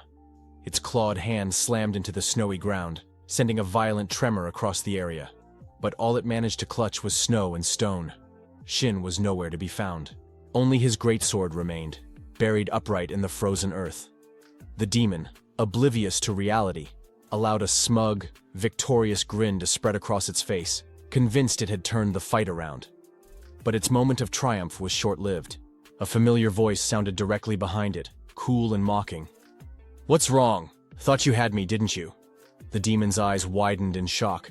It whipped its head around, only to find Shin standing right beside it, one hand resting casually on the sword hilt embedded in the ground. Behind them, Taisio readied another crackling fireball, calling out to their mage. "Juhi, be ready to follow up."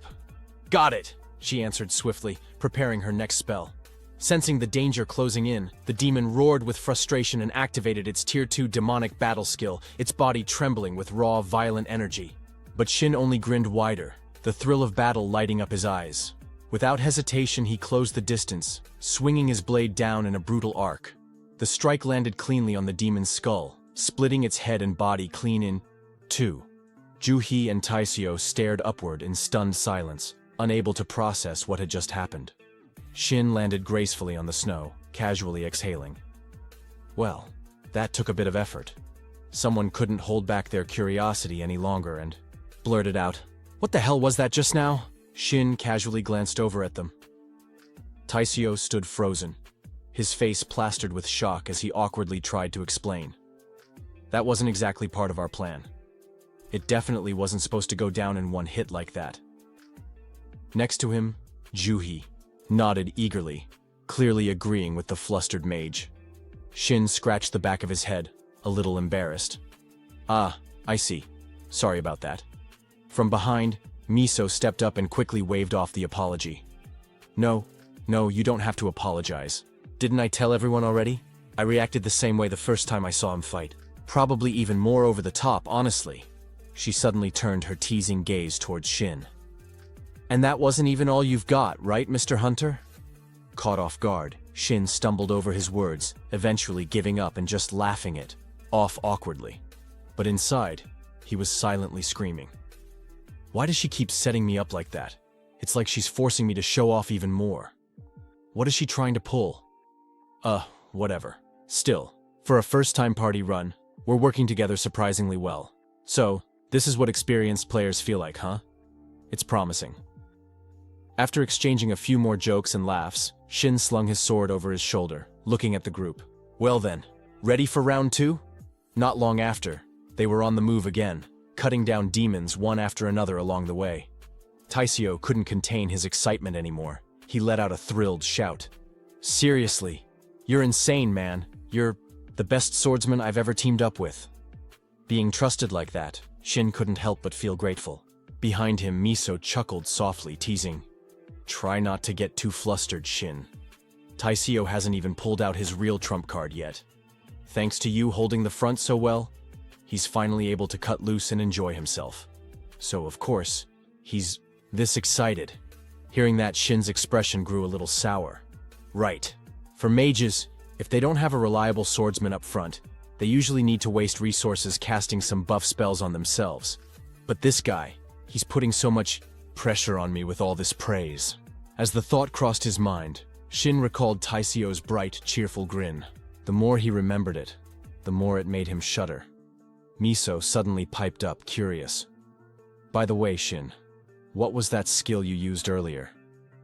But Shin was still caught up chatting with Taisio, completely missing her question. He turned around, looking confused. "Huh?" Seeing his blank look, Miso could only sigh with an exasperated smile. "Seriously, you'd think I'd be used to this by now, but you keep finding ways to surprise me." Suddenly, a loud noise erupted from deep within the forest. Blood splattered into the air higher than the surrounding pine trees. And just like that, Shin's party set off once more to continue their relentless hunt for demons. Suddenly, Miso's eyes widened, as if she had just noticed something. In the distance, a group of demons was charging toward them, snarling and growling like wild beasts. Miso panicked and shouted a warning. "Armored orcs incoming!" The moment they heard that, Taisio's face darkened with concern. "What do we do? This timing couldn't be worse." The archer completely agreed, her expression tense. "Exactly. We've got to hit them with everything we've got. First, we need to keep our distance." But before Miso could finish her sentence, someone else's voice, Cut in. Miss Kang Juhee, can you open a portal that leads directly in front of those things, right in front of me? Shin's reckless suggestion made everyone freeze in shock. Shin, those monsters have insanely high defense. There's no way. But she stopped mid-sentence, stunned by Shin's actions. Huh? What is he planning? But in moments like this, trusting him just this once might not be such a bad idea. Making up her mind, Miso quickly called over to the mage. Juhee, do as Shin says. Juhee hesitated for just a second, then nodded. I'm opening the portal now. The moment the spatial gateway materialized, the armored orc stood right in front of Shin, completely unaware of the ambush waiting for it. Shin planted his foot firmly on the ground and launched himself toward the portal, vanishing through it, at blinding speed as his full-powered movement skill activated. The sheer force of his takeoff kicked up a fierce gust of wind behind him. On the other side of the portal, the armored orc barely had time to register what was happening. Its monstrous face twisted in surprise as Shin came flying out of nowhere. Without hesitation, Shin delivered a devastating sword strike, splitting the creature clean in half before it could even process the situation. Back on the other side, Miso and Taisio were left completely speechless, eyes wide, jaws hanging open. Taisio looked as if he couldn't believe what he'd just seen. Staring at Shin's calm, confident figure, he muttered under his breath, "Is that for real?" After landing gracefully, the group resumed their journey. Miso walked alongside the hunter, still trying to wrap her head around it. "That's a movement skill, right? But I've never seen one with that kind of raw power before," Shin responded, casually. "Well, it's because I trust you all. That's what gives me the confidence to use it." Just then, Juhee's expression shifted dramatically. She suddenly gestured frantically, eyes filled with alarm. "Everyone quiet!" The entire group froze in place, confusion written across their faces.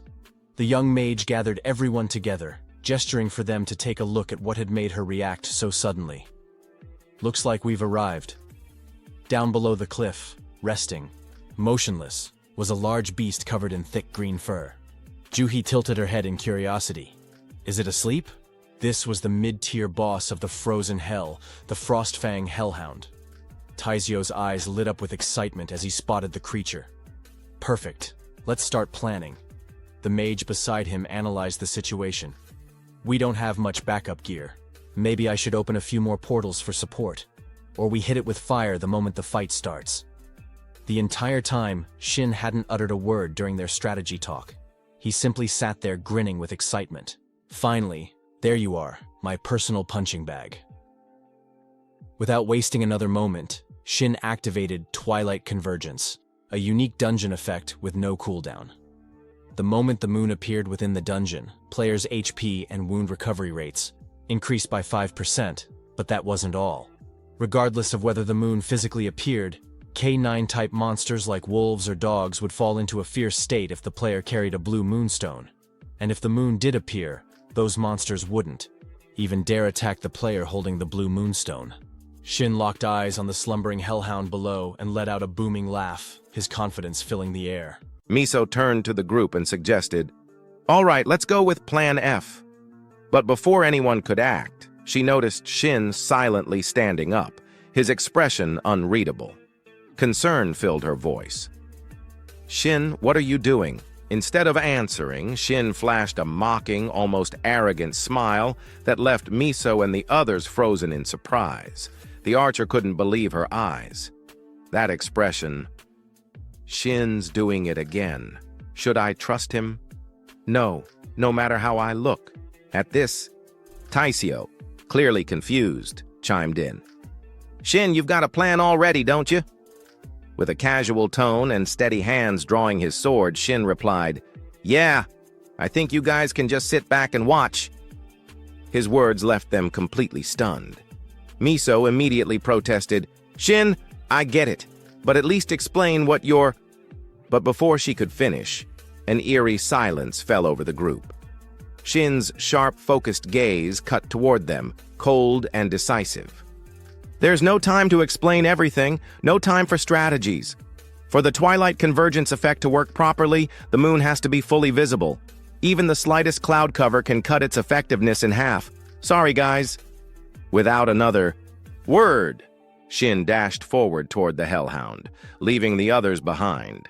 Miso's worried voice echoed behind him, calling his name, but he never looked back. The commotion had already stirred the Frostfang hellhound awake. The beast's eyes snapped open, immediately locking onto Shin, who stood right in front of it.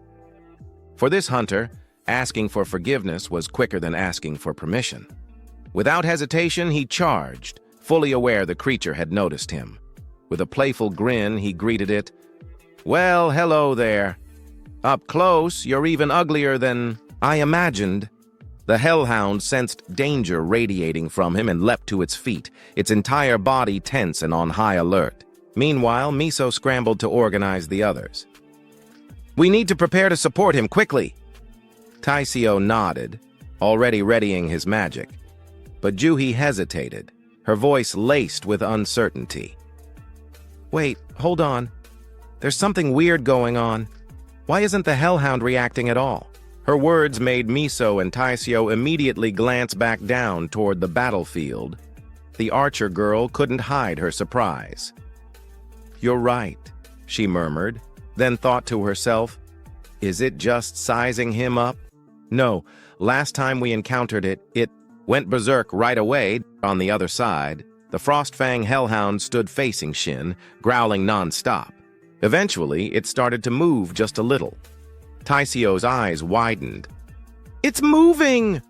Juhi quickly chimed in. "I must have seen it wrong earlier. We need to jump in and help." But before the mage could even finish, Miso noticed something. "Wait, that posture, it's not aggressive. It's a submissive stance." Just as she'd suspected, the Frostfang hellhound slowly knelt before Shin, showing no signs of hostility. Then, the system notification rang out loud and clear. The Frostfang hellhound recognizes you as a higher being. It has entered a state of full submission. The message left Shin invisibly stunned. His gaze grew colder as he muttered, "What the hell? You're cuter than I thought. Let's wrap this up quick."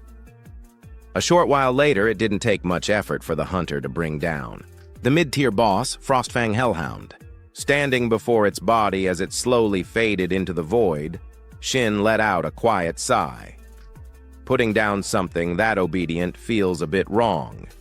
But if I didn't, the plan couldn't move forward. The system chimed in once again. "You have earned the title, Halver, rank C." A system panel popped up next to Shin, displaying the details. Halver, rank C. Allows the user to designate one skill and reduce its cooldown time by half. Seeing this, the hunter slowly clicked on the screen. This will pair nicely with recovery. The skill recovery instantly clears all abnormal status effects. That moment, the rest of the team hurried over to regroup with him. From a distance, Miso called out, "Shin, hold up!" He turned back, curious. "What's up?" Before he could finish, a glowing orb appeared behind him, emitting a strong blue light that lit up the entire area. Startled, he quickly spun around, heart pounding. "Crap, don't tell me we forgot to talk about how we'd split the loot. I've been soloing for so long that I totally blew it." She probably wants this thing, huh? As panic crept up inside him, Miso's calm voice beside him sent a chill down his spine. "Shin," she said flatly. "No way she's not going to say what I think she's going to say, right?" Contrary to Shin's worries, the archer girl spoke softly. "You handled the Frostfang hellhound all by yourself, so go ahead and take everything." Shin could only let out an awkward chuckle. "That's a relief. I mean, thank you. But are the others okay with that?" Miso glanced back at the two mages and fumbled with her words. "Okay with it? Well, look for yourself. Seems like we all agree, right?" Looking over, Shin immediately noticed the eager expressions on both Juhi and Taisio's faces, practically urging him to take the reward. Faced with their generosity, Shin couldn't help but feel a little embarrassed. "Thanks, everyone." At the same time, A thought crept into his mind. I really need to get better at clarifying loot rules beforehand. Once she was done talking, Miso quickly turned to walk away. All right, we'll give you some space. Just do your thing like always. Her words left Shin a bit confused. Like always? What's that supposed to mean? Seeing how clueless he looked, the archer girl sighed and explained. Huh? You know, every time you get your hands on a relic, you always do that thing. Hearing that, a realization hit Shin like a brick. He hurriedly questioned her. That thing? You mean? Miso smiled knowingly. Yeah, honestly, I've known for a while now. Right after we cleared that quest zone, I was getting ready to leave first, but I turned around curious about what you were doing. And I saw your little secret, Shin. The more Miso spoke, the tighter Shin's brows furrowed, a heavy feeling settling in his chest. So, that day has come. Damn it. A unique skill is as good as a player's life. And now it's been exposed, hence. Shin called out, Kim Miso, my skill is... But before he could finish, Miso cut him off. You're just doing some kind of player ritual, right? There are players who do that sometimes, so don't stress about it. Just relax.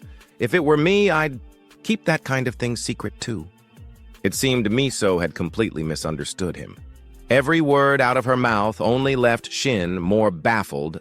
After finishing her rant to the hunter, Miso slung an arm around Juhi's shoulders and walked off. Unable to hold back her curiosity, the young mage looked up and asked, Sis, is Shin really that kind of person? Miso answered calmly, Yeah, but it's something we need to keep between us. Watching the two girls walk away, caught up in what was clearly a massive misunderstanding about him, Shin could only stand there completely frozen. This is turning into a pretty major misunderstanding, but honestly, it's still better than the truth getting out. If my unique skill gets exposed, it's going to be a huge mess. Putting that aside, Shin turned his attention back to the Frost Heart, a support item with a special freezing effect. It harbored the brutal cold of the frozen hell, a chill so intense it longed to freeze the entire world.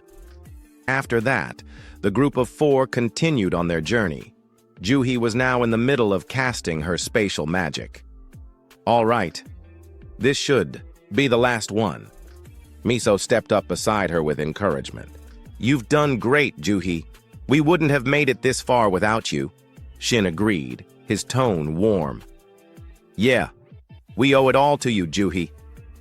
Hearing that, the mage girl pouted a bit as she glanced at him.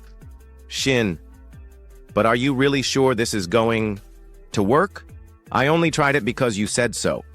You really think piling up the corpses of those armored ogres we just killed is going to attract the real boss? Shin let out a quiet breath. Don't worry. The boss we're after this time goes wild for any kind of meat. Juhi raised an eyebrow. How do you even know that? To her question, Shin just gave a half smile and shifted his gaze upward. Suddenly, he pointed toward the sky and shouted, Taisio, light it up! We need that boss to catch the scent! Without missing a beat, Taisio sprang into action. Miso, on the other hand, grumbled from the side. He's ignoring me again. The ogre corpses began to catch fire under Taisio's blue flames. Smoke and the strong scent of roasted meat began to drift deep into the cave. The group remained posted just outside, watching for any signs of movement. Taisio couldn't hide his nerves. It's been 20 minutes. Shin calmly reminded him, it could bite any second now. And just as he finished speaking, a thunderous roar echoed from deep inside the cave. From the shadows, a massive bear began to emerge, low, deliberate, and terrifying. Shin instinctively dropped into a fighting stance, reaching for the great sword, strapped to his back. All right, everyone, get ready. After all their effort and patience, the time had finally come. The final boss, the titanic gray bear, had arrived. Kim Miso shifted into a battle-ready stance, drawing her bow and preparing to strike. With sharp, focused eyes, she thought to herself that it was true. Thanks to Shin's plan, everything had gone smoothly so far. But as she watched Shin struggle against the titanic gray bear, a flicker of doubt crossed her mind. Still, in the freezing air, with snowflakes drifting softly around them, the beast let out a thunderous roar, baring its crimson eyes and massive claws. Gror Shin gritted his teeth, trying to endure the crushing pressure of its killing intent. Despite the danger, he remained steadfast in his thoughts, believing that no matter what this situation was, the more he was backed into a corner, the more exhilarated he became. He smirked slightly and muttered to himself, "This whole setup," then immediately followed it with, "is way too damn dangerous." His mind briefly flashed back to just a few minutes ago when the team had been huddled together discussing strategy.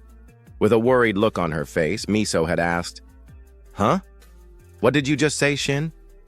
He responded calmly with exactly what she had just heard. She blinked, clearly shaken, and exclaimed, "You're seriously going to act as bait by yourself?" But Shin remained composed, stating there was no other option, and that if they wanted to clear this stage quickly and safely as a team, this was the best route.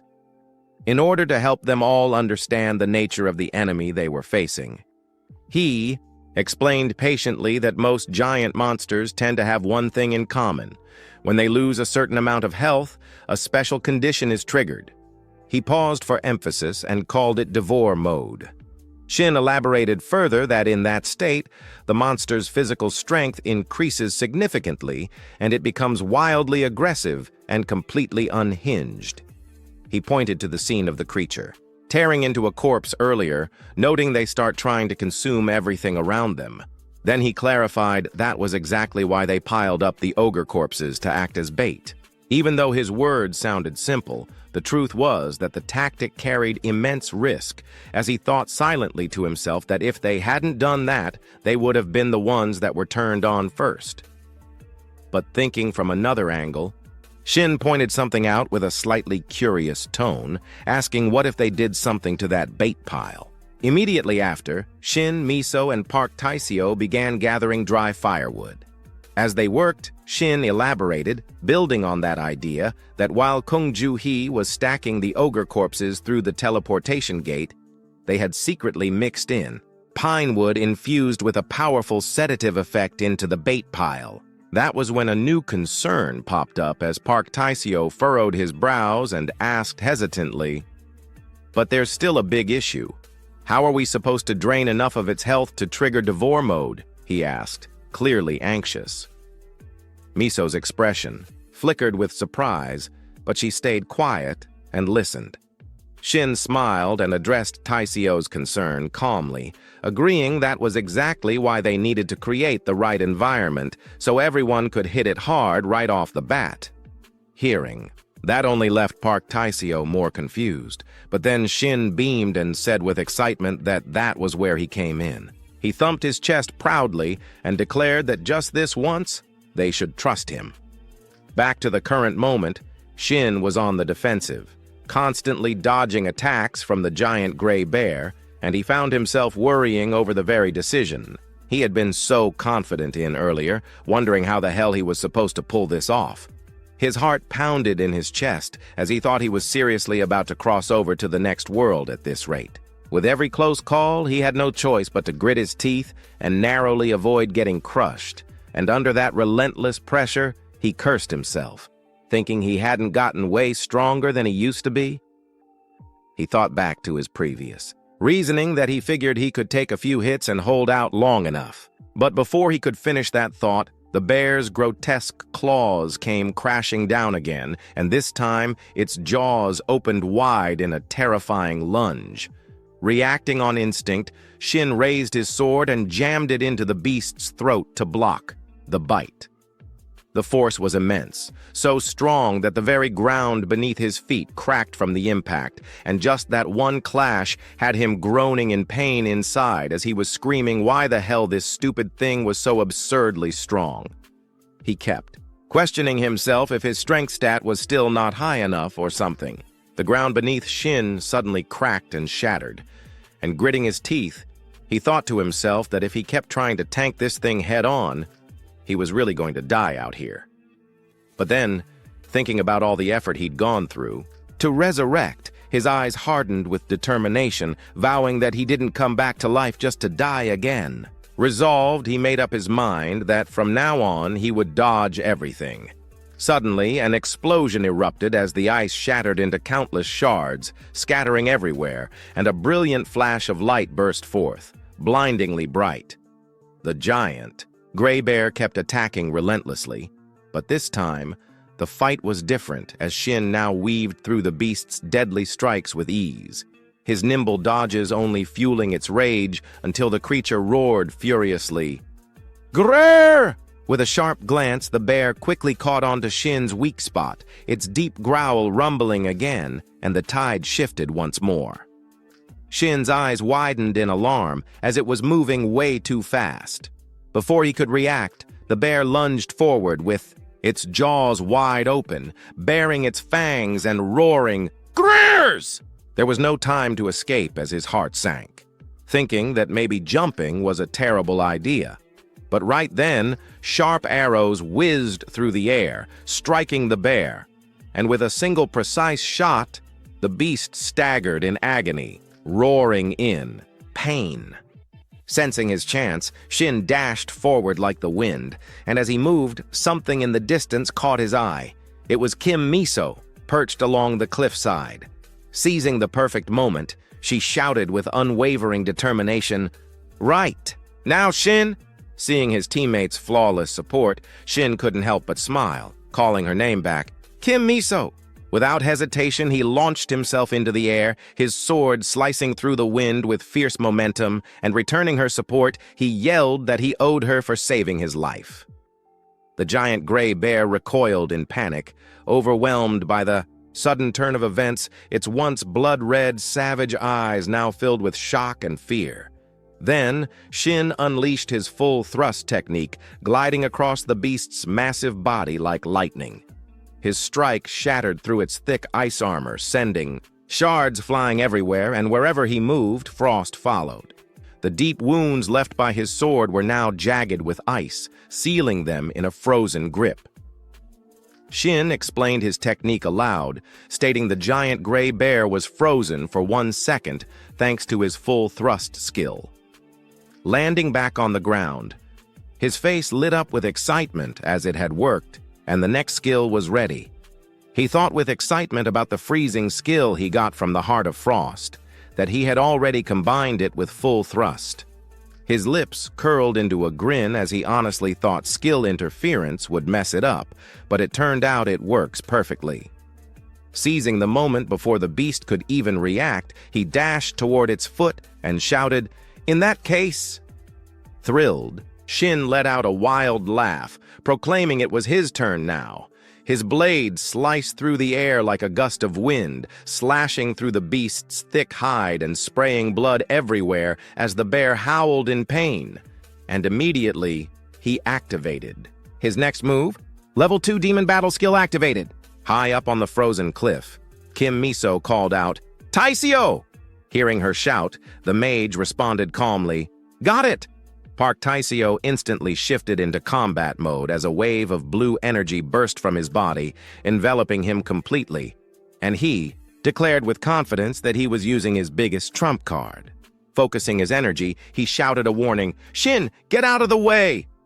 Startled, Shin quickly turned his head and barely managed to dodge to the side, watching as Park Taisio unleashed his most devastating spell straight at the giant gray bear. The skill lit up the battlefield as Taisio roared, "Blue Flame Crimson Crane!" The beast, bombarded by relentless attacks, howled in agony. From a distance, Sun Yun couldn't hide his shock at the overwhelming display of power, thinking this firepower was way beyond what he expected. The impact radius was so massive that even Shin had to brace himself against the shock waves, and at this level, there was no doubt. Sure enough, the giant gray bear collapsed, defeated by the onslaught. Shin smiled with relief, thinking they had done enough damage, but suddenly, the bear's eyes snapped open. Its pupils fractured into layers of bright golden slits as something strange was happening. The energy around the giant gray bear was changing. Its fangs rapidly multiplied, becoming long and razor-sharp, and the creature let out a terrifying roar. Just as planned, Shin smirked.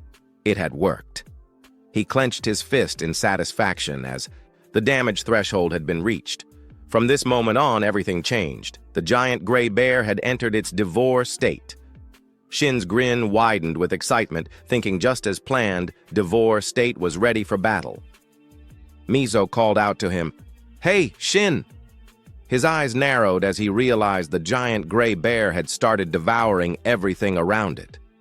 With its newly transformed, more savage appearance, it locked its hungry gaze straight onto Shin, and his face, now filled with visible anxiety as Shin thought to himself, "Huh?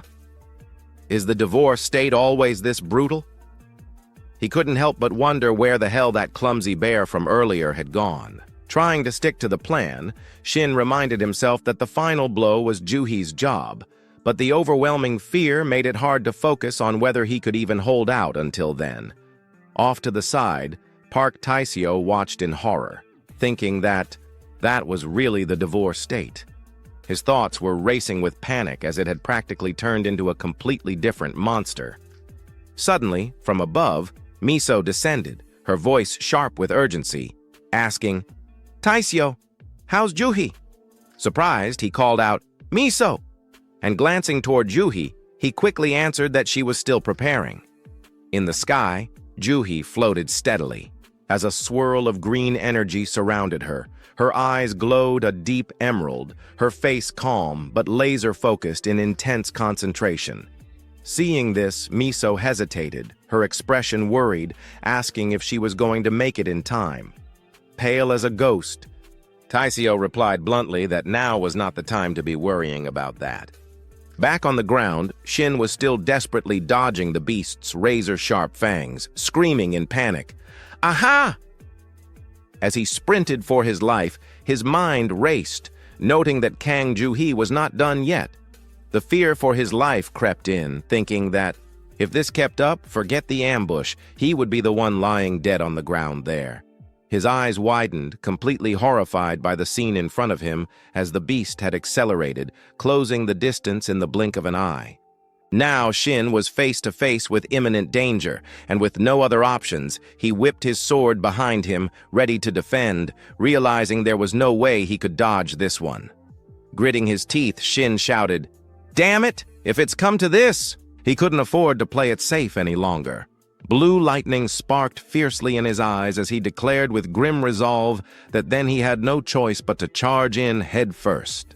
The next skill readied for activation. Illusion skill activated. And finally, it was time as Juhi made her move. A massive green vortex of energy erupted into existence, swirling violently under her control. Blood poured from the giant gray bear's mouth as its wide, trembling eyes stared in agony. Suddenly, it sprang to its feet from the pool of blood, gripping the rocky cliff with its claws as it let out a ferocious roar. The three of them froze, stunned by the beast's current state as it pressed a paw tightly against its previous wound. Suddenly, its eyes bulged unnaturally, and it let out a painful guttural growl. Then, a system notification popped up. "Congratulations! You have defeated the final boss, Giant Gray Bear." The blood-soaked creature collapsed, its massive weight smashing through the frozen ground, sending shards of ice flying everywhere as Shin and Miso instinctively raised their arms to shield their faces. Another notification appeared. "Congratulations! You have cleared the unidentified gate, prison table." Miso chuckled softly and said, "Nice work, Shin." He laughed and let out a deep breath, adding, "Ha ha, no big deal. I'm the one who insisted on doing this in the first place." Yet another notification flashed. Level up. After all the struggles they'd endured, Shin forced a wry smile, his face a little pale, as he thought to himself that the dungeon had been seriously tough. More than that, he recalled, there were so many moments they were on the brink. From the teleportation gate, Juhi finally emerged, looking exhausted but offering genuine praise by saying, "You guys were amazing," before she awkwardly added, "Sorry I couldn't do much to help." Seeing her appear, Shin was momentarily surprised. Miso, noticing Juhi blaming herself, gently reassured her, "It's okay." And with a teasing smile, Shin added, "Nah, thanks for being part of my reckless little plan." Hearing that, Juhi sighed in defeat and said, "Thanks to you, I think I've officially found my limits." But Shin just chuckled warmly and replied, "Haha, well, I'll be counting on you again then." Deep down, though, his feelings were sincere and grateful, as he thought, "Honestly, I'm truly thankful my teammates trusted me enough to go along with such a ridiculous plan."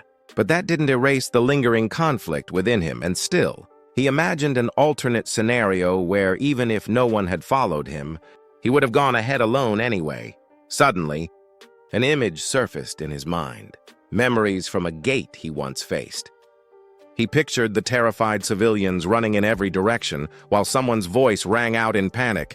"Over here! We need a medic!" Shin's expression darkened as he thought about the gates he faced in his previous life, and his voice dropped cold and heavy as he reflected that they always ended in tragedy. He remembered the moment his body had been badly wounded, the time when others had to care for him for a change, and the memory of someone rushing over, worried, echoing in his mind, asking, "Are you okay?"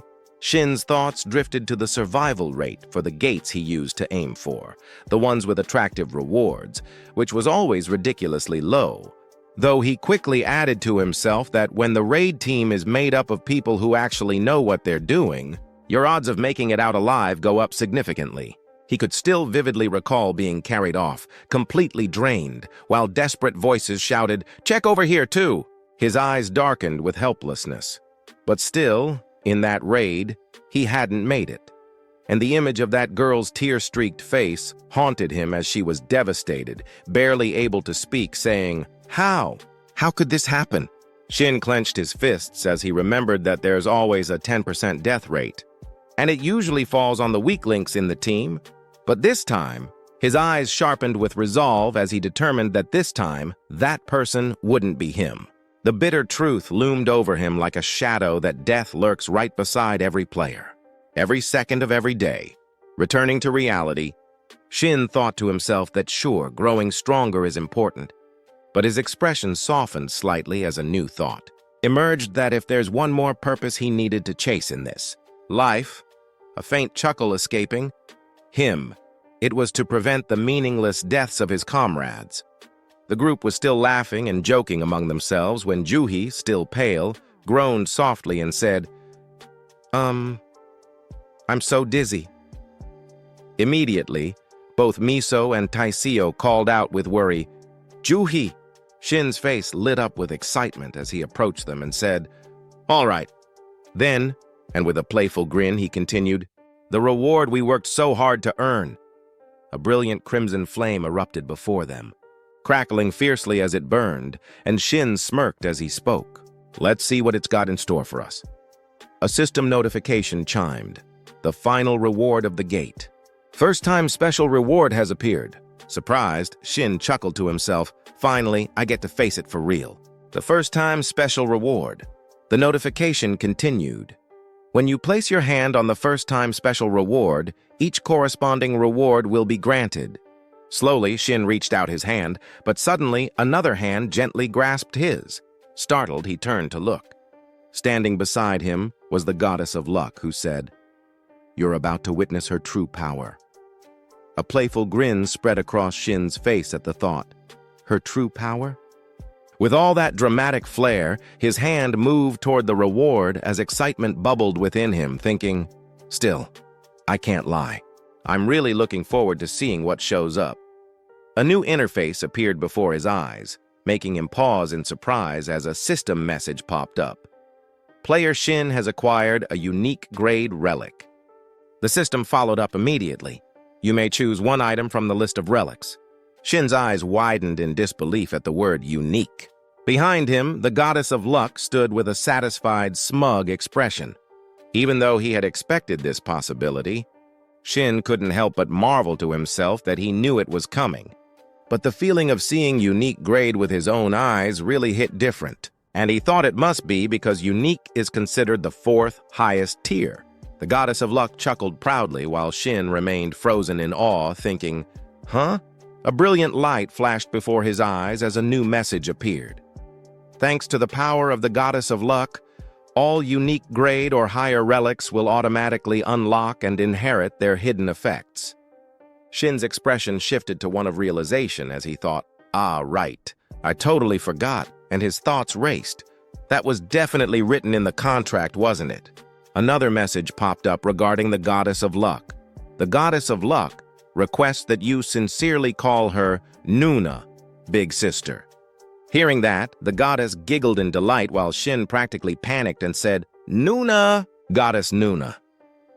A sly grin crept onto his face as he thought, I could call her that 100 times if this keeps up. Looking around, he let out a soft sigh, thinking, perfect. Looks like my teammates are all too busy checking their own rewards to notice anything. With his hand still extended toward the glowing light, his excitement returned and he said, all right, guess it's time for me to make my choice? Without hesitation, Shin thrust his hand forward, thinking, no reason to overthink it. A burst of radiant pink light erupted around him, and immediately, a heavy two-handed sword materialized in the air. Shin's face lit up with excitement as he recognized it was exactly the relic he had his eyes on. The system introduced the item, War Spirit's Greatsword, a two-handed weapon classified as a heavy sword relic, and along with that, the detailed stats and offensive power of the weapon were displayed before him. Shin grinned to himself, thinking, as expected of a unique relic, these stats are insane. He slowly reached for the hilt of the sword, thinking to himself, from now on, and gripping it tightly, he chuckled with excitement, thinking, I'm counting on you. The sheer destructive power radiating from the weapon left him stunned, but as he tried to lift the great sword, his expression twisted as he thought, what the? Why is this thing so heavy? It quickly dawned on him to wonder, where's that weight reduction effect? A new message appeared. Weight reduction passive effect, always active. Suspicious, Shin squinted at the effect panel as another notification popped up. Due to the skill Relic Devour, all mana costs for your current skills have been removed. All equipped relics will feel no heavier than 100 green. However, the effects of the same relic type cannot be stacked multiple times. Seeing that, Shin couldn't help but groan in frustration, thinking, what is this? Some kind of new hidden clause? He narrowed his eyes and wondered, since when was that in the contract? Just then, Miso approached with a curious look and asked, something wrong, Shin? He froze for a brief second before laughing it off and saying, huh? Oh, no, it's nothing, haha. Looking around at the group, Shin finally noticed and said, wait, but... And seeing the beaming faces all around, he asked, looks like everyone's pretty happy with their rewards, huh? Miso nodded enthusiastically and said, absolutely. We all got relics that perfectly match our class skills. And she shot him a knowing smile, adding, and it's all thanks to you, Shin. He waved it off, a little flustered, and said, uh-huh, I didn't really do that much. But Miso stood her ground, smiling firmly, and said, there you go, being modest again. But there's no denying we couldn't have done this without you. Miso kept smiling as she added, so the team talked it over. We decided to give you all the extra loot. The boss remains, the magic stones, everything. Sound good, Shin? The words hit him like a truck, and he was completely speechless, only managing to say, what? No, seriously, you don't have to do that. But Juhi immediately cut him off with surprising resolve, saying, nope, these things need to be handled properly. We already factored everyone's contributions during the fight, so don't argue about it. Helpless, Shin could only exclaim, oh! And seeing Shin frozen in place, everyone immediately panicked. Miso called out, Shin, we said it's fine, really. Juhi looked worried and said, please don't cry. Even Taisio, clearly concerned, simply called his name Shin. But inside, Shin was overwhelmed with an emotion hard to describe, thinking, I can't believe my teammates think so highly of me. His voice cracked slightly, eyes welling up as he thought, just the monster corpse alone is worth 600 million. Add in the other materials. It's got to be over 1.5 billion. Suddenly, a sly, mischievous grin crept across his face as he muttered, this is unbelievable. Miso, watching him hang his head low, called out nervously, Shin? But inside, Shin could barely contain himself, thinking, I can't stop smiling. Later, they made their way outside the frozen prison dungeon gate, and Shin, still looking a little defeated, spoke to Miso, saying, Yeah, let's save the celebration for next time. Miso turned to him with a teasing smile and said, Oh, really? That's a shame, but I guess there's no other choice, and she added playfully, Would have been nice if you came to eat with us, though. Hearing that, excitement sparked in Shin's eyes as he thought, I can't wait to see the results of this run. With that, the three of them headed off in the opposite direction, waving goodbye and saying, See you later, Shin. Miso added, I'll text you. Okay? Shin smiled and replied, Yeah. Thanks for everything today. But it seemed Miso wasn't quite done, as she paused and said, Ah, then looked at him with a curious expression and asked, Shin, mind if I talk a little more casually with you? With a gentle smile. Slightly taken aback, Shin forced an awkward smile and said, Sure, I guess. While he chuckled inwardly, What am I going to say? How dare you speak informally to your elder? Miso's lips curled into a soft, playful smile, and beaming she chirped, Well then, get home safe. Oppa. Shin froze for a moment, completely blank, but then a faint smile crossed his face as he replied softly, Yeah, you get home safe too. Inside, a nostalgic feeling crept up on him as he thought, Oppa, how long has it been since someone called me that? Maybe, just maybe, things between them would get a little sweeter from now on.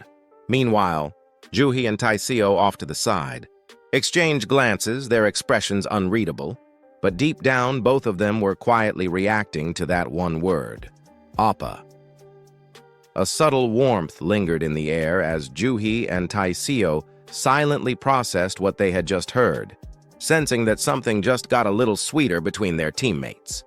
After a while, in a narrow alley behind Chunui Station's gate, Shin set down the massive sword before him and began channeling his mana. And immediately the system chimed in with a notification. You have absorbed Rusty Greatsword. The conditions for the effect Light and Burden have been met. The effect has been activated. As the sword slowly dissolved into fragments of light, he watched it vanish and let out a faint, awkward chuckle, thinking, Just as I thought. Since it didn't come with any bonus stats, I couldn't draw much from it. Still, considering it was my favorite spicy tuna gimbap, I guess I'm pretty happy about it. Shin then slowly lifted his hand and triggered the system once more, saying, All right then, everything's set. Now let's check the results so far. And he tapped the OK button with anticipation, his grin wide and brimming with excitement, his whole face practically glowing with the thrill of it all as the player information window popped up right away, showing his current level was now 51, that his strength stat had been boosted by 150 and his agility had climbed by 50, and that he also possessed a few skills, one of which was Knockback Burst, a technique that repelled enemies backward at the cost of 27 mana, on top of having earned the title Wise Hunter, which allowed him to recover 1 HP whenever he killed a monster by draining its life force. Surveying the fruits of his progress, Shin broke into a deeply satisfied smile, unable to believe it, thinking, Just switching over to a new sword raised my stats this much. Plus, I've picked up 2 titles and a skill. This gate really is a treasure trove. And then he had the thought, if I raise my luck stat even higher. And acting on it right away, Shin tapped the screen, prompting the system to announce, the player's luck stat has exceeded 200. Critical strike range has been recalculated, approximately 120% to 600%. Seeing those staggering numbers, the young hunter's eyes widened in disbelief as he realized, up to 600% critical damage? So if I'm lucky, I could land 6 times the normal hit. I've come so much farther than in my previous life in just 2 weeks. I've reached level 50. Something that took Yun Daegun years to accomplish, and in the end, Shin could only laugh quietly to himself before stating, All right then, and still brimming with joy, he clenched his fists and declared, I need to keep up this pace. Just wait, Demon Sword Dukyungsu. This time I'll catch up to you. But as he reveled in his progress, an unsettling surge of mana began to creep closer from behind him, causing the system to urgently warn, The atmosphere around you is growing increasingly unsettling. Yet Shin seemed oblivious. casually muttering, "Now then, I should go track down Shin and settle that score," until mid-sentence. The crimson glow of the ominous aura flared so brightly it finally caught his attention, and the moment his eyes locked onto it, the smile froze on his face as he uttered, "What?" "This familiar feeling." The system's voice then rang out again, announcing, "3 new constellations are approaching you. Lion King has taken an interest in your swordsmanship. Bringer of Beauty and Flame acknowledges the ferocity of your fighting spirit. Shadowhunter questions your very existence in this world, claiming you don't belong here." And when the 3 constellations suddenly manifested before him all at once, Shin couldn't hide his shock, which was followed by another update. Goddess of Luck remarks that some rather decent constellations have shown up this time, and your Shin coins are skyrocketing. At which the hunter let out a weary groan, saying, "Where on earth did you even learn to talk like that?" And for a moment he stood frozen, staring at the newly arrived constellations, forcing a stiff smile as his heart struggled to process the surreal sight. Thinking I didn't expect the next wave of constellations to appear this quickly. It must be because my growth rate is ridiculously abnormal. The friendliness and networking of the Goddess of Luck are probably the biggest reasons. And then he internally chided, "Stop acting like you can read my thoughts already." But the thought had barely crossed his mind when the goddess beamed and gave him a thumbs up, making Shin blink in disbelief as he realized, wait, she really can read them. So he lifted his gaze and muttered, "All right, let's see who's shown up this time.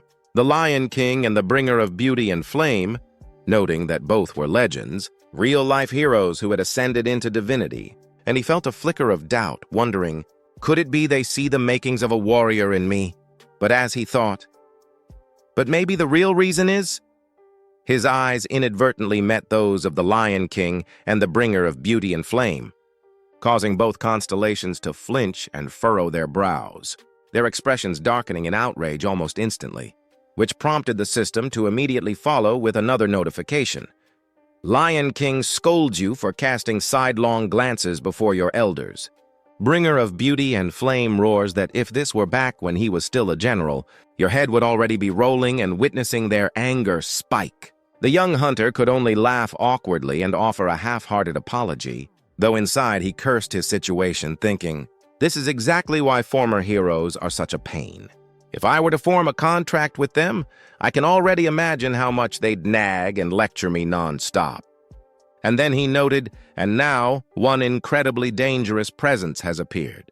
And as that thought crossed his mind, Shin cautiously shifted his gaze elsewhere toward the shadow hunter, who was watching him with a mocking smile. And of all the constellations he could have run into, she was the very last one he ever wanted to meet, because she constantly monitored the dimensional strips in real time, endlessly moving from place to place in pursuit of players who had gained excessive benefits from system glitches.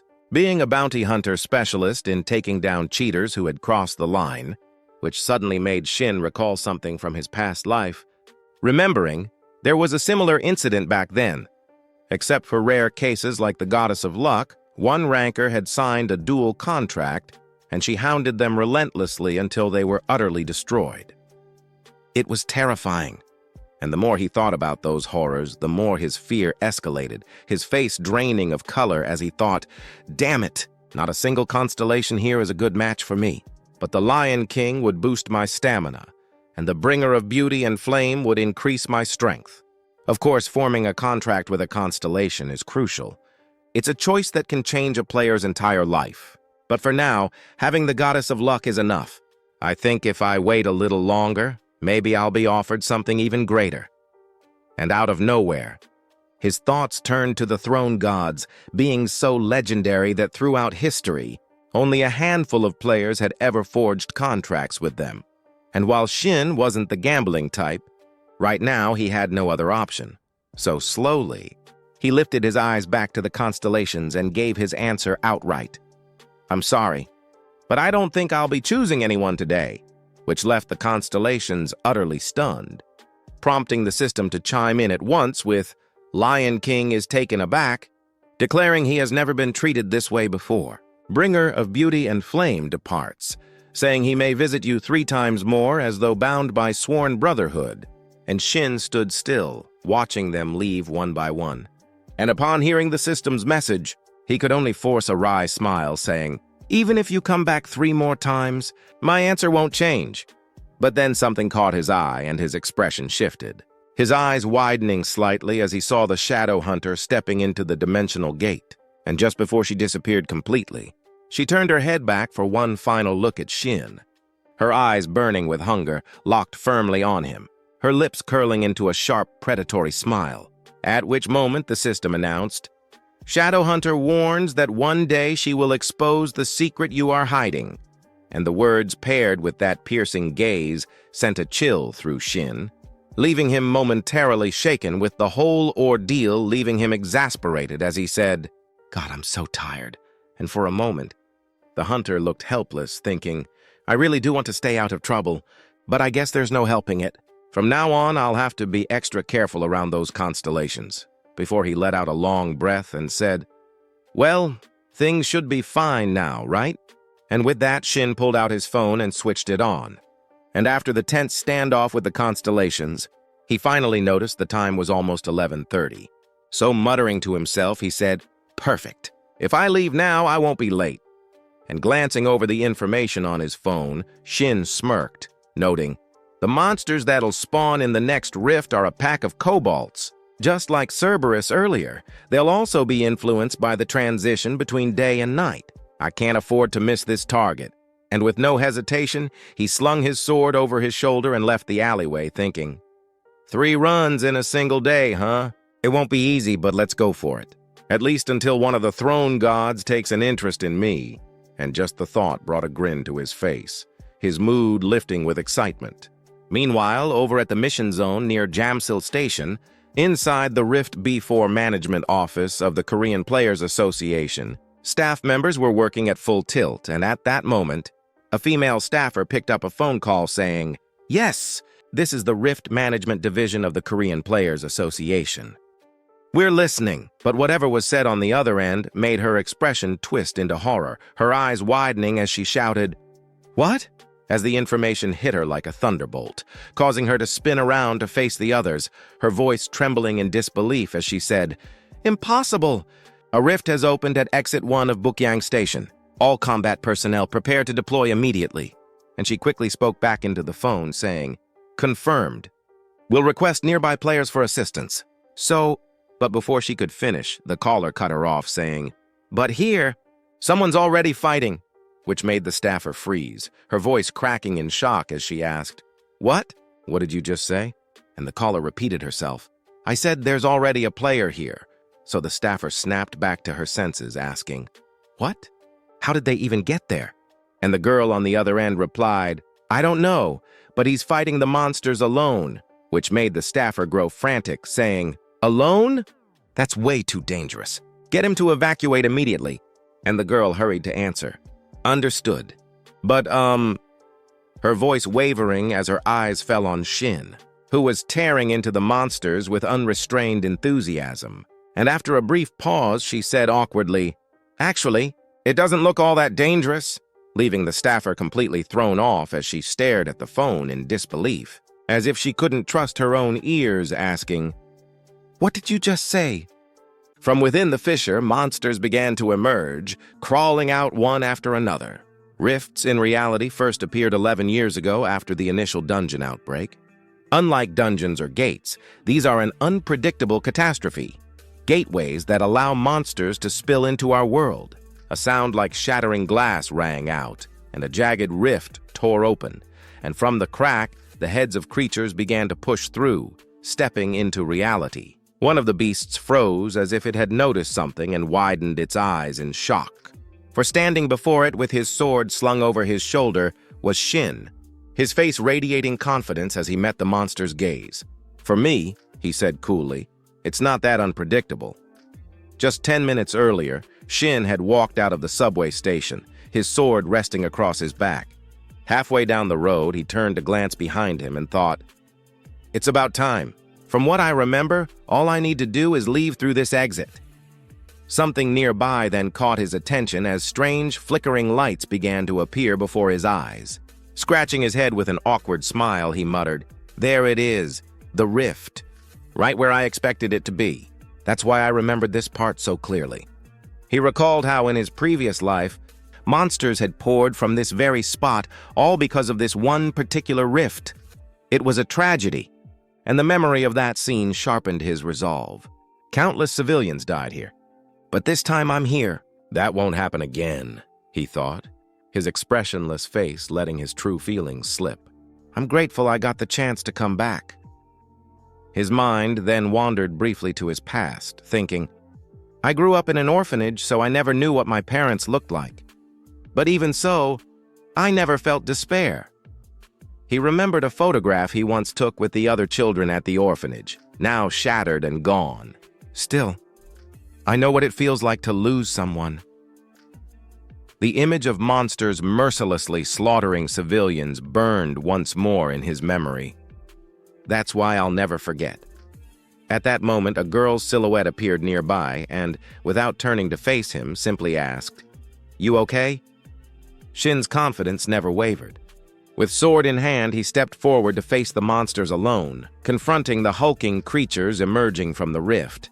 Their snarls and guttural growls filled the air, their feral eyes gleaming with hostility. But before they could charge, Shin unleashed his first strike. At the intersection of day and night, wolf-type monsters freeze in place. Under this effect, the pack snarled, muscles straining, but their bodies refused to move, locked stiff under the strange phenomenon. Pleased with the result, he let out a grin of approval. Nice. That worked better than expected. But then Shin's eyes shifted to the side, his thoughts sharpening. Still, it doesn't feel as effective as when I fought Cerberus. The star-lit sky stretched above, but not a trace of the moon could be seen, and from that alone, he understood the reason. So that's it. The moon's completely hidden. Without it, they won't fully submit to me. Yet instead of discouragement, excitement flickered in his chest. That actually makes things more fun. The monsters remained frozen, unable to move, their throats rumbling with frustrated growls. Gripping his sword tightly, Shin charged straight into the pack and activated a new ability, Full Burst, Mobility Skill Level 1, which focuses massive energy to dash forward in an instant and strike the enemy, where the longer the charge, the greater the distance and damage, with the downside that all other movements are restricted while charging. A brilliant streak of blue light shot past a monster's face, and thinking it had narrowly avoided the blow, the beast sneered with pride, but then beside it, a small blue orb flickered into existence and rapidly expanded, its weight forcing the monsters backward. Knockback? A hidden skill that forces enemies into a knockback state, consumes 27 mana per use, has a success rate and distance that depend on the target's resistance, and can consume up to 183 mana to boost both success and distance. With just his opening strike, Shin had already sent the monsters reeling, forcing them back into the rift itself, and even he was surprised at the overwhelming force of the ability. The knockback effect has way more range than I thought, and stacked with Full Burst, the damage is brutal. The monsters were left coughing blood, battered from the sheer impact. This alone just raised my area of effect attack power a notch. They staggered, gasping for breath, their injuries severe. And with my luck stat boosting critical damage output, I'm sitting at 120% to 600% critical damage potential. The creatures trembled as Shin advanced again, their eyes wide with fear, and he smirked. Still alive after that. Guess I haven't hit max crit damage yet. Leaping high, sword ready, he prepared another strike, and as the monsters panicked and turned to flee, he said, his eyes gleaming, Fine then. Let's see just how high that damage ceiling really goes. Meanwhile, a car sped down the road at breakneck speed, racing toward the rift, its driver's eyes locked on the glowing fracture. There it is. Found it. The car screeched to a halt just a few steps from the rift, drawing curious stares from bystanders. Lee Hun was the first to step out, introducing himself with a steady voice. We're from the Players Association. Who made the call? I'm Lee Hun. Korean Players Association, level 110, player rank B. A young woman quickly raised her hand and stepped forward, pointing toward the battlefield. That was me. The monsters are over there. After taking in her report, Lee Han nodded firmly. Understood. Find somewhere safe. We'll handle this. But before he could move, someone at his side called out, "Hun!" It was Li Jiang, his eyes sharp as he spoke up. "I think we should scout ahead first. Lee Jung Korean Players Association, level 90, player rank B." The two men turned their gaze toward the rift where Shin was already locked in combat, facing the monsters alone, and the sight left them both stunned. "The hell?" they muttered, unable to hide their disbelief. Just then, one of the beasts roared and swung a massive fist straight at Shin. With weapons already drawn, Li Hun and Li Jung stepped forward to assist. But then Li Hun caught sight of the creature and froze for a second. "A Cobalt warrior, so this rift is a Cobalt type. Quick, let's take it down first." "Got it," Li Jung replied, but before they could charge, Shin's voice rang out from the battlefield, calm and commanding. "I'm fine. Don't come any closer." His confidence unmistakable as he declared, "I'll take them down myself." Li Hun almost couldn't believe what he was hearing. "Wait, are you saying—" But Shin had already activated his powers. Title: Face-Off activated. Condition: Isolation. Targeted Cobalt Warrior has no allies within 5 meters except you. Effect: all skills boosted by 20%. Now then, let's stack it with body enhancement activated. Physical stats amplified. Speed increased. The Cobalt Warrior snarled and raised its blade, ready to strike. But Shin wasn't about to yield, and channeling the energy he had been building, he steadied his sword. Knockback stored all this time. Let's see what happens now. Two forces of immense power clashed head-on, the air trembling with the impact, but the Cobalt Warrior was no match for him. Overwhelmed, it was blasted off its feet, sent flying across the battlefield by Shin's strike.